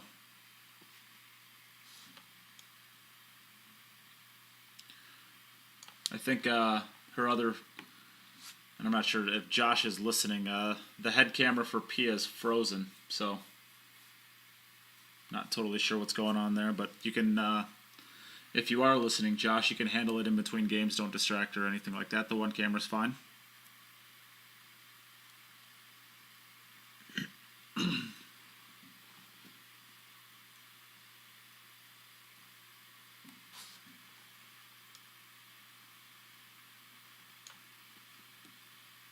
No, I've seen this layout before. A time or two. This is kind of the standard one with the 5 ball. The last time the 5 ball was in on the bottom side of the pocket or the right side of the pocket as we're looking at it now.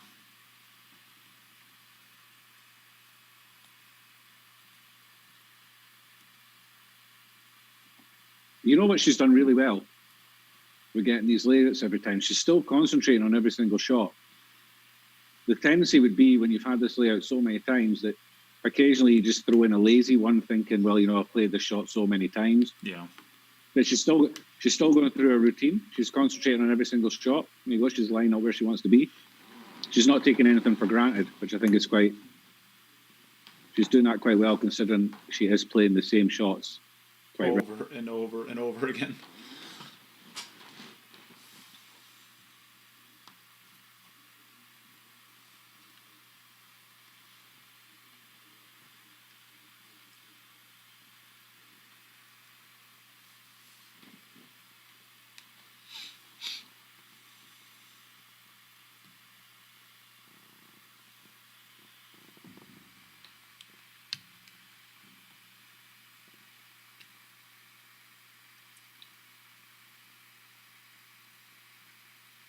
Ooh, that's got to hold on.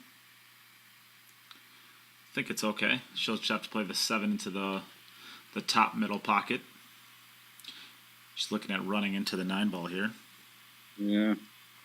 Not. I don't think she can avoid the 9. It's without her top view. It's I mean, it's really impossible to tell what she has for a line, but if you can draw above the 9 ball, it's not much of an issue.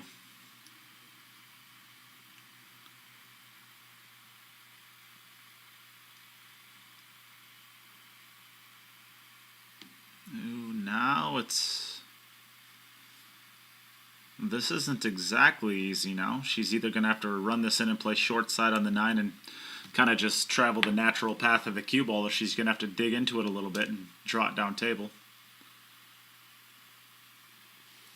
She's going to be drawing it down table. Makes the pot a little bit harder. No problemo. No problem at all. Kyle Boutte asked That's going to take her 4-3 ahead. Kyle Boutte asked, how many 10-ball tournaments have the 3-point rule? I would say 0, because the point of the 3-fall rule is it's to stop people from tap breaking the 9-ball rack, because the wing ball's wired. There's no ball that's wired in 10-ball. And there's certainly no ball in 10-ball that's wired enough to where you can just tap the break.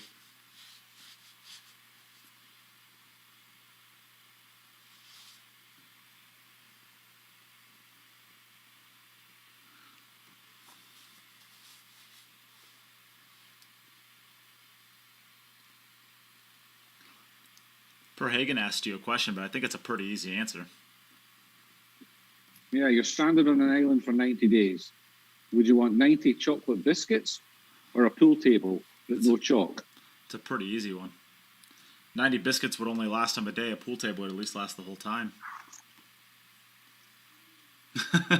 Is this a good break, Jim? Tyler, you lazy, lazy man. 5 balls off the break. 5 ball. What an idiot. That annoys me. Jim can't make 1 ball and Tyler's making 5. Yeah, I know, exactly. He's just closing his eyes and smashing them as hard as he can. There's no skill involved in it. Some people are born lucky. Let's see. Let's watch this. But the answer to your question was I'd still take the 90 chocolate biscuits. What am I going to do with a pool table on a desert island? Why would I want a pool table on a desert island? He made both wing balls. One of the 4 railers. Oh, it's just crazy. Both wing balls, one of the 4 railers. The 1 ball into the top left and a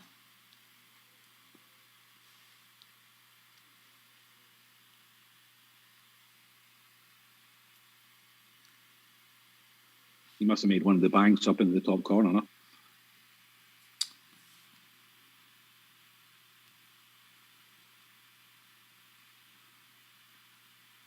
No, the 5 ball looked like it was going to bank up into the top right, but it got kicked by one of the balls and ended up fluking into the side. So, Pia, if you're able to hear us, or if Josh, you're able to hear us, your head camera went off.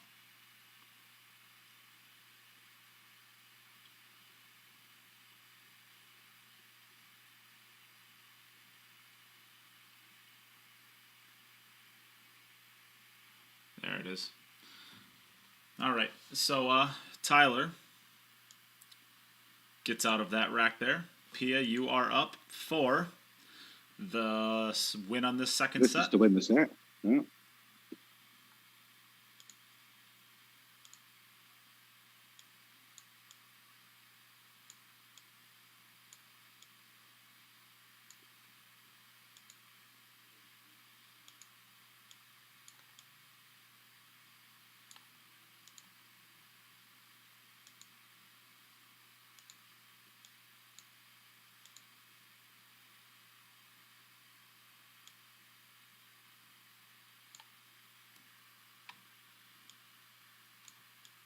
And how does it look?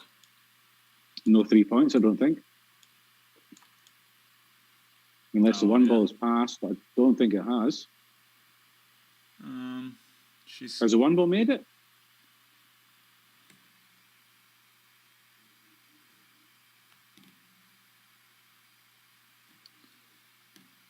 Let's see. Maybe you should ask her. Pia, did you make your 3 points? It looks like it is. I mean, if you look at the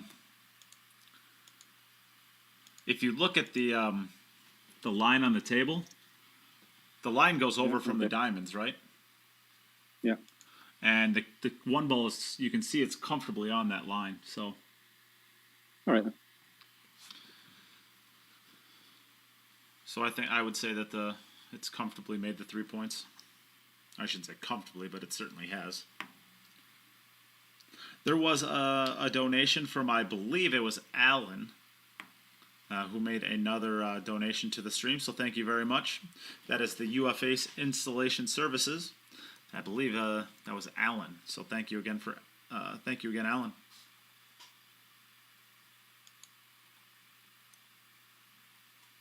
Noah Hoffman's praying to the god of balls again.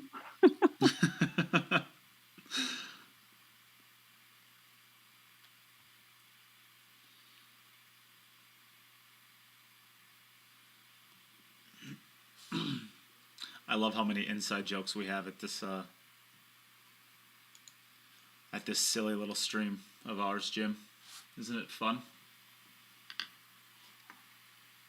Wonderful.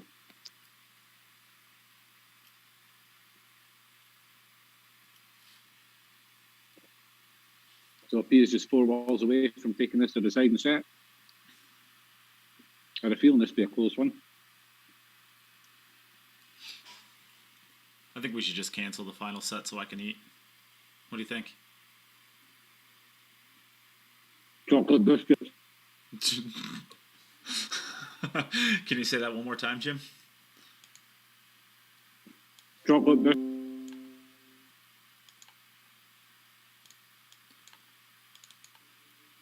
Good for you, buddy. Good for you.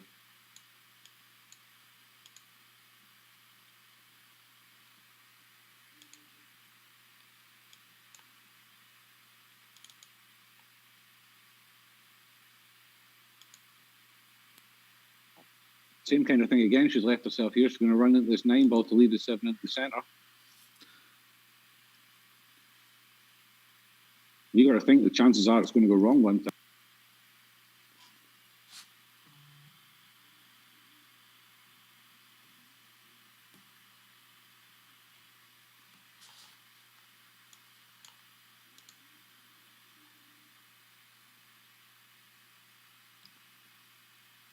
Ooh, that's pretty good, I think. Yeah, I think that's okay.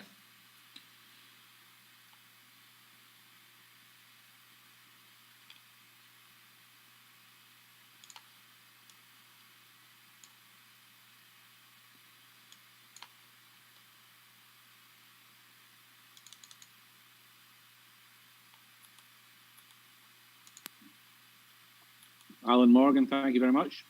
And you're more than welcome. Glad you're enjoying it.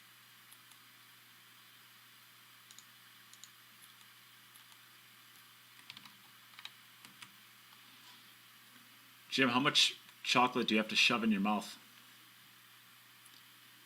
I feel like you've been eating chocolate now for about an hour.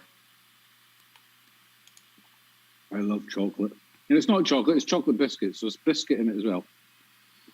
Well, okay, then. There's healthy stuff in it. Oh, Jesus. Nicely done, Pia. There's a little Ooh, fist bump from Pia. We like a fist bump. we Yeah, like we some wanna see the emotion. fist bumps. Yes. We Fist like- bumps. We love fist bumps. We like some emotion. Nate, I'm gonna run to the restrooms real quick. I'll be right back. Yep, no problem, Tyler. You're good. Starting to get pretty loud in Tyler's room there. Pia, congratulations. All right, yeah, nicely done, Pia. We take a 2-minute break then, and then Yeah. get back for the final set. Yep, we will be back in just a couple of moments. Oh, there goes Pia's camera again. All right, we're going to take a small break. Don't go anywhere. We have a deciding set, so both matches today are going hill. Exciting stuff, Jim. Love it. Share, donate. And when we come back, Nate's going to tell you about all the stuff you can win. Nope, I'm going to tell you right now. Haha. Oh, okay. Please use this as an opportunity to share the stream if you would, and if you would like to get a donation into the stream, these are all the amazing prizes that you can win. The cue on the right, farthest to the right, that is a Poison AR3. That is a $400 pool cue. We're giving that away to all of the people who donate today. On top of that, even if you do not win that cue. Can you guys hear me? Oh, we can now. Hi, Pia. Hello. Huh? Can you hear me? We can hear you. Can you hear us? Yes, we can hear you. All right. I don't know. Something's wrong with my phone, so I couldn't hear you. Are we good to go for the last set, or do we do a break? 2-minute break. Yep, 2-minute break. All right. All right. So, even if you do not win that cue on the right, you can still win yourself a $1,300 Jacoby custom cue, or one of 2 Predator Sport 2s, or a set of Arcos balls. So we're giving away $3,400 worth of prizes for your donation today. All of the ways to donate are on the pinned comment on Facebook and on YouTube. So, if not, please share the stream. Help us get out there to more people for the last deciding set of the day. And, yep, we'll be back in about 2 minutes. Don't go anywhere. Share, donate.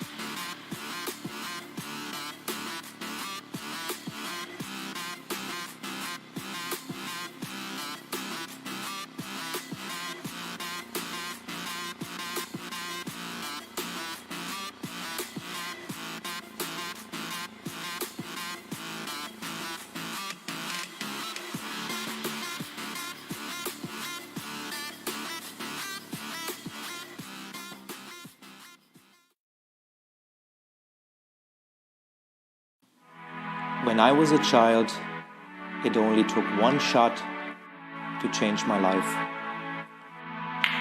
I wanted to be the best. Looking back, my journey started from that moment.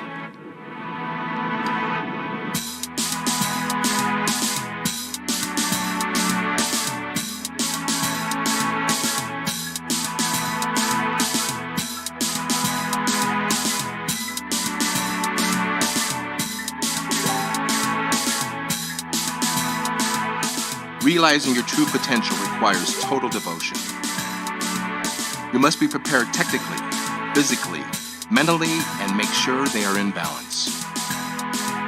Achieving excellence depends on how much and how well you prepare. It all comes down to dedication. Luck will not make you a champion. Steady training contributes to accuracy and consistency. Trust yourself and work hard until you can convince yourself to reach your best. Though the journey for victory is long and difficult, it tells you who you are and what you can do. Victory elevates you to the next level. A will to win influences younger generations, delivering passion to the world.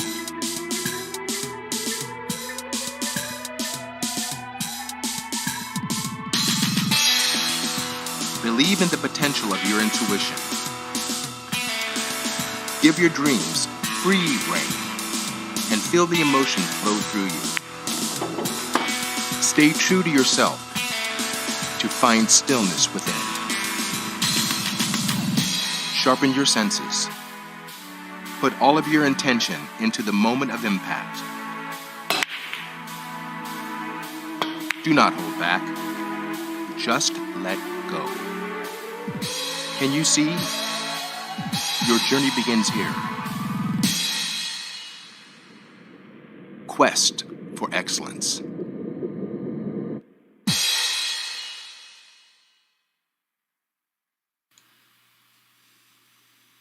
All right, we are back for the deciding set. This is going to be for the second player guaranteed into, or the first player, I should say, guaranteed into the semifinals. We have lost all audio for Pia. So, Tyler, are you able to unmute yourself? We'll give you the coin flip.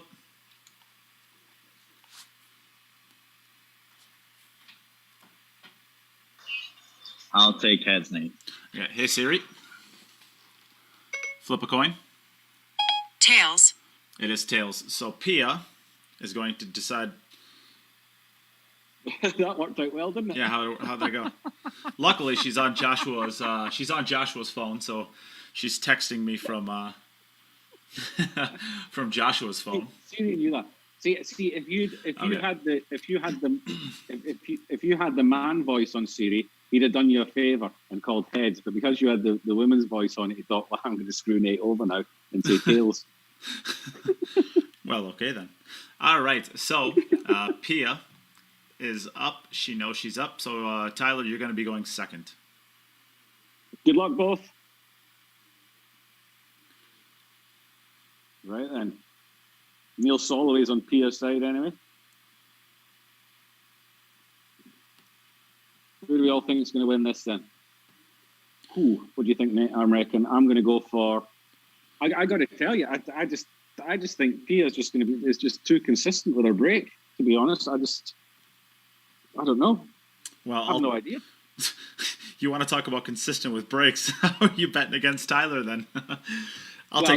If Tyler's going to be playing 5-ball all the time, then yeah. I think. What do I owe you, Jim? I think I'm down $8 to you. Yeah. All right. I'll take Tyler from here for $3. $3. Really? That's not very confident. Well, it's probably the third or fourth highest bet we've ever had. Okay. So I'll take Pia for $3 then.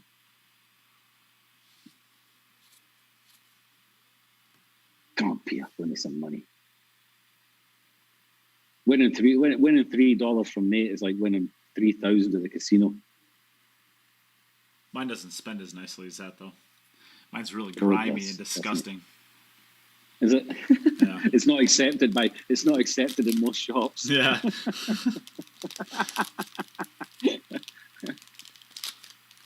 It's not worth spending. I won't spend it. I'll be asking you to sign every individual dollar, and I'll hang them up in my pool room with the rest of my Moscone memorabilia. Yeah, right next to your Jason Shaw signed MVP cue ball and. No, that's getting moved. That'll get moved down a shelf. You get top shelf. Your signed dollars get the top shelf in my cabinet. Jason's MVP ball and Chris Mellon's MVP trophy get relegated down. I'm flattered, buddy. I am flattered. That's how much winning against you means to me.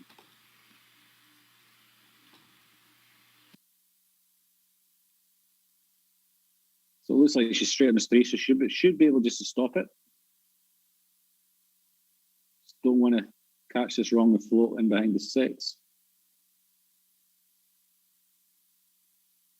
Ooh, whoa, she played that well. No issues there. I'm eating a yummy granola bar because I'm hungry. Oh, Kyle wants to take Tyler for $3 as well. Jim, can you afford two $3 bets? Well, I'm $8 up on you, haven't I? Go on then, Kyle, you're on. $3. Pia's going to make me rich.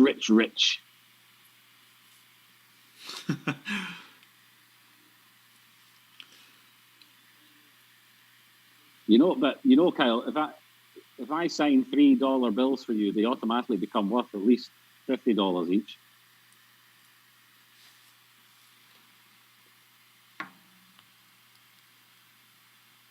Uh-oh. That's a nice action of that cue ball there, isn't she?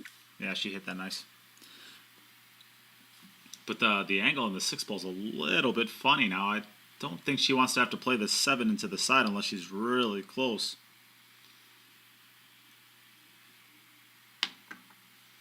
No, I'm not giving away my chocolate biscuits to anybody. I'd rather give away my money. You're a funny little man, aren't you? I do like my chalky biscuits. Neil says Pia has this one for sure now.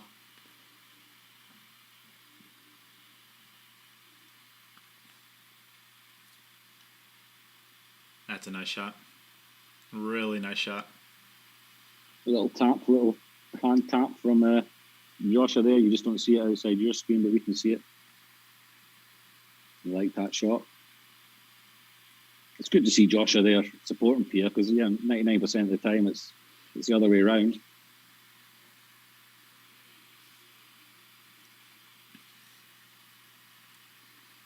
We actually asked Joshua if he fancied doing some commentary during Pia's match, and he respectfully declined, said that he felt he'd be more worth to her to be supporting her sitting there, so understandable.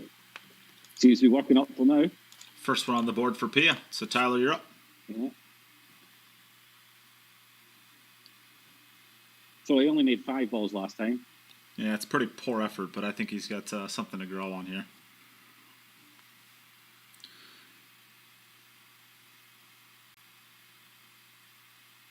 Yeah, Gary Voska. Thank you very much for your donation. Yeah, Gary's appreciate it. Good luck in the raffles. Good luck in the draw. Thank you, Gary. Yeah, he's the cube. The 2 ball. That's sitting in a stinky spot to get onto because I don't think he can come underneath it to play it into the top right hand pocket. So I don't think he has any rail there. Yeah, he might have to play in between the 5 and the 6 and get real close. Yeah. Yeah, Gary Voska is a Wisconsin guy. Good, pretty good player too. Okay. Is Wisconsin a bit of a hotbed for pool? There's quite a lot of good players there. Yeah, it's real strong.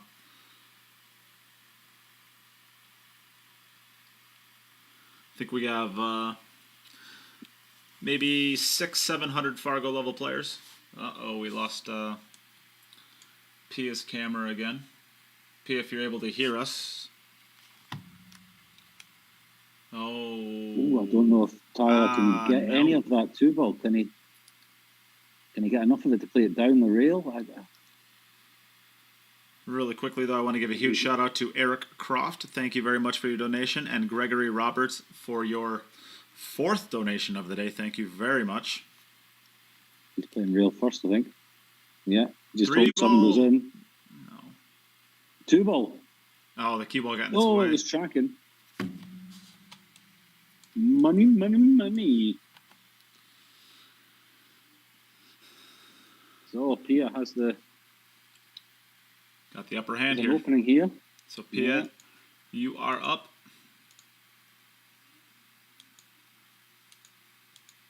I still find it quite, Pia's still using her break cue. She's got the red rush. You would think when you're hitting the brake at this kind of speed, you wouldn't necessarily need to be using your brake cue. You could just use your playing cue and have a little even more control over the spin you put on the white ball. But you're sticking to using the brake cue.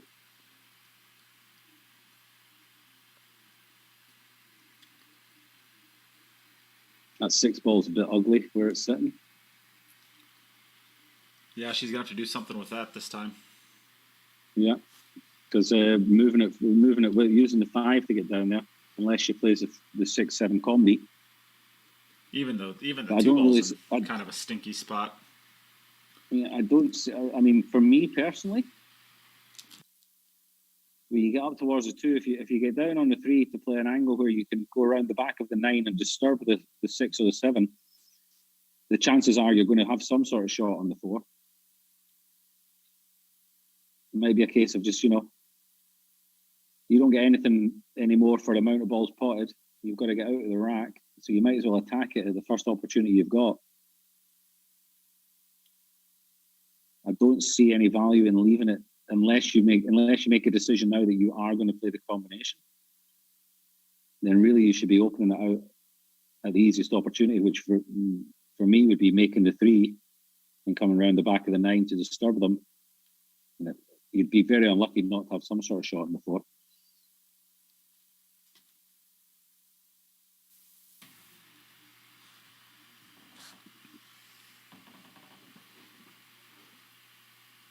Well, if she's aiming to put the cue ball there, then she's obviously decided not to disturb them, and she'll be going for the combination later on.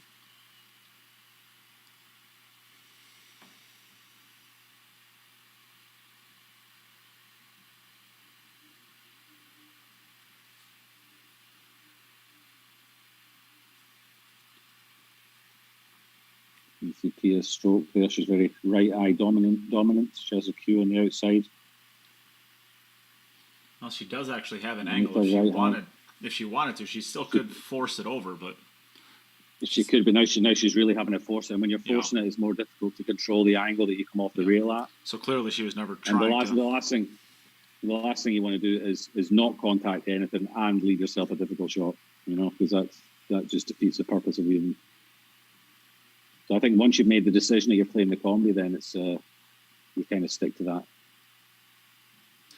Combination doesn't look like it's certainly not straight on. I actually just saw Jeremy West walk through. If you had ball in hand, it'd probably be a pretty straightforward one, but there's a lot of distance between the 5 and where you need to be, which means it's going to have to take quite a precise positional shot to get yourself easy on the combination, because you also have to control where the cue ball is going in relation to where the 6 ball will be going after you make it. Yeah, I think if you're taking the combination, I think you're hitting it with some pace and just trying to get everything in the middle of the table again. Yeah, trying to get the 6 ball maybe over the left middle pocket, bank off one rail over towards that area. This needs to slow up. I think she may have a little bit of angle, but she's going to have to go forward here, I think. No, she doesn't have any angle at all. No, look at the side. She's dead straight, yeah. And then she might have to try and cheat a little bit of the pocket. She would like to contact the rail around about the 3rd diamond up on the left-hand rail. And then come back out towards the 6-7. Bill Larson asked, am I going to Vegas at the end of May for Worlds? Yes, Bill, I am.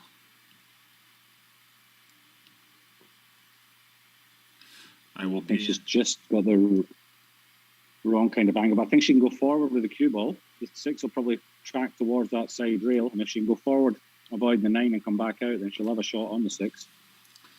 I think at this point, maybe you use the 9 ball to stop your cue ball and just try to play the 6 ball off that right rail, and maybe for the shot in the right middle pocket. No, I think if you can just play it plain ball and go forward, then do that. I think. Well, you don't want to get stuck coming out of the 9 ball if you're gonna try for that. But that's what I mean. If you know you're going to miss the 9, then that's a shot. Yeah. Hitting it at quite a soft speed, you know exactly where the 6 is going to end.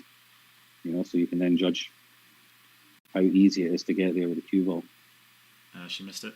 Yeah, she missed the combi. That's a tough one. It was always going to be a tough layout. So this opens the door back up for Tyler. This gives him back in line if he's able to run out from here. Yeah, if Tyler can get out here, then they'll be all level again. Even Stevens.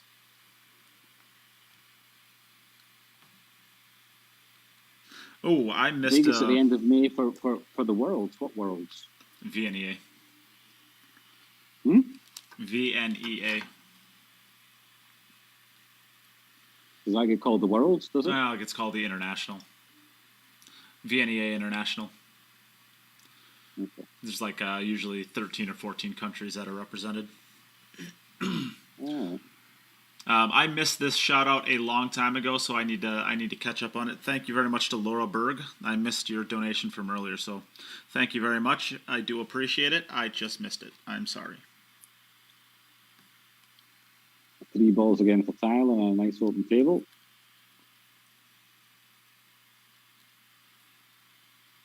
think that was Ronald McDonald that walked past at the back there. Yep, and I got an email from Stephen Schluniger, basically asking about the Mosconi Cup tickets that I'm going to be ordering and reserving. Stephen, if you're still listening, just let me know that you want them, and I will book you off as many as you want.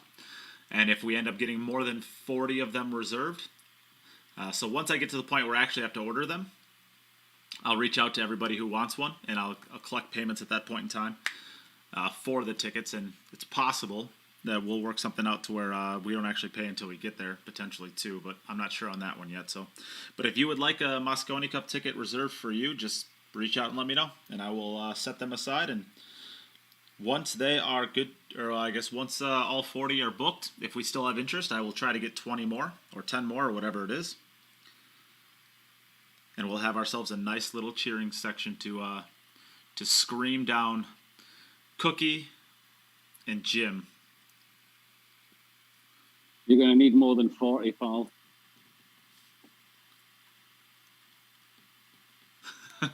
You're going to need a lot more than 40. Yeah, because you usually have you usually have a group of about 12 to 15, something like that. Yeah, something like that. Yeah. I think we can take you. We'll have the muscle. You got no chance. We got muscle. No chance. We got both the muscle there. We got Mike Gaines and Kyle Boutte. Listen, it won't matter. It won't matter. It won't matter. No, you know it yourself. I know nothing, Jim. I know nothing. We will crush you. James Clayton. All right, I'll get you written down for 2 of them.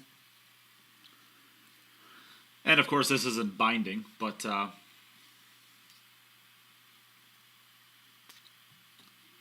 if you just want them reserved, and if you change your mind, just let me know. That's a pretty good shot there. If you change your mind, just let me know, and I'll open up those tickets for somebody else. Obviously, once you buy them, it'll be you'll be on your own to. If you do end up buying 2 of them, you'll be on your own to sell them off if you do buy them at that point in time, unless we have conveniently somebody to take them.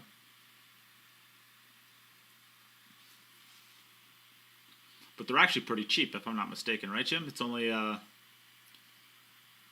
actually, it's significantly more expensive in Vegas. Yeah, and then $250 for 4 days or something. Yeah, it's about $50 a day, I think, is what it comes out to being.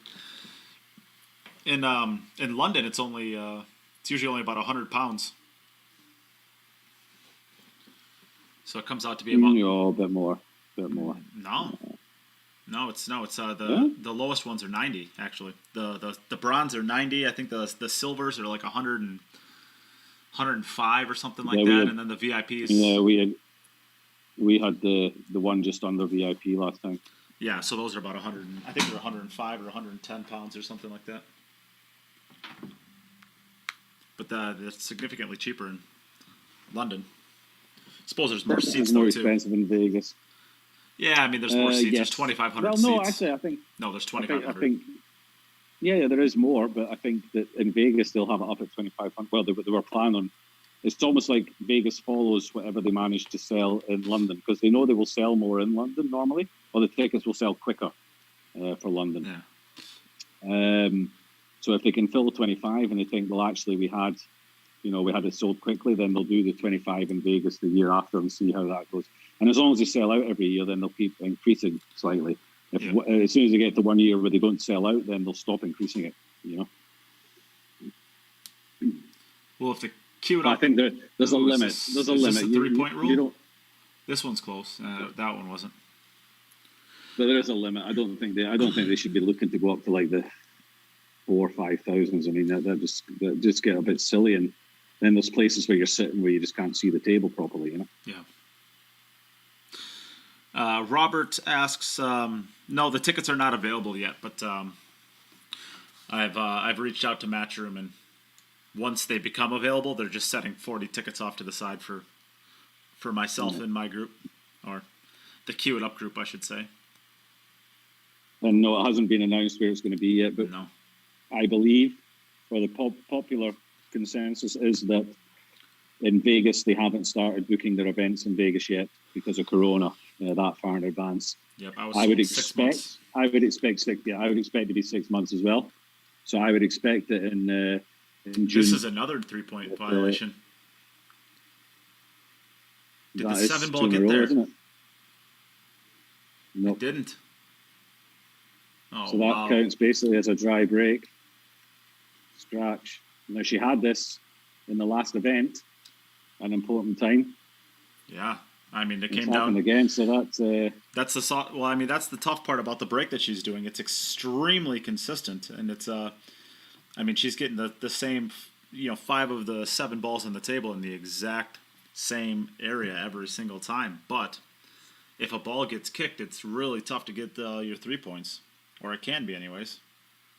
Yeah. So there's Ryan a little Hansen, bit of a trade-off.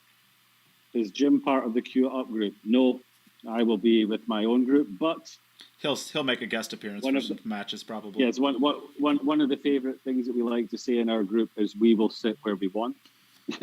Yeah. So at some stage we'll come over and sit with you. We'll pay you a visit. We just kind of sit wherever we feel like sitting. Yeah, and to be honest, Jim and I, I'm sure we'll we'll be sitting together and we'll be swapping spots for a while because the group that he sits with, a lot of them are, I wouldn't say great friends of mine at this point, but they're fun guys to hang out with. So I'm sure I'll go hang out with Cookie. And is Kevin coming again? Which one, Dykstra or Moyles? Orange. Well, I guess both. Orange. I think Dykstra will be there. Moyles, I don't know. Not sure. He hasn't been for the last couple of them. Yeah, he wasn't in. He was at the first one that I was at in London, and then he wasn't in Vegas. But I'm sure we'll swap around seats and have a bit of fun. I'll come over and sit with the American fans for a little bit, cause some trouble. Yep. And We're upset a few people. Tyler's mother just reached out to me and says that she would like 3 of the spots too. So you got it. So we might even get to see a little guest appearance from Tyler's coming over to say hi to his mom. So Tyler's mum's going to be at Moscone, but Tyler isn't. Is that what we're saying? Oh, Jesus.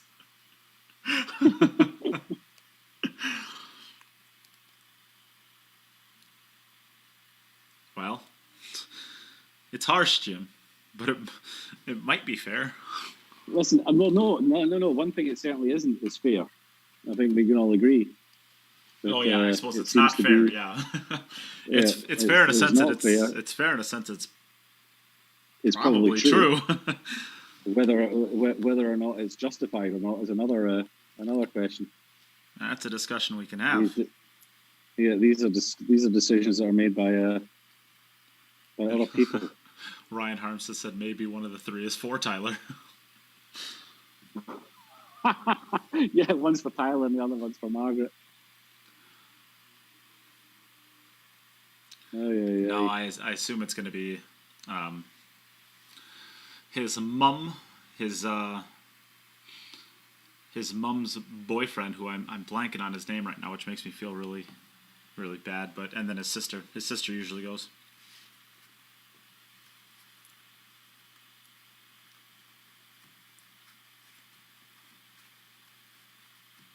Yeah, we'll have to see later on in the year what the selection process will be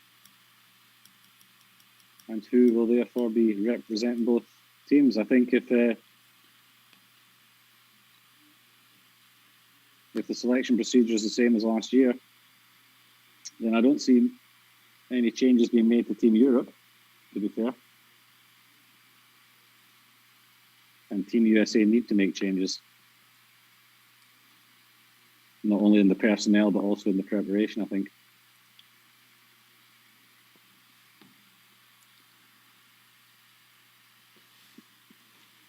Yeah, it's hard to come up with another player from Europe that is more. But you've got nothing to base it. But that's it. You've also got nothing to base on. Yeah, and you've got nothing to base it on. I mean, if somebody from outside those 5 had won the Championship League of Pool or something like that, then you could turn around and say, well, okay, the World Cup of Pool, I don't like using the World Cup of Pool as a judgment for this kind of thing because you're playing as a partnership, And it's an invite. And it's an invite as well. Well, all the matching stuff's an invite, isn't it? Really? Not the U.S. Open, I guess. Yeah, okay, but All right, so back over to Pia. Now up against it a little bit because she actually did go first. So this is 2-1 to Tyler. yeah. And Pia, you're up. So both players have played, I believe, 3 racks now. Yep. Pia's missed That one. yeah. She missed a combination and she had the 3-point violation twice. Yeah, she hit those a little bit harder. This one's making the points. Yeah. That's making the And you points can see comfortably. the outcome's a little bit different, but it's good different. Mm-hmm. I I would was say, going to say it's as long as the 4 passes the if anything, 7. it's an improvement. Yeah, if the 4 passes the 7, but it doesn't look like it does. So that's actually, I'd say it's not an improvement even just if it because of doesn't, that. Well, if you get onto the left-hand side of the table to play the 3, then you come round behind the 9 for the 4 into the centre. Yeah. Yeah, that's true. It's not difficult. This is not a tough layout. No, but again, you just need to get on you just need to get on one ball on the wrong side of it, and it becomes a tough layout. Yeah.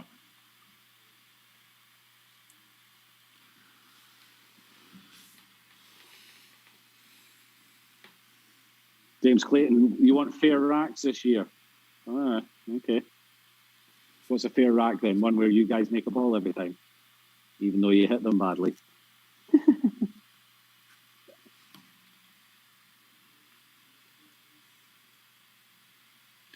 I'm assuming that's referring to One piece of advice. the outburst on day Referring to 4. No, day 3. It didn't make it to Jeremy's, day 4. Jeremy's little argument with the referee. I tell you what, if the USA players just practiced their lag, perhaps, and won the occasional lag, it might have been a bit of a different story. It wouldn't have made much difference to the result. Maybe the total points scored might have been slightly different, but What was it? wouldn't 11 have to won 3. the cup. Is that right? We won the team. We won. Did Chris? I know that Chris and Billy won a point, and did Shane win a Chris singles? and Billy won a point. Chris and Billy won a point, and then Shane won a singles, right? That was it. Yeah. Shane didn't win a singles, or Shane did win a single. Was it over Albin? He won the singles. Shane beat Albin first day in the singles. Yeah. Chris and Billy had won one of the doubles, and they won the team match. Yeah. That was it.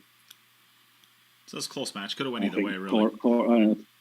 And I think Corey potted 4 balls or something like that as well. I Seriously? think that was pretty much it. Yeah, I think he got 4. Is that good?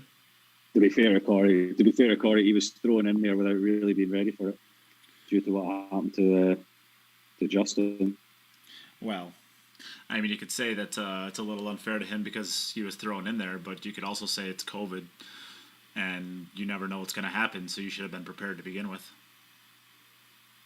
He knew he was he knew he was the first alternative. I'm kind of just playing devil's advocate, but it is true too.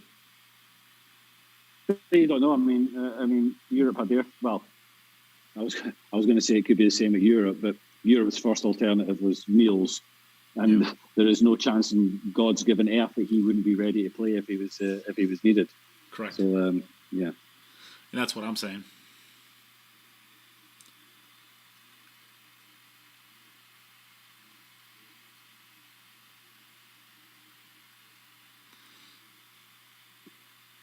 This is an important one, right? I'd be looking for you. Yeah. I'll get this. Nicely done. I'd be looking for USA to make a couple of changes in there. As a European, where do you see those changes? Talk to me, Goose. You're up, Tyler. Where do I think they'll happen, or where do I think they will happen, or where do I think they should happen? Where do you think it should happen? Because we both know that the things that we both know that there's a huge difference between should. Certainly, certainly. Bergman's in, that's for sure. So Bergman's back in. I think you've got 3 players that are guarantees that should be Bergman, Skylar, and Shane. I wouldn't be totally against if I'm. How terrible is that? Okay. I'm not watching. Oh shit! Look at that. Did he? Oh my god! my money's looking a little bit better now. I don't know how much Oscar plays at the moment. I have a feeling that he's more busy as a businessman, as an owner of a club, rather than a player at the moment. But I would still consider him as being a fair shout if he's playing to get in the team. Especially if he knows he's going to be a part of the team. Yeah, Tyler, obviously. Now you're up to 6 players. No, why? Well, you're saying you're the 3, and no matter what are Sky, Justin, and Shane. Yeah. Okay, and so then Oscar, and then Tyler. Oh, no, I'm not finished talking to you yet. Oh.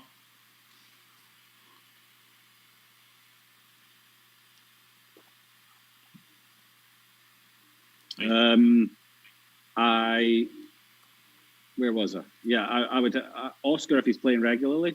Oscar, I think we should get in. We should be in the team. And then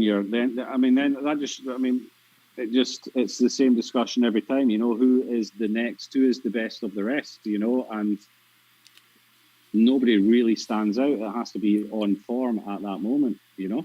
To be honest, I still think Mike Duchesne is one of the best players the USA has. But you can't, for some reason, you cannot put him in a Mosconi Cup team because he just doesn't function in that atmosphere.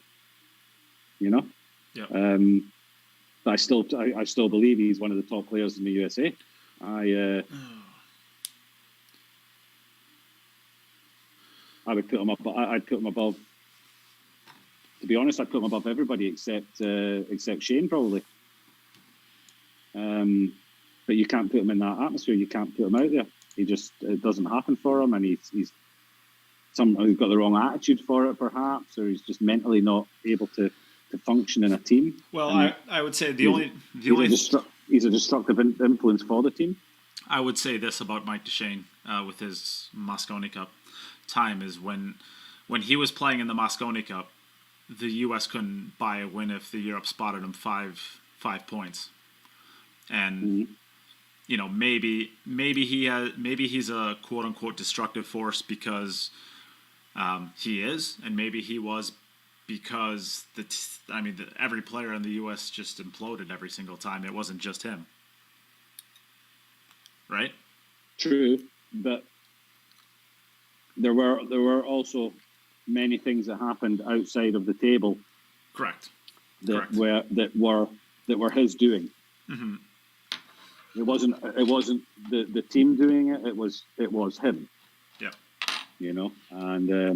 And maybe those aren't an issue. I won't go into that. Maybe it is. Yeah, maybe.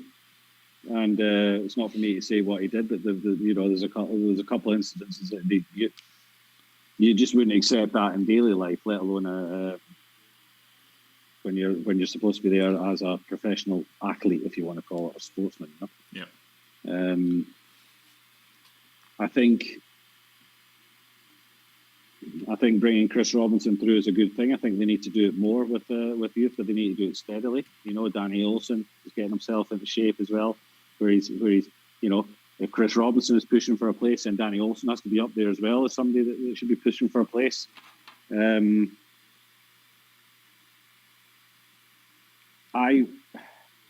would almost like to see that somebody would be given the chance to have to be guaranteed a 5-year stint to build something rather than just go in there and just try and win it this year, and to turn around and say, I'm going to put a proper team together, and this is going to be the team that I'm going to, push forward for the next 5 years. And it's not the goal to win it this year. It's a goal to be competitive and see, breed them in and get them ready for, and then over a couple of years, we'll have a team together that's really ready to take them on, I don't know. I think that's because this whole that doesn't work. It's not going to happen. It's not going to happen. Like I said, I would like to see that we give, but it's not going to happen. It's all about you've got to win it this year. As a viewer, if I was told that there's a 5-year stretch where we're gonna hone the next breed, what's the point of watching or even going to it for the next 5 years?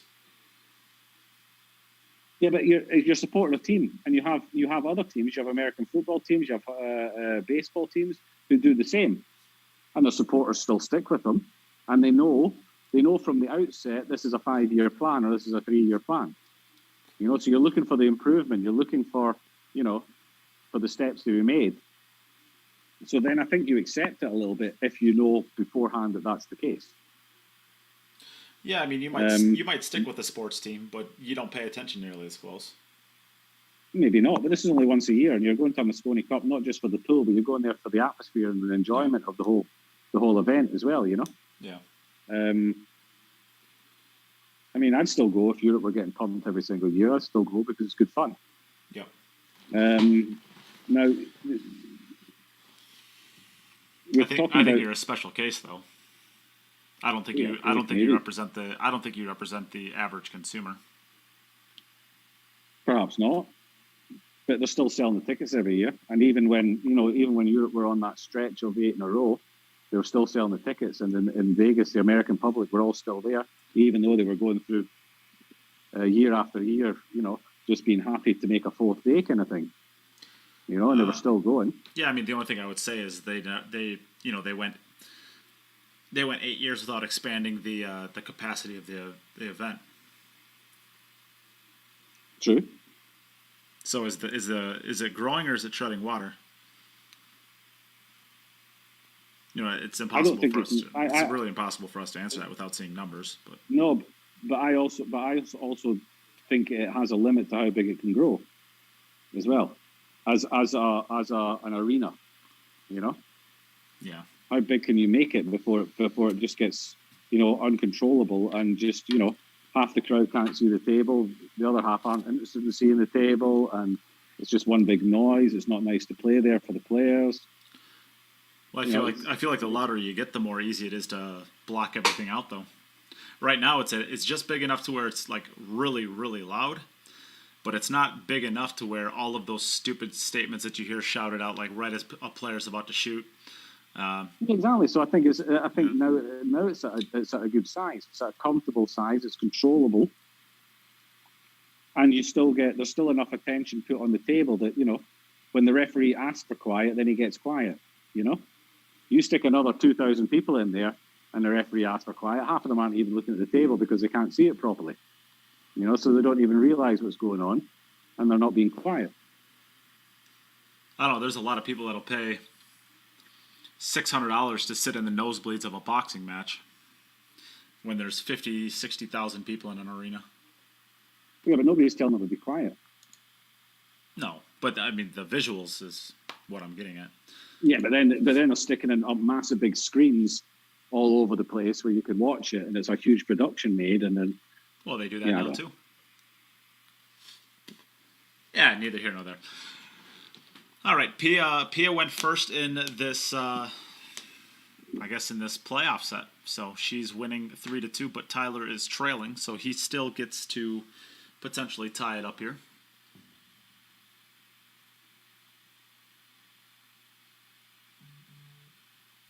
Pretty good break. One wing ball down.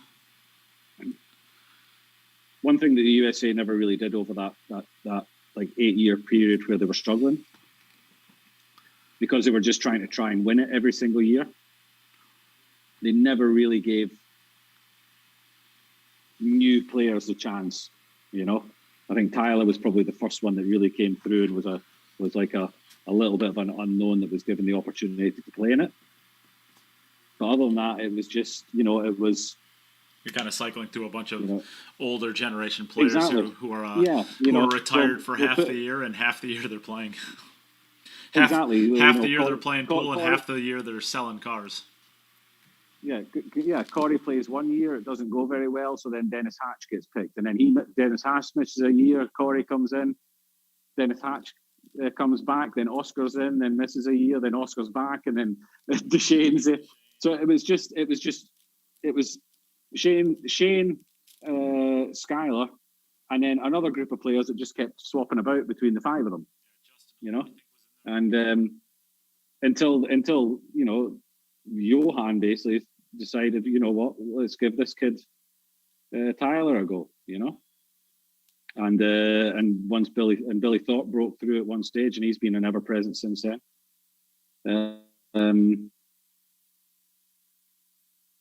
So yeah, I think they're suffering a little bit from it now that they haven't. They still seem to have to keep falling back on these. Yeah, let's say players who perhaps have had their best days, you know.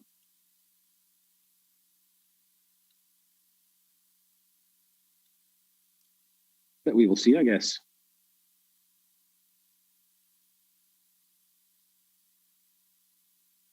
Have you disappeared, Nate? Am I on my own? I'm eating a granola bar. Okay. I'm doing good. I'll go through the comments here. Is Danny Olsen getting close to the Mosconi level?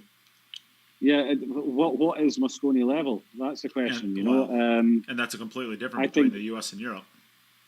Exactly. Danny Olsen would have zero chance of qualifying for the European team. Is he a player who could or should be playing in the American team? I think like I said before, if Chris Robinson is in the conversation, then Danny Olsen should also be in the conversation, I think. And it's no disrespect to either of the players. I think once you... Oh. Any thicker of a clip off of that, and he'd have been in some serious trouble. Yeah. I think. What's Chris Robinson? Mid 740s, Fargo? No, I think he's like 755, maybe something like that. Okay, let's say 750. So for me, any American player who's 750 or over should consider themselves a possible pick for the Mosconi Cup. The question is, what do you then have to do to be the guy that gets picked? Travel. Yeah, travel. And who, I hate to say this, but who's got to be your friend, and who do you not want as an enemy in order to get in the team? Unfortunately, which is exactly unfortunately right. the way it seems to be the way it is. It's not all about what you can do on the table. People make the decision on whether you're a Mosconi Cup player, and they don't have to justify to you why their decision is. They can just turn around and say, I just don't like Lee, so you're not getting in. Yeah. And that's actually a bit sad, really. And you're right, Jim. He is at a 745. Oh, there you go. And just I guess really. Tyler's so upset with his positional shot there that he's just whacked some poor guy in the chin with his cue as he's walked past. It's not his fault, Tyler. He didn't do it. You played the shot. And just to give a full idea of Chris Robinson making the team versus the U.S. team versus Europe. Jim, aren't you like very close to a 730 Fargo? I'm just under 730. Yeah, he drilled it. Great shot. I think if me and Chris played each other a race to 10, I think I'd get one rack off him or something like that. In a race to 10. Yeah, but you'd probably lose 6-4. Something like that. I don't know what that means. By far, if we played 10 racks. Yeah, if you played 10 racks, you'd probably lose. I'd probably lose 6-4. Yeah. So, I mean, it's laughable to think that Jim would even have a chance at the Mosconi Cup in Europe. No, not even close. Yeah, you'd probably. Are you even a top 100 player in Europe? No, I believe I would be top 70 in USA or something like that. I think I was top 70. I would be in the USA. So I'm not even close. I think the top 100 in Europe is still around the 770. That's crazy. Yeah.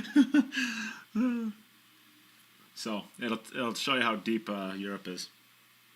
Yeah, James, my Fargo is never going to change. I'm going to make sure that I'm going to make sure it stays right where it's at for the rest of the time. 666.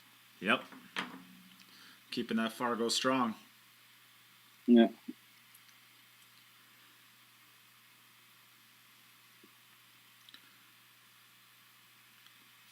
It's actually kind of funny how many people quiver when I tell when they ask me what my Fargo is, and I'll say that.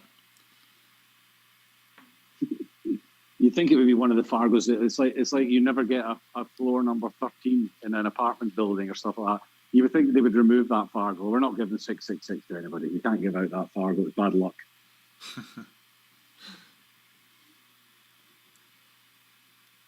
I'm going to do my best to never, ever, ever improve or never, ever, ever get worse. Well, half of that statement is probably guaranteed. Yeah, that's probably true. I probably will never get worse. I know that's what you were trying to say, Jim. Yeah, you can't get worse. Jim, do you realize I'm basically one, like, really, really strong, solid year of practice away from being on the U.S. Mosconi Cup team potentially? Well, I was just listen. I was about to say, no, seriously, it's not that unrealistic if you go purely on if they're setting I'm sure they don't, but you turn around and say, okay, who are all the players that we're considering as Mosconi Cup possibilities? We're going to make the cut off at 740. I mean, that's not unrealistic for a lot of players, and it's especially when Demetrius. I'm only 80 points away to start with now. Yeah, but Demetrius, he's got to be around about there, no? Yeah, I think he's actually about the same you are. I think he's like a 730, 733 maybe. I mean, could you imagine him playing the Mosconi Cup? I mean, well, he's based off of the movement Matchroom seems to be taking, I could never see him playing for it now. They like youth. Yeah, but I mean, Demetrius not old. I'm just talking about the level. I mean, Demetrius is a good player. Mosconi, that's flick the 5. I'm going in. It's an elite level team competition. The highest level. Well, yeah, the highest level, and the World Cup of Pool, maybe. Yeah. But you've got players playing in it, and if you go along with the whole Fargo thing, you've got players playing it that are playing at amateur standard. Really? No. Those or shall we say those amateur players who play at that level? Well, I mean, it might be 740 is amateur in maybe Europe, but it's not amateur in the U.S. I mean, that's a professional player. But you have amateurs that play at a 740. Not in the U.S. You've got an amateur that plays at 730 in Demetrius. He can't be the only one. He's not professional. Yeah, he is. He's a professional pool player. In the U.S., he would be considered a professional. Yeah. No, what's his job? What does he do for work? He is a pool and he does his boot camps and that's it. That is his job. He doesn't have another job. Yeah, so he's basically a house pro, which makes him a professional pool player. His house pro is just his own house.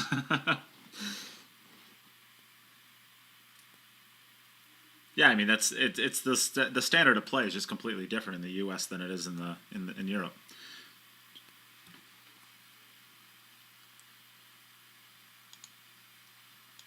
But there's so many players that are above the 740, and again, this is nothing against Chris Robinson. I mean, I thought he did outstanding at the Mosconi Cup. All right, Tyler, you're up. It is 4-3 in favor of Pia, but Pia has played one more rack, so Tyler has the opportunity to tie still, and then we'd be in sudden death basically. Yeah, if you pull up the Fargo, I know you've probably got access direct to it, and do top 100 USA men. Chris can't be top 10, surely. No way. No, top 10. So top 10 USA. No, actually, James Clayton just did it. Shane, Mike DeShane, Sky Woodward, Justin Bergman, Corey Dool, Oscar Dominguez, Rodney Morris, Earl Strickland, Billy Thorpe, and Gary Hall. I have no idea who Gary Hall is. I'm assuming that's supposed to be Justin Hall. It's probably Justin Hall and Gary Lupton would be my guess, and he just merged them. Yeah. So, okay, Shane, he's on there. Mike DeShane, we've discussed. Sky, Justin Bergman, they're in. Corey, I think he's gone, and probably his time is gone. And his Fargo's hanging on there through bygone days. Oscar, Rodney again. His Fargo's there because of past things. Earl as well. So Billy, yeah. I mean, there you're at 770. So you've probably got double that many players between 770 and 740. Where are all those players, and why are they not getting the opportunity? Why have they not been given the opportunity up till now? Yeah. Well, some of them have. You don't give. Well, I guess you're talking like John Schmidt and Dennis who else has been Hatch, the American team? Hatch, Justin Hall, players like that. I mean, I could literally go down. I mean, I know all the players for the most part, and if I don't, they're probably not playing.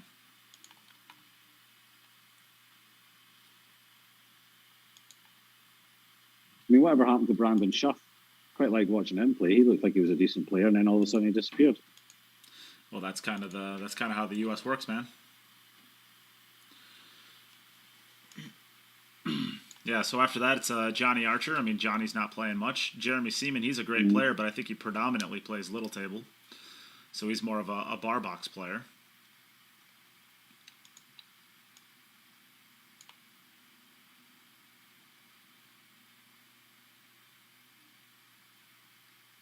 Kyle, yeah, you're correct. Every time Tyler played, they won. That's correct.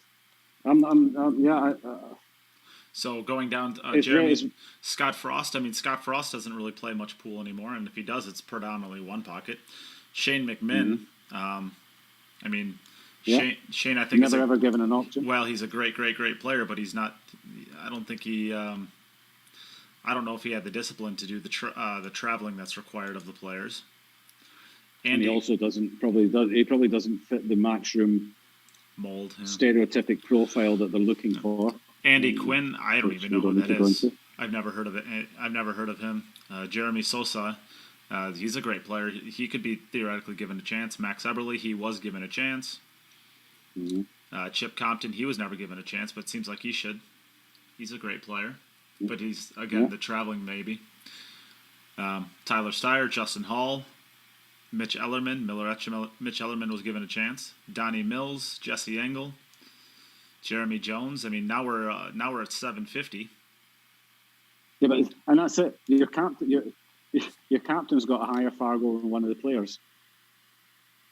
Yeah, but that's just it seems very strange to me, you know. So you would almost turn around and say, "Well, why are you not playing instead of?" Yeah, and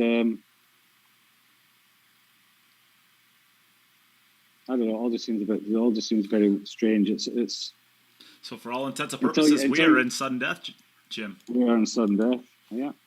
And Pia is up. So it's always the same. When you don't have a proper ranking system and it's just one person's choice or a couple of people's choices, then strange things seem to happen. I like Kyle Boutet's team. Well, minus I think you still got to have Shane on there. But having Dennis Okoye would be a good idea. I would put him on our team. Dennis Okoye. Yeah, he's obviously meaning Dennis Okoye. That would be helpful, wouldn't it? So how's this break look? Not bad. The 4 will be gone. But the 4's covering up a little bit of the 3 this time. But there's still plenty of room for it.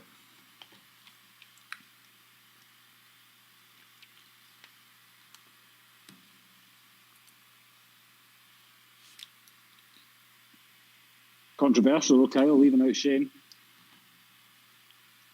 A little bit. You've got to have big balls. Well, captain. Yeah, and he says Shane's... You know if you lose and you don't pick Shane and you lose, you're never going to get invited back again as captain. Yeah, and he says Shane's too busy fishing. I mean, Shane's already built a career, right? So, I mean, Shane has done everything in the game besides become a world champion. I mean, other than that, he's done every single thing, and he's done everything multiple times. I mean, during the Championship League pool, I asked a question to Niels Fine, and it was basically like, how do you stay motivated in COVID time to play when there's no events out there? And his answer was basically, I don't. I mean, I've done enough things in my career that, you know, I can't motivate myself to play just for the sake of playing like I could when I was in my early 20s. And then I asked a question to I want to say, actually, I think it was Josh, and Josh is like, yeah, I just want to play pool. All I care about is playing pool, and it's just like, you know, it just kind of tells you the difference where the players are in their careers, and Shane's done everything. You know, there is a moment in a player's career where it switches from being a hobby that it's paying you money to actually being work. And as soon as it becomes work, that's when there's a little bit less motivation to do it, I think. And that's when it becomes then your professionalism kicks in rather than just your passion for the game. And players like Joshua and the younger generation players are still in that phase where it's just the passion for the game. They just want to play. And they're getting paid to do it, which is fantastic. You know, at a certain stage, it becomes work. And then you find out whether or not players can hang on at the top level, like the likes of perhaps Niels has done and Ralph Suki. That's when it becomes discipline and professionalism, and that's when you see whether players have actually got longevity in the game as well. And to be honest, I mean, when you have 4-day events that you're playing in 3 to 4 times a month, you don't really need to practice in between those. I mean, you're constantly in battle. I mean, you don't really have any time to practice anyways, and it's easy to get up and go to tournaments. It's harder to get on the practice table and shoot drills for 8 hours. Yeah.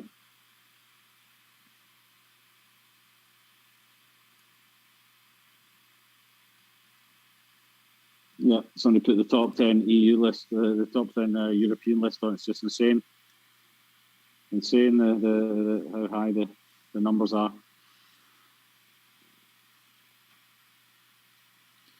Oh, that's a pretty good shot there by Pia. That's pretty good. She settled for distance, but guaranteed her line that she needed.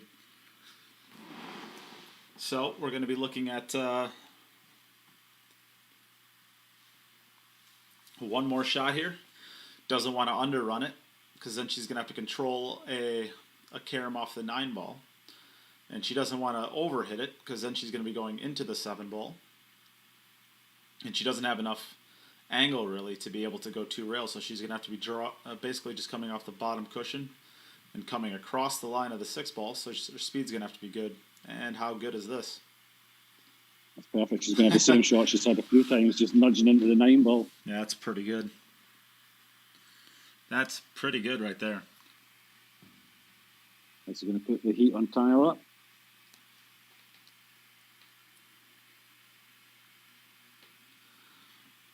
Yep, and I think Tyler's going over to check the rack, so he knows. He knows he's going to beat it. Whatever happens, Tyler will be playing the last shot of this match. Will it be a 10 ball for the win, or will it be a miss or a mistake?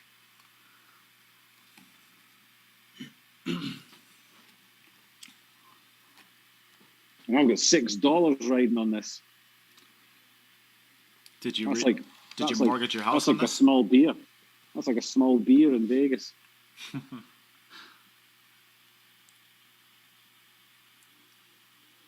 It's like a glass of water without ice. Nicely done, Pia. Bringing the heat to Tyler. Show me the Benjamins. There it is. She gave a fist pump, and Josh gave a fist pump too. Yeah, and the cheeks went puffed out there. Nicely done. Right then. Okay, we don't want it to be a break. Don't want it to white to get kicked in. Don't want it to, we don't like matches ending like that. So no the white's going to there. stay on the table. Ball's going down. Oh, he's really going to want that 1 ball to fall. Well, the 2 ball's down, so it shouldn't be an issue. The 3 ball's in a good spot. But you'd much rather take ball in hand and play from that 3 ball than you would from the 1 to the 3 ball. Yeah. Going to have to get good on the 5 as well, because you don't want to be playing the 6-9 combi. 6-9 combo! I think the 6 goes into the side pocket pretty easily. Yeah, but that's what I mean. You need to be good on the 5.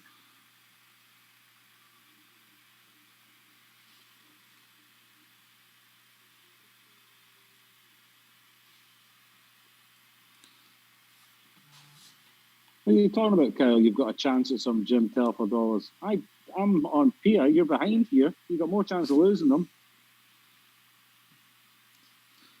Well, he's got a chance at some Jim Telfer money just like he did, I don't know, at the start of the set. So he's not wrong. Yeah, he's got less chance now.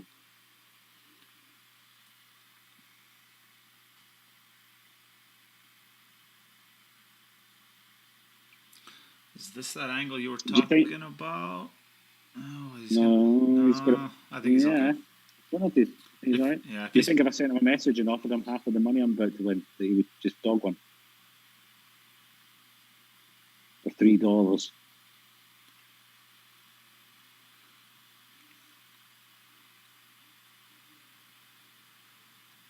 Oh, that's about as good as it gets right there. That is about... If you took ball in hand, you'd put it right on that exact spot. Pretty close there. Tom Costa wants a 20-ball handicap. What, a 9-ball? No, he's talking in Gloria Jean's format. Tom, you're going to need a little more than 20, buddy. You're going to need a little bit more than 20.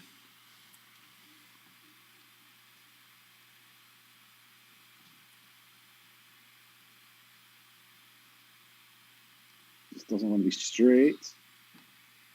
That's okay. That's okay. He's got a little bit of an angle. It's not as much as I'm sure he would have liked, but it's enough to work with.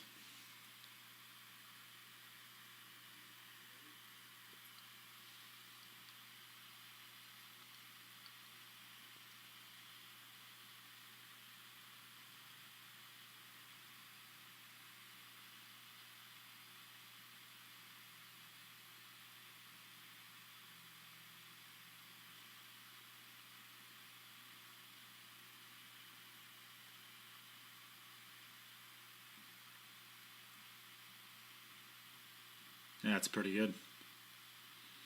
That's pretty good. See how much follow through he had there. That was almost like half a cue of follow through there. Go right through that white ball.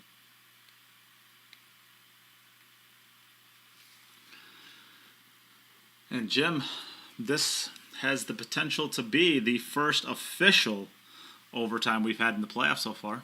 Only our third match, but it's still a lot of sets.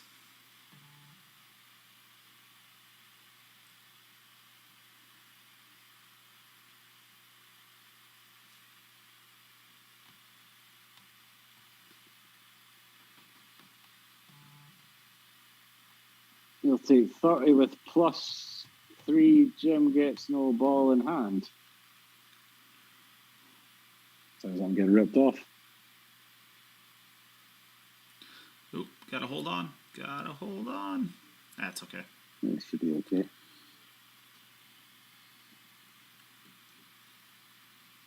Oh, they don't take too long. I've got a night shift and not too long.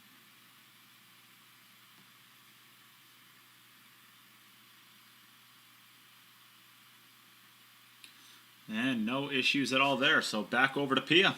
And we staying alive. Are in overtime. Staying alive. Staying alive.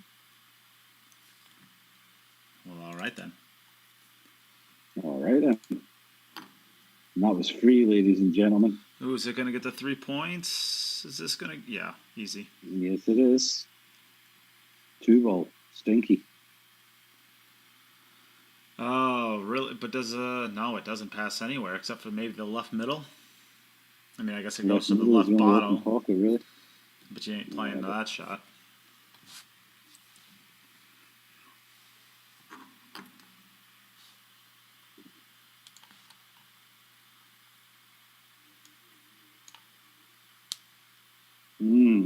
This is a little bit sneaky.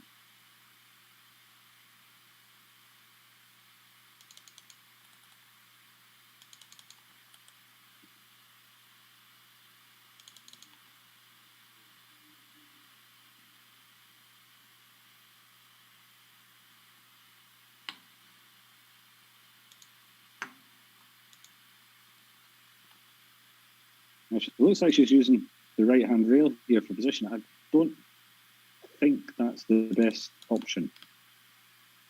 If I'm being perfectly honest there. I'd like to see her I'd like to play it take by the the cue 5. ball. Play the 1 by the 5. I'd like to Just play it by drift the up. 3 and run straight down towards the 6.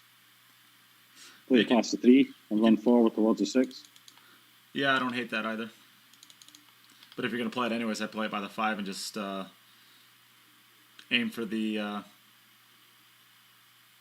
kind of right there. Be short. I think that's going to be okay. Nope, it is short. It's right where it starts being okay, though. I mean, as far as having a shot.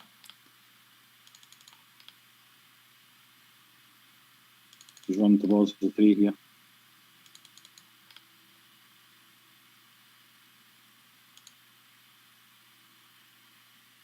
Jim's singing kind of sounds like the IQ ball guy. Wow. Wow. Right, Nate, how do we get rid of these top fan badges? How do we delete people as top fans? Very Can we get a carefully. new badge for? Can we get a new badge as like top douche or top tosser or something Oh like that, my and start handing them out to people? Top tosser badge. Well, Jim, I think you'd own every one of those then. You'd be like a 10 times one. Listen, I don't mind. All right, shut up, Jim. You This gotta be shot's good at important. something. Not for me, it's not. Well, it is. I'm winning money, isn't it? Yeah. Okay.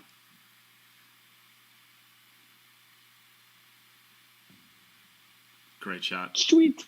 Still going to take one more. Little finger click from Josh in the Yeah. corner. Still paying attention. Josh gave a couple clicks there. I think we got to This is do. a perfect little angle just to we gotta come move the around the camera. back of the 7. We got to move the camera to here so we can see Josh over there.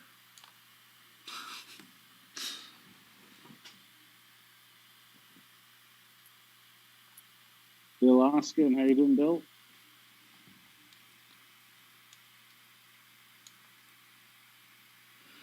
Oh, what happened? I mean, you almost got to... what do you do here, Jim? I guess you got to run around. Run around, maybe Just try to play it. I run think into it's the just a plain 7. ball and it comes round. I think it comes round the back of the 7. I don't think you have to do anything. I think it's a natural just come round the back of the 7. It's just speed to get to center table. Yeah, I thought that was more of the angle. I think she's okay there. She is. Yeah. I thought that was more of the angle. How's it going, Bill asking? Hope you're doing well. Well, we lost Tyler's side camera.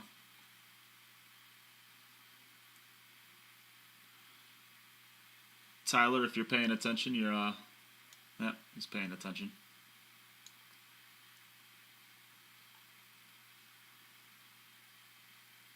I don't think you need to try and do too much for this. Just pot and leave yourself along with 5.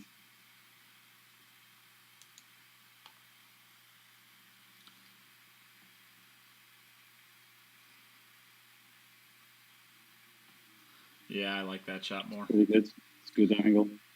Now you've got a choice. I would take the second rail. Yep, I think you have to. Coming in from there. Yeah.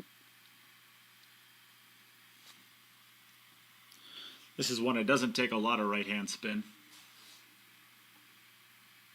No, you just want a rolling spin with it. Yeah. You know, just keep it moving in that direction.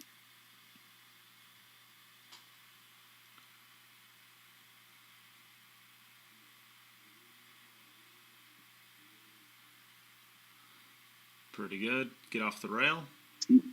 The advantage with always using just a little bit, always just using just a little bit of outside English, running English, is that if you do cue it slightly badly, then generally the worst you're going to do is hit a plain ball. Whereas if you go for the middle of the white all the time and you're just not quite cueing straight, you can end up putting check effect on it when you're trying, and so that will then affect the pace of the cue ball as well. So if you're playing shots like that, it's always on. What the hell's that? Oh, it's always handy just to. Yep. Nate, that phone died, so Okay. we're just gonna go off the one I have right now. Okay. So yeah, just a little tip for people. Always try and use not all your shots, but if you're going around the angles, if you're going around the table, if you're going around 2 or 3 rails, always try and use just a little bit of outside English just to keep the speed on the cue ball. You'll find that you can judge your speeds a little bit better that way. This is pretty good right here.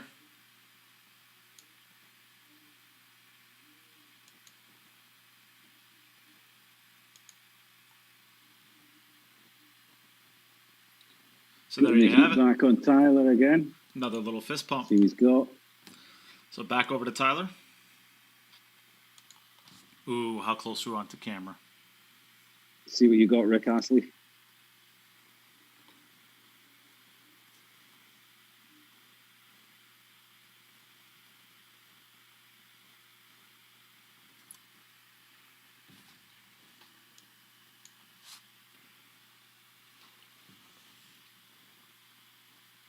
That's a great He's break. not going to scratch.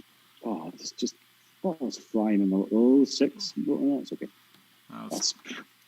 Let's take a look at the side view we don't have. Yeah. So I'll just turn my laptop on its side. Yeah, there you go. And pretend. There you go. Holy chalk it up. This holy one's done. buckets, Jim. What? This doesn't mean anything to you, but I'm sure we got a lot of Wisconsin people tuning in for to watch Tyler here. Aaron Rodgers told the Green Bay Packers that he does not want to return to the team on 2021. He wants a trade. That doesn't mean anything to you, but for all my Packers... I know who Aaron Rodgers is. I know who the Green Bay Packers are. Yeah, it doesn't mean you care. Yeah, that's what I said. No, I never said you didn't know who they were. I just said you wouldn't care. I couldn't give a crap what Aaron Rodgers is saying. Is he not like 100 years old now anyway? No, he's like 37. He's like half your age. Yeah. Ooh, ow, I might need some time to recover from that one, mate. That was pretty bad. See, Ro Reyes thought it was Horrible interesting. Man.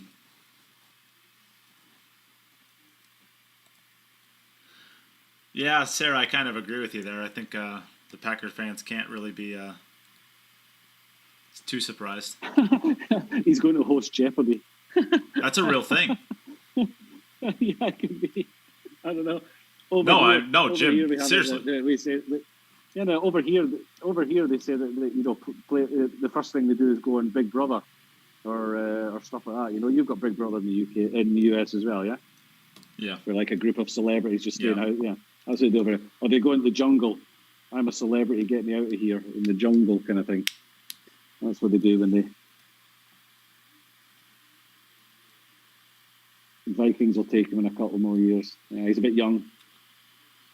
Yeah, I think when the Vikings picked up Favre, I think he was like 39. So I'm sure he'll go to the Jets for 2 years and then he'll head over to the Vikings and all the while, Tyler looks like he's gonna be pushing this. What a match we got here, Jim. Crazy, isn't it? 2 matches of pool. And today's action is going to be going nearly 6 hours.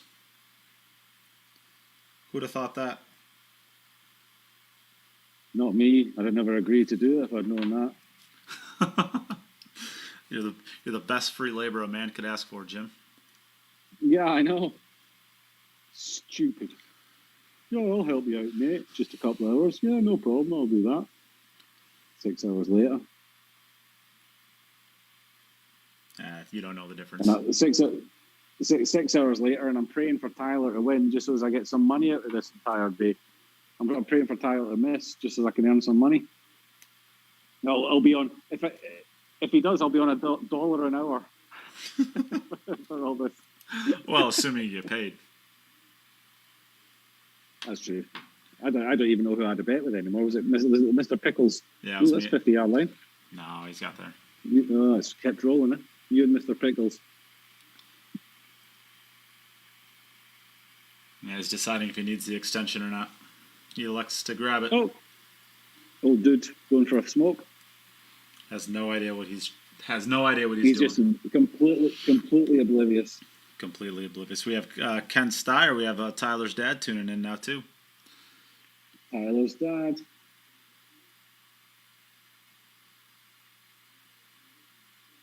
Center of the cup, no problem. So back over to Pia. Crap. Somebody missed.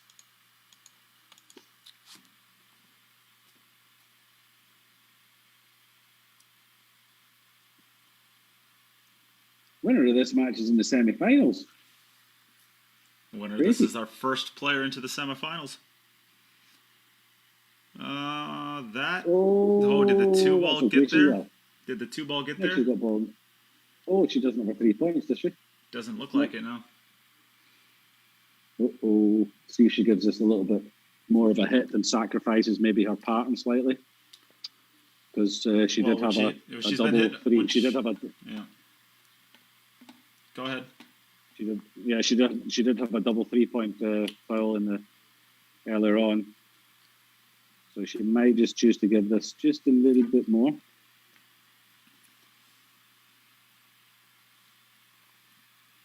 No point taking any. It's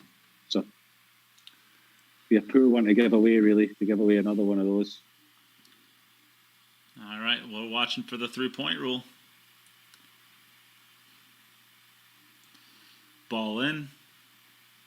Oh, no. That's not. 2, she made 2 4, balls. 6. Oh, did you see her grab that chalk? Yeah. And I think she's got the 2 ball again in the left-hand centre here. Slightly easier this time because it's only the 6 that's in that area. But the 1 ball's in a slightly worse spot to get onto it. Well, it's a lot worse of a spot because it doesn't... Whatever you're going to be doing with the cue ball, you're going to have to be kind of working it in that line. The last time you could kind of create your cut line. I think she's got this.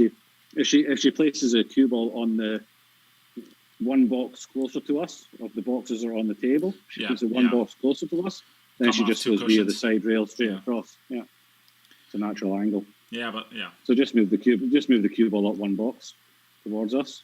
There you go. She doesn't seem like she's. What does it look like?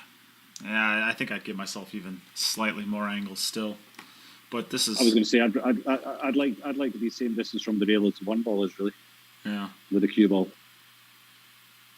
But it just depends. She just puts a little bit extra, a little bit of right hand side on it, and she should be okay. She'd love to get straight on it. She'd pay to get straight on it. That's pretty close to straight. No, that's fine. It's good enough. I think. Yeah, she can hold it for the 3. Yeah, she can pinch it in between the 5 and the 9.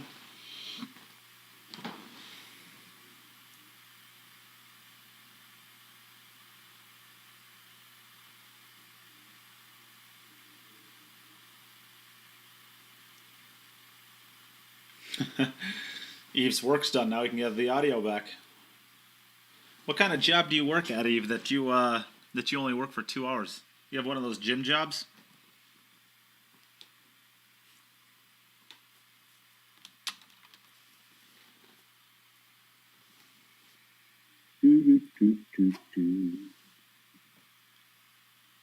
Just pop this out off got a little bit of angle, pop off the left hand rail for the 4 in the right centre. That's pretty good. I think she can hold that for the 5. Must be pretty straight on the 4, I think. Just roll forward. Yeah.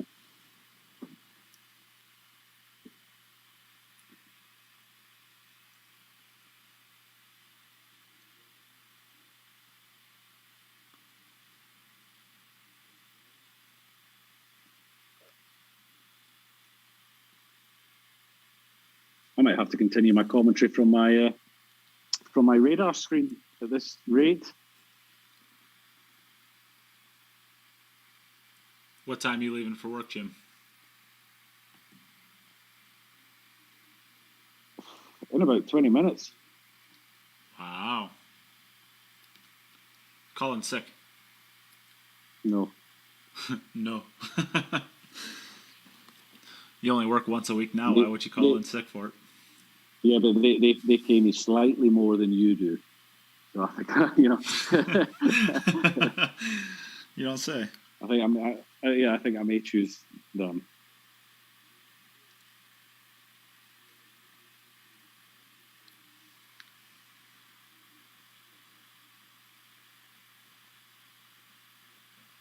Keeping herself under control nicely is Pia.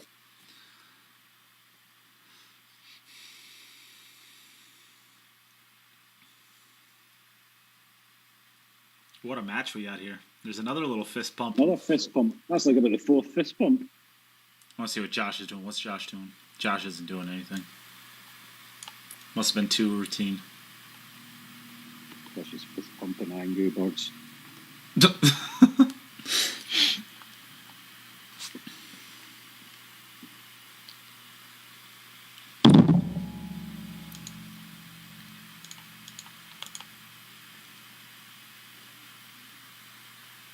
Lots of bets he makes 3 balls.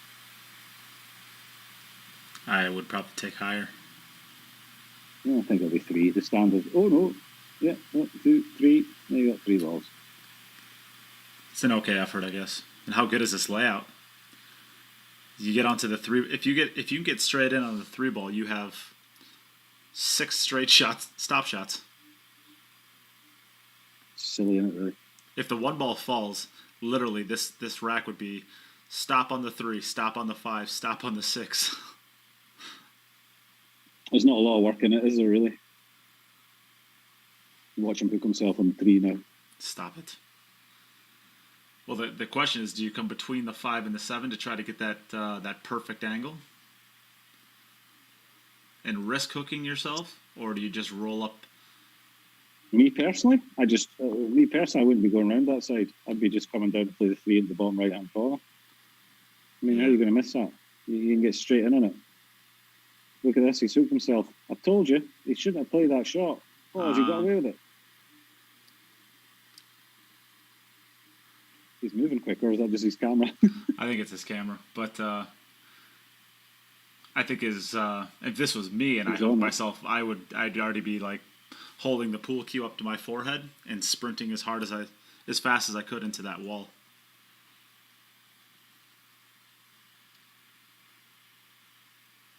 He almost screwed himself there.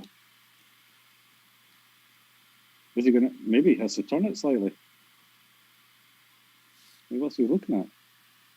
I think he's fine because he's looking at where he wants to get onto for the 6 ball. So if he's at this point, then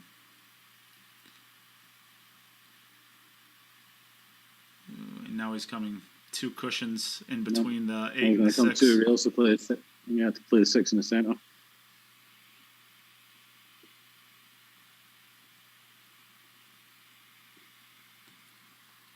That was a little bit of a that was a close one though, wasn't it?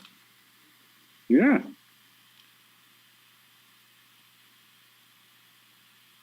I mean, he probably felt like he could never hook himself, so he went that route. But ooh, that's got to go. He's short here. That's really got to go. Well, now the 6 or the 7 is tricky. Yeah, it's an actual angle come round.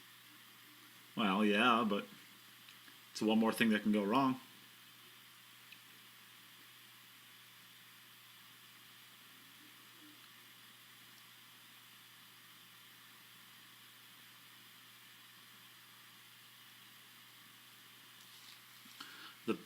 The Bard. What? That's not my nickname, Kyle. Do you even know who the Bard is? I don't. Who is that? That's a pretty good shot there. That's really good. William Shakespeare. Oh, is it? Mm-hmm.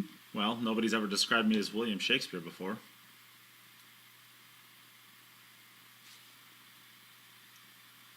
And if you've seen me write, you'd know why.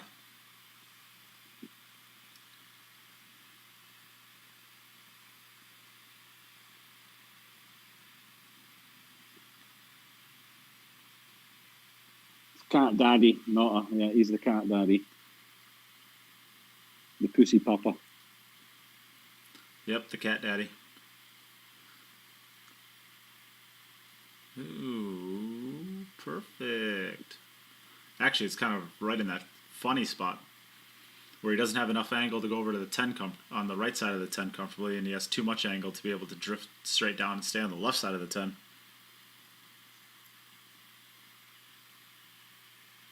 Yeah, this rack, which we were talking about at the start of this rack, stop, shot, and this cue ball's done about half a mile to get out here.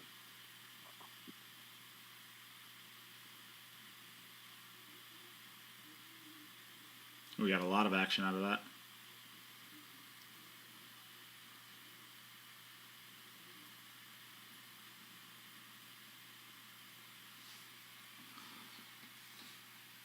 Ooh, Jim, what a match. What a match. What a match. Got to go Pia again. 7-7. First mistake might be the last one.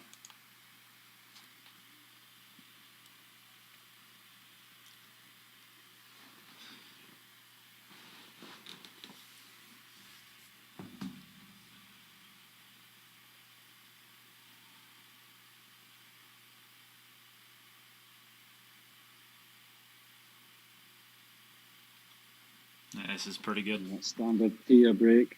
5 to 6 again. 6 balls, yeah, a little bit trickier of a spot. But does it go both ways? No. So it has to play into the top right. And so that, with how close the 5 ball is to that rail, it is actually going to be a little bit tricky to get on the left side of the 6 ball. You'll probably have to go forward 2 rails to get to it. So she'll want to be close to straight in on the 5.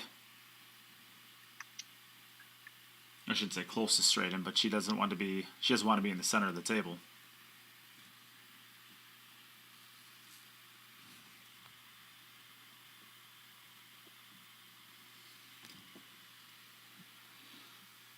Ooh, doesn't want to get too straight in on this one either.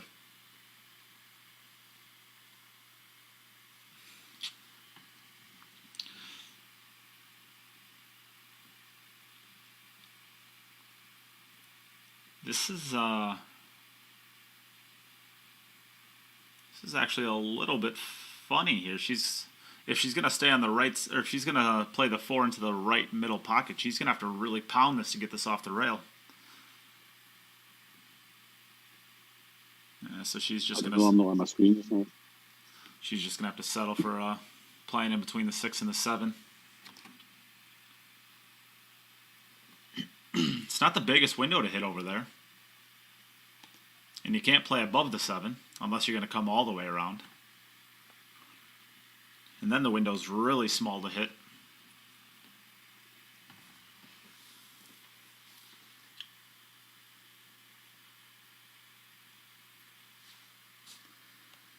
What a match this has been. What are you getting ready for work, Jim? Crazy, yeah? No, just standing up and stretching my legs. I just figured Pia was going to get out. You up I thinking think she'll about? go forward and go around the back of the 7. Yeah, it's pretty Forward around the back of the 7. pretty tough though. It looks like a standard angle, really. Yeah. There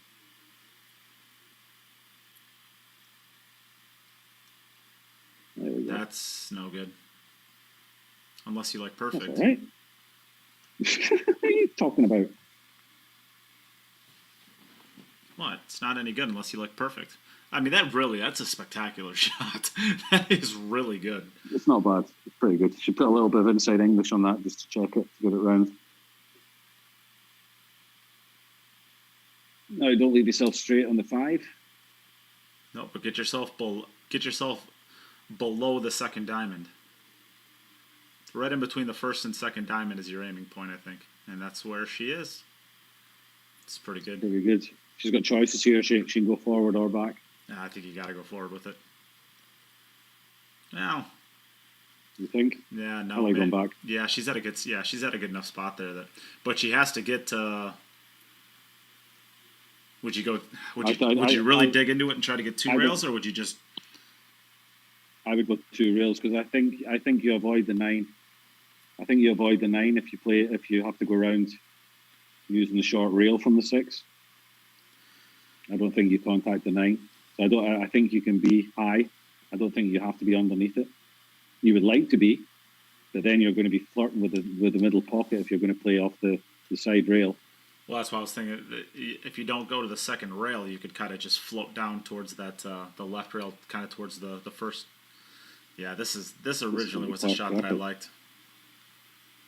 This originally was a shot that I liked, but it's you got to hit the speed so good. That's perfect. It's crazy how good your Punches speed us is. over now. Yeah, that's kind of where you put it. Ball in hand, you'd kind of put it there, wouldn't you? I think she might have better speed control than Josh.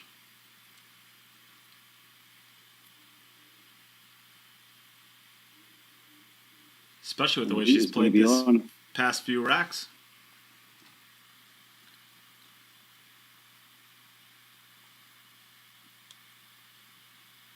We got to get Josh's feet in the picture here. She's throwing down the gauntlet here. She's not letting up. Keeping the pressure on Tyler. Amazing stuff.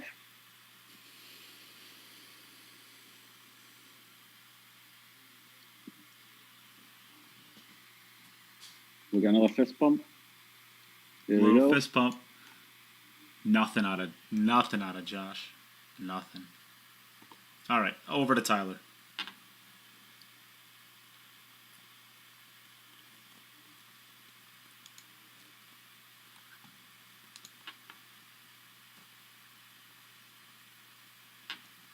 Tyler's going to be wondering what he's got to do to win this match. Or it's just wondering what it's going to take to get an opportunity to win it. Exactly. I mean, this is it with it. He can have no influence whatsoever over what's happening on that other table. He's just got to hope that she makes a mistake. He can't force her into a mistake. He can't put her in a tricky position. Yeah, the only thing he can do is wait patiently and hope for an opportunity. Just keep running out his, and the more that she keeps running racks, the more pressure it builds on him. And then you start thinking in your head, what the hell, I've run 6 in a row and I'm not winning this match. And then you start thinking, how many more can I run in a row? You know, and am I going to have to run a 10-pack here to get through here? That's what you start thinking. Bill Askin, that's Josh Filler.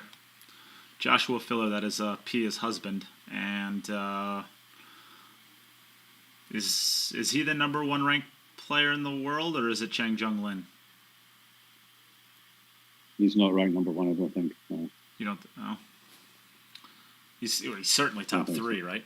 I mean, there's nobody in the world you're taking over. Yeah, he's certainly top 3. No. And you're talking just a couple of points on the ranking list.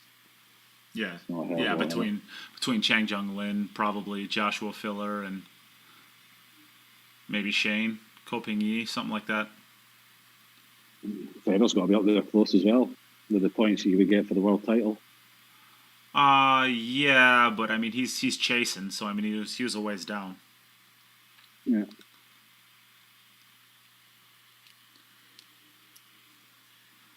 I mean Fedor's kind of arrived in the last year to year and a half, 2 years. Josh has been there for, well, really since he turned 18. I don't know exactly how the world ranking is. Is it a 1 year rolling ball? Is it a 2 year rolling ball? Big bounce. I don't know. I have no idea, because it's not the same as Fargo. Your Fargo rate is not the same as world ranking, So this is a little bit tricky here. He looks like he's got a lot of angle here to be able to hold for the 7. But that 9 ball is huge if he needs to go over and back. Yeah. 7 doesn't pass the 10, so it's not like he can just drag it over to that left rail. If going forward means that you go in between the 7 and the 10, it might be worth going forward, but it looks like he's digging into this. I think he's really going to try and just play this pocket speed and hold the cue ball. Oh, that's perfect.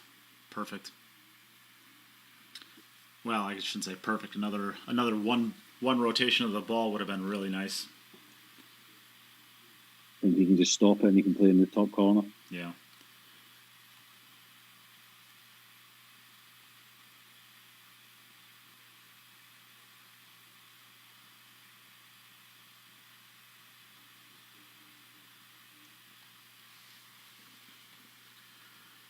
Yeah, this really is. Try and draw back and play in the center. Yeah, if it was even a quarter of a ball rotation, it looks like you'd have a nice angle just to kind of draw it over. Ooh, it's kind of right in between them now. 8 in the center and then 9 in the center as well.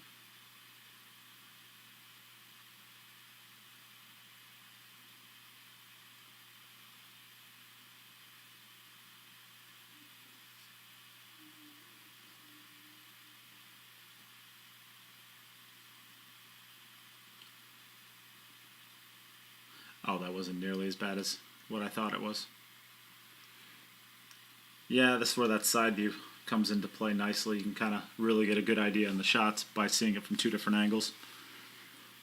And how good is this, Jim? This is for Crazy. I mean, I'm not going to see the end of it with the looks of things either. This is the 5th overtime, basically, since 4-4 is basically overtime. Yeah. And I'm not going to see the end of it. So you're going to be leaving me soon? Very shortly, yeah. Well, I'm going to have to get somebody in here. Lil Chris, you watching? You available? Mark White, either of you two? Somebody want to jump in for the end of this match? I'm going to have to go and get my night shift gear together. Oh, I can't believe I'm not going to see the end of this. My winnings. My winnings. Oh, the 2-ball. Oh, if that 2 doesn't pass a 3, that's in some serious trouble. Oh, I don't think it does, Jim. Yeah, if it passes a 9, she's okay. Well, I didn't think it maybe it does pass a 9. Immediately speaking, Yeah, I didn't think it had line. a chance of passing the 9, but I guess the magic rack, once you move that, it kind of looks like it has a better chance now. Yeah. If it passes a 9, then it's actually an all right breakout.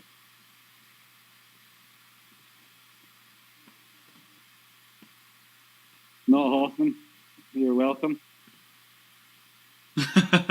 Bill Larson, I'm with you there, man. This match is going to drive me to drink. I'm nervous for both players. It seems like I didn't have a night shift. It seems like with this type of effort between the two players, they both deserve to win. Yeah, and if I didn't have a night shift tonight, I'd be drunk already. Oh man, this is now she's gonna have to. Now she's gonna have to kind of maintain her. I think she can go forward and come around the back of the 3. Yeah, but if you're shooting this forward with outside English. I was gonna say if you're shooting this into half a pocket, you don't want to be using any English. I think she's got a clear pocket. I don't think she's. Maybe she's in half a pocket. We're gonna find out. We can see Josh in the corner over there, sweating it.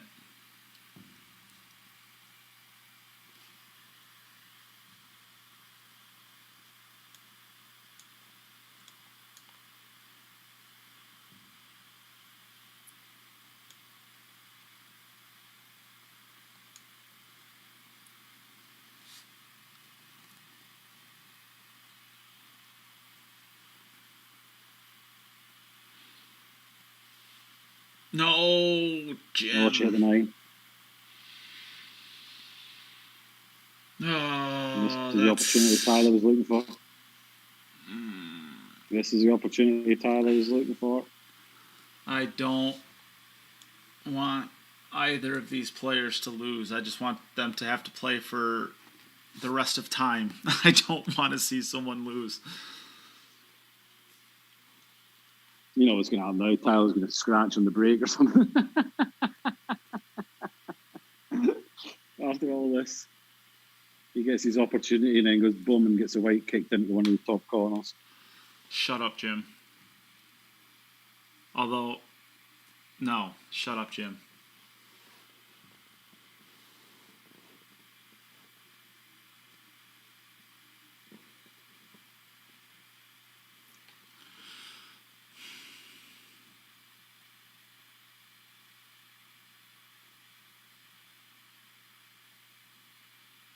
Cue ball stuck, a ball down, 9 balls flying in.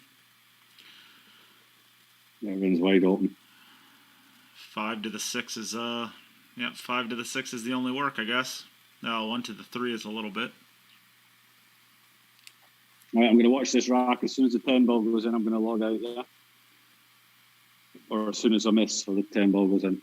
So I won't be there for the interviews and stuff, yeah?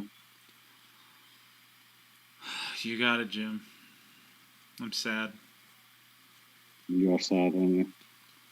So am I. This cost me $6. I mean, at the end of the day, like I would have been really sad for either of these players with the effort that they're putting together here. Oh man, this is, like I said earlier. I mean, it's brutal to have to watch somebody lose this match. Yeah. But I'll tell you what. Quality pool. I'll tell you what. I also said this earlier, and I meant every word of it. Pia Filler is, in my opinion, the second the second fastest improving player in the entire world right now. And this right here, even though, you know, if it does turn into a loss, I'm telling, like, this is the type of experience that, like, once you have these bad beats, if you use them properly, this is where world champions are made. I mean, just the ability to bounce back. She's from something hung like with Tyler. She's done everything she possibly could to win this match. That's a great shot. But Tyler's been in form today, and his break's been working well. He's been making 3 balls every rack, sometimes 4, one time 5. He's actually been running less balls probably than Pia. You know, Pia's been breaking and making 1 ball, maybe 2 balls. So she's been running 7 or 8. Yeah, Tyler's averaging 2. Tyler's been running 3. 6.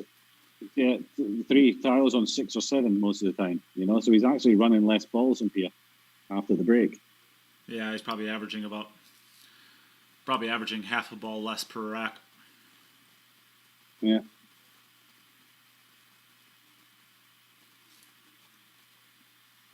So this is the shot right here. He needs to get, if he's going to play it in the side, he's got to get below the shot line.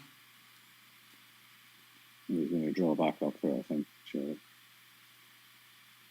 Yeah, I didn't know if the 8 ball cleared, but it looks like it does comfortably. And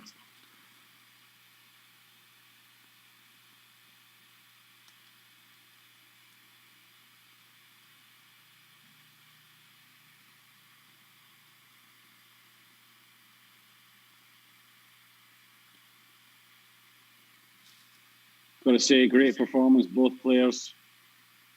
Really impressive stuff. What an amazing match. Sad that there's got to be a loser, but a well-deserved winner as well, Tyler Styer. there it is. Well done, buddy. He was worked for that one. And I'm sure he'll only have positive things to say to Pia after that match. I thought she played fantastic. Tyler, well done, mate. Thank you very much. I'm going to leave you to do all the interviews and stuff like that. I've got to get my night shift back together. Yeah. Thanks, Jim, everybody, before for you watching. leave, I want to say thanks for trying to make me scratch on the break with your commentator's curse. On the last one. No, I was thinking to myself, I'm like, all right, this one's for Jim. Okay. No, it just felt like one of those matches that was never going to end. And the way you were breaking, I just didn't see you not getting out because you were averaging 3 to 4 balls every single rack. Oh. I think on average, but I think on average, Pia had to run more balls than you did throughout this match, probably, because she was being. I don't think she made 3 balls one time. No, so she was running a minimum of 7 balls every single rack. You had 5 on one of your racks. Yeah. You know, so I think she was at. I mean, okay, she gets a more standard break every time. She's got the balls in kind of the same position, which makes it a little bit easier. You're getting a different rack every single time. Sure. But it just felt like the match was never going to end, and it felt like to me, for you to not get out, it would have had to be something happen on the break. Something stupid would have to happen on the break. And it just felt like it was. I thought this now that we see a chance for somebody to win the match, this is going to happen. You know, it just felt like that would happen. When the only mistakes I made were because of speed control. You know, I hit the brake pretty good every time, and then I had a couple awkward angles where I was just like, "You got to be kidding me!" And just touchy shots that I was just like, I can't say on camera what I was thinking, but yeah, I was pretty hot. How close did you get to hooking yourself on that 3 ball? It bumped it. It bumped it and came off. It did bump the 7, yeah. But I didn't want to hit the other ball because if I hit the other ball, I hooked myself behind the 5. I think if I hit the 7, I hooked myself behind the 5, or vice versa. If I hit this, whichever ball was closer to the rail, I was like, just don't hit that ball because then I'm in a bad spot. Yeah. So. Because I thought you could have come the other side of the 3 and played it down into the bottom right hand corner because there you had all the room. I'd have to go back and watch the tape. I don't even know what you're talking about. It was actually kind of tricky when the 1 ball was hanging in the hole a couple times, and I was just like, man, that's what I mean. I love this in a tournament, but right now this ain't the best place to be. Yeah, because you can so easily just catch the one a little bit thinner, a little bit thick, and it comes off that first rail so much different. That's why I Right, thought maybe yeah. you would play. That's You what I would meant. play to the bigger space. Yeah, you play to the bigger space then for the 3-ball. But it came out all right. Well played. I'm going to go and do a night shift now. You guys took way too long. Well played. We'll see you in the next round. Pia, right. you were fantastic. Have a good Pia, night at sorry I work. can't chat for much longer. And looking forward to seeing you playing again, Pia. Really well played. Unfortunate, but you played fantastic. What a match. Thank you. Yeah. Take care, Jim. Yeah, get out of here, See you Jim. later, man. See you guys. Bye. Yeah, first off, Pia, I want to say, like, girl, you brought it. You brought it today. Like, that was, you made some outs that I was like, okay, there's a couple.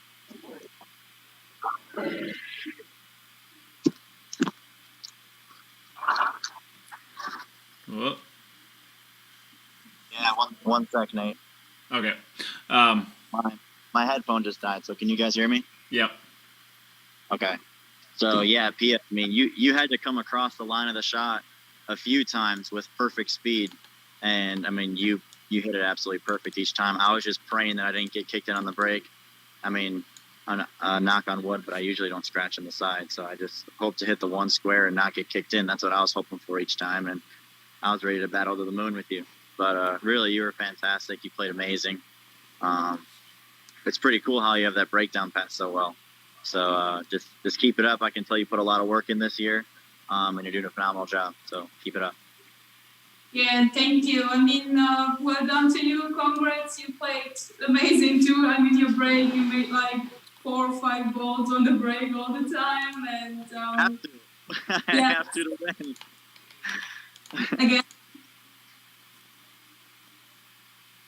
So I said I have to in order to win. I think playing you in 9-ball is tougher than playing Josh or Albin or Conrad in 10-ball because at least they have a chance to break dry.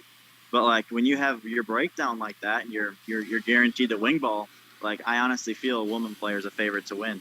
Either you, Kelly, Margaret, of course, Jasmine if she played. Like this is super tough.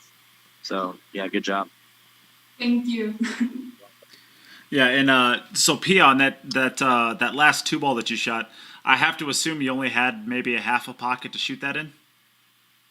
No, I had the full pocket. I don't know what was going on. Yeah, I just don't know. I mean, the position from 1 to 2 was already silly because I hit the rail too early and it was just a misjudgment from my side. So losing this match that way, it hurts.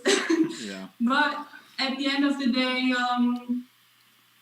I played good, and I'm just gonna take all those positive things into my next practice sessions, and I'm gonna work even harder with Joshua and Günther now. And all in all, it was really a lot of fun to play in the tournament. I really enjoyed it, and I'm happy about my performance, even if I lost today.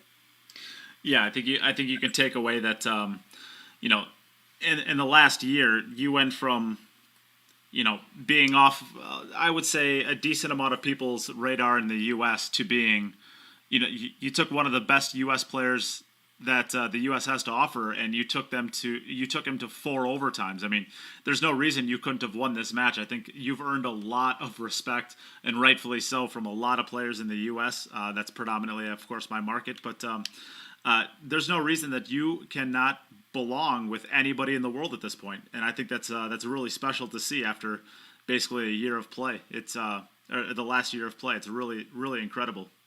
So congrats on the hard work. I mean, when we stayed in the US at Roy's basement and he started to putting me in money games, and I just realized, okay, if I keep playing like this, I'm not going to improve or getting better. So we came back home and I just asked Joshua to do good practice sessions. And because I want to improve, I got my own goals. I want to reach them. So we started to work a lot in the last year, and I think I can see the improvement, and I just gonna keep going and trying to do better next time. Yeah, I could see a women's world championship in your future in the next few years with the work ethic you have and the talent that you have. I think you're. If any women are watching this, I don't care if it's Simming Chen, Kelly Fisher, Jasmine. I don't care who it is. I mean, they can't look at this and be like, I want to draw her at any point in the tournament anymore. Thank you. Yeah. So I guess thank you very much for playing in the event. It was an absolute pleasure having for you. And you are a quarterfinalist, so you still earn yourself $600, which isn't it's not nothing to sneeze at. It's a little bit of money. It's a little McDonald's money for you. McDonald's money for Joshua. Yeah, get Josh a McFlurry. Yeah, I would do. Yeah, and congratulations to you, Tyler, for moving on. You're going to be our first semifinalist, and we'll get our second one tomorrow when Margaret Fefilova plays against Elijah Alvarez. So congratulations, Tyler. Thank you. Appreciate that. And yeah, Pia, you and Josh, just stay safe until we see each other at the next tournament. Just keep working hard. You're in the right path. So good job. You too. Thank you. And good luck tomorrow or Appreciate whenever you play again. Thank you. Yeah. All right. Well, that will bring to a close today's action. What a day of pool it was. 2 hill matches between Yuki Hiraguchi and Margaret Fefilova, and now Pia Filler and Tyler Styer. So, woof, some pretty good stuff there. We are going to be back tomorrow at 9 a.m. Central American Time, 10 Eastern American Time, 4 p.m. Central European Time, and 10 p.m. Manila Time for the matchup between Margaret Fefilova out of Belarus and Wonder Boy Elijah Alvarez out of the Philippines. So tune back in tomorrow for tomorrow's action, and then we're off for the weekend. So make sure to catch tomorrow's action. If you're interested in getting into the drawings for today, we still have all of those available. As you can see, we are giving away all of these prizes. The cue on the farthest to the right is a Poison AR3. We're going to be giving that cue away for all of the people who donate to the stream today. Even if you do not win that cue, though, you are still going to be entered into a drawing to win that $1,300 Jacoby Custom cue, 2 Predator Sport 2s, 1 white, 1 red, and a set of Arcos 2 pool balls. $3,400 worth of prizes. And as you can see on the comments, Lil Chris has put up his link on where you can enter into a free drawing for another $1,000 worth of product, a set of Arcos 2 pool balls. There is a Poison Jump Break cue in there, and then there is a 2x2 case. Those are the 3 big items, but there are probably close to we'll put up the photo for tomorrow's action so that you can see everything in there, but there's probably pretty close to about 30 items in there that are all a bunch of pool knickknacks, and that is a free drawing to enter. All you have to do is about 5 steps, sharing, commenting, liking, stuff like that, and you will be entered into a free drawing for that as well. Other than that, that's all we have to talk about for today. We'll be back tomorrow with tomorrow's action. Thank you, everybody, for tuning in, sharing, donating, everything that you guys have done to make this event worth happening. Thank you guys very much, and congratulations to Tyler one more time. And Pia, I cannot wait to see the next Women's World Championships. I think you're going to be a huge favorite to really make a huge run in that. I'm excited to watch the rest of your career. Thank you. Appreciate that. Yep. All right. Take care, Nate. Thanks for everything you do. Yep. Thank you, Tyler. Good man. All right. Thanks, everybody. See you tomorrow.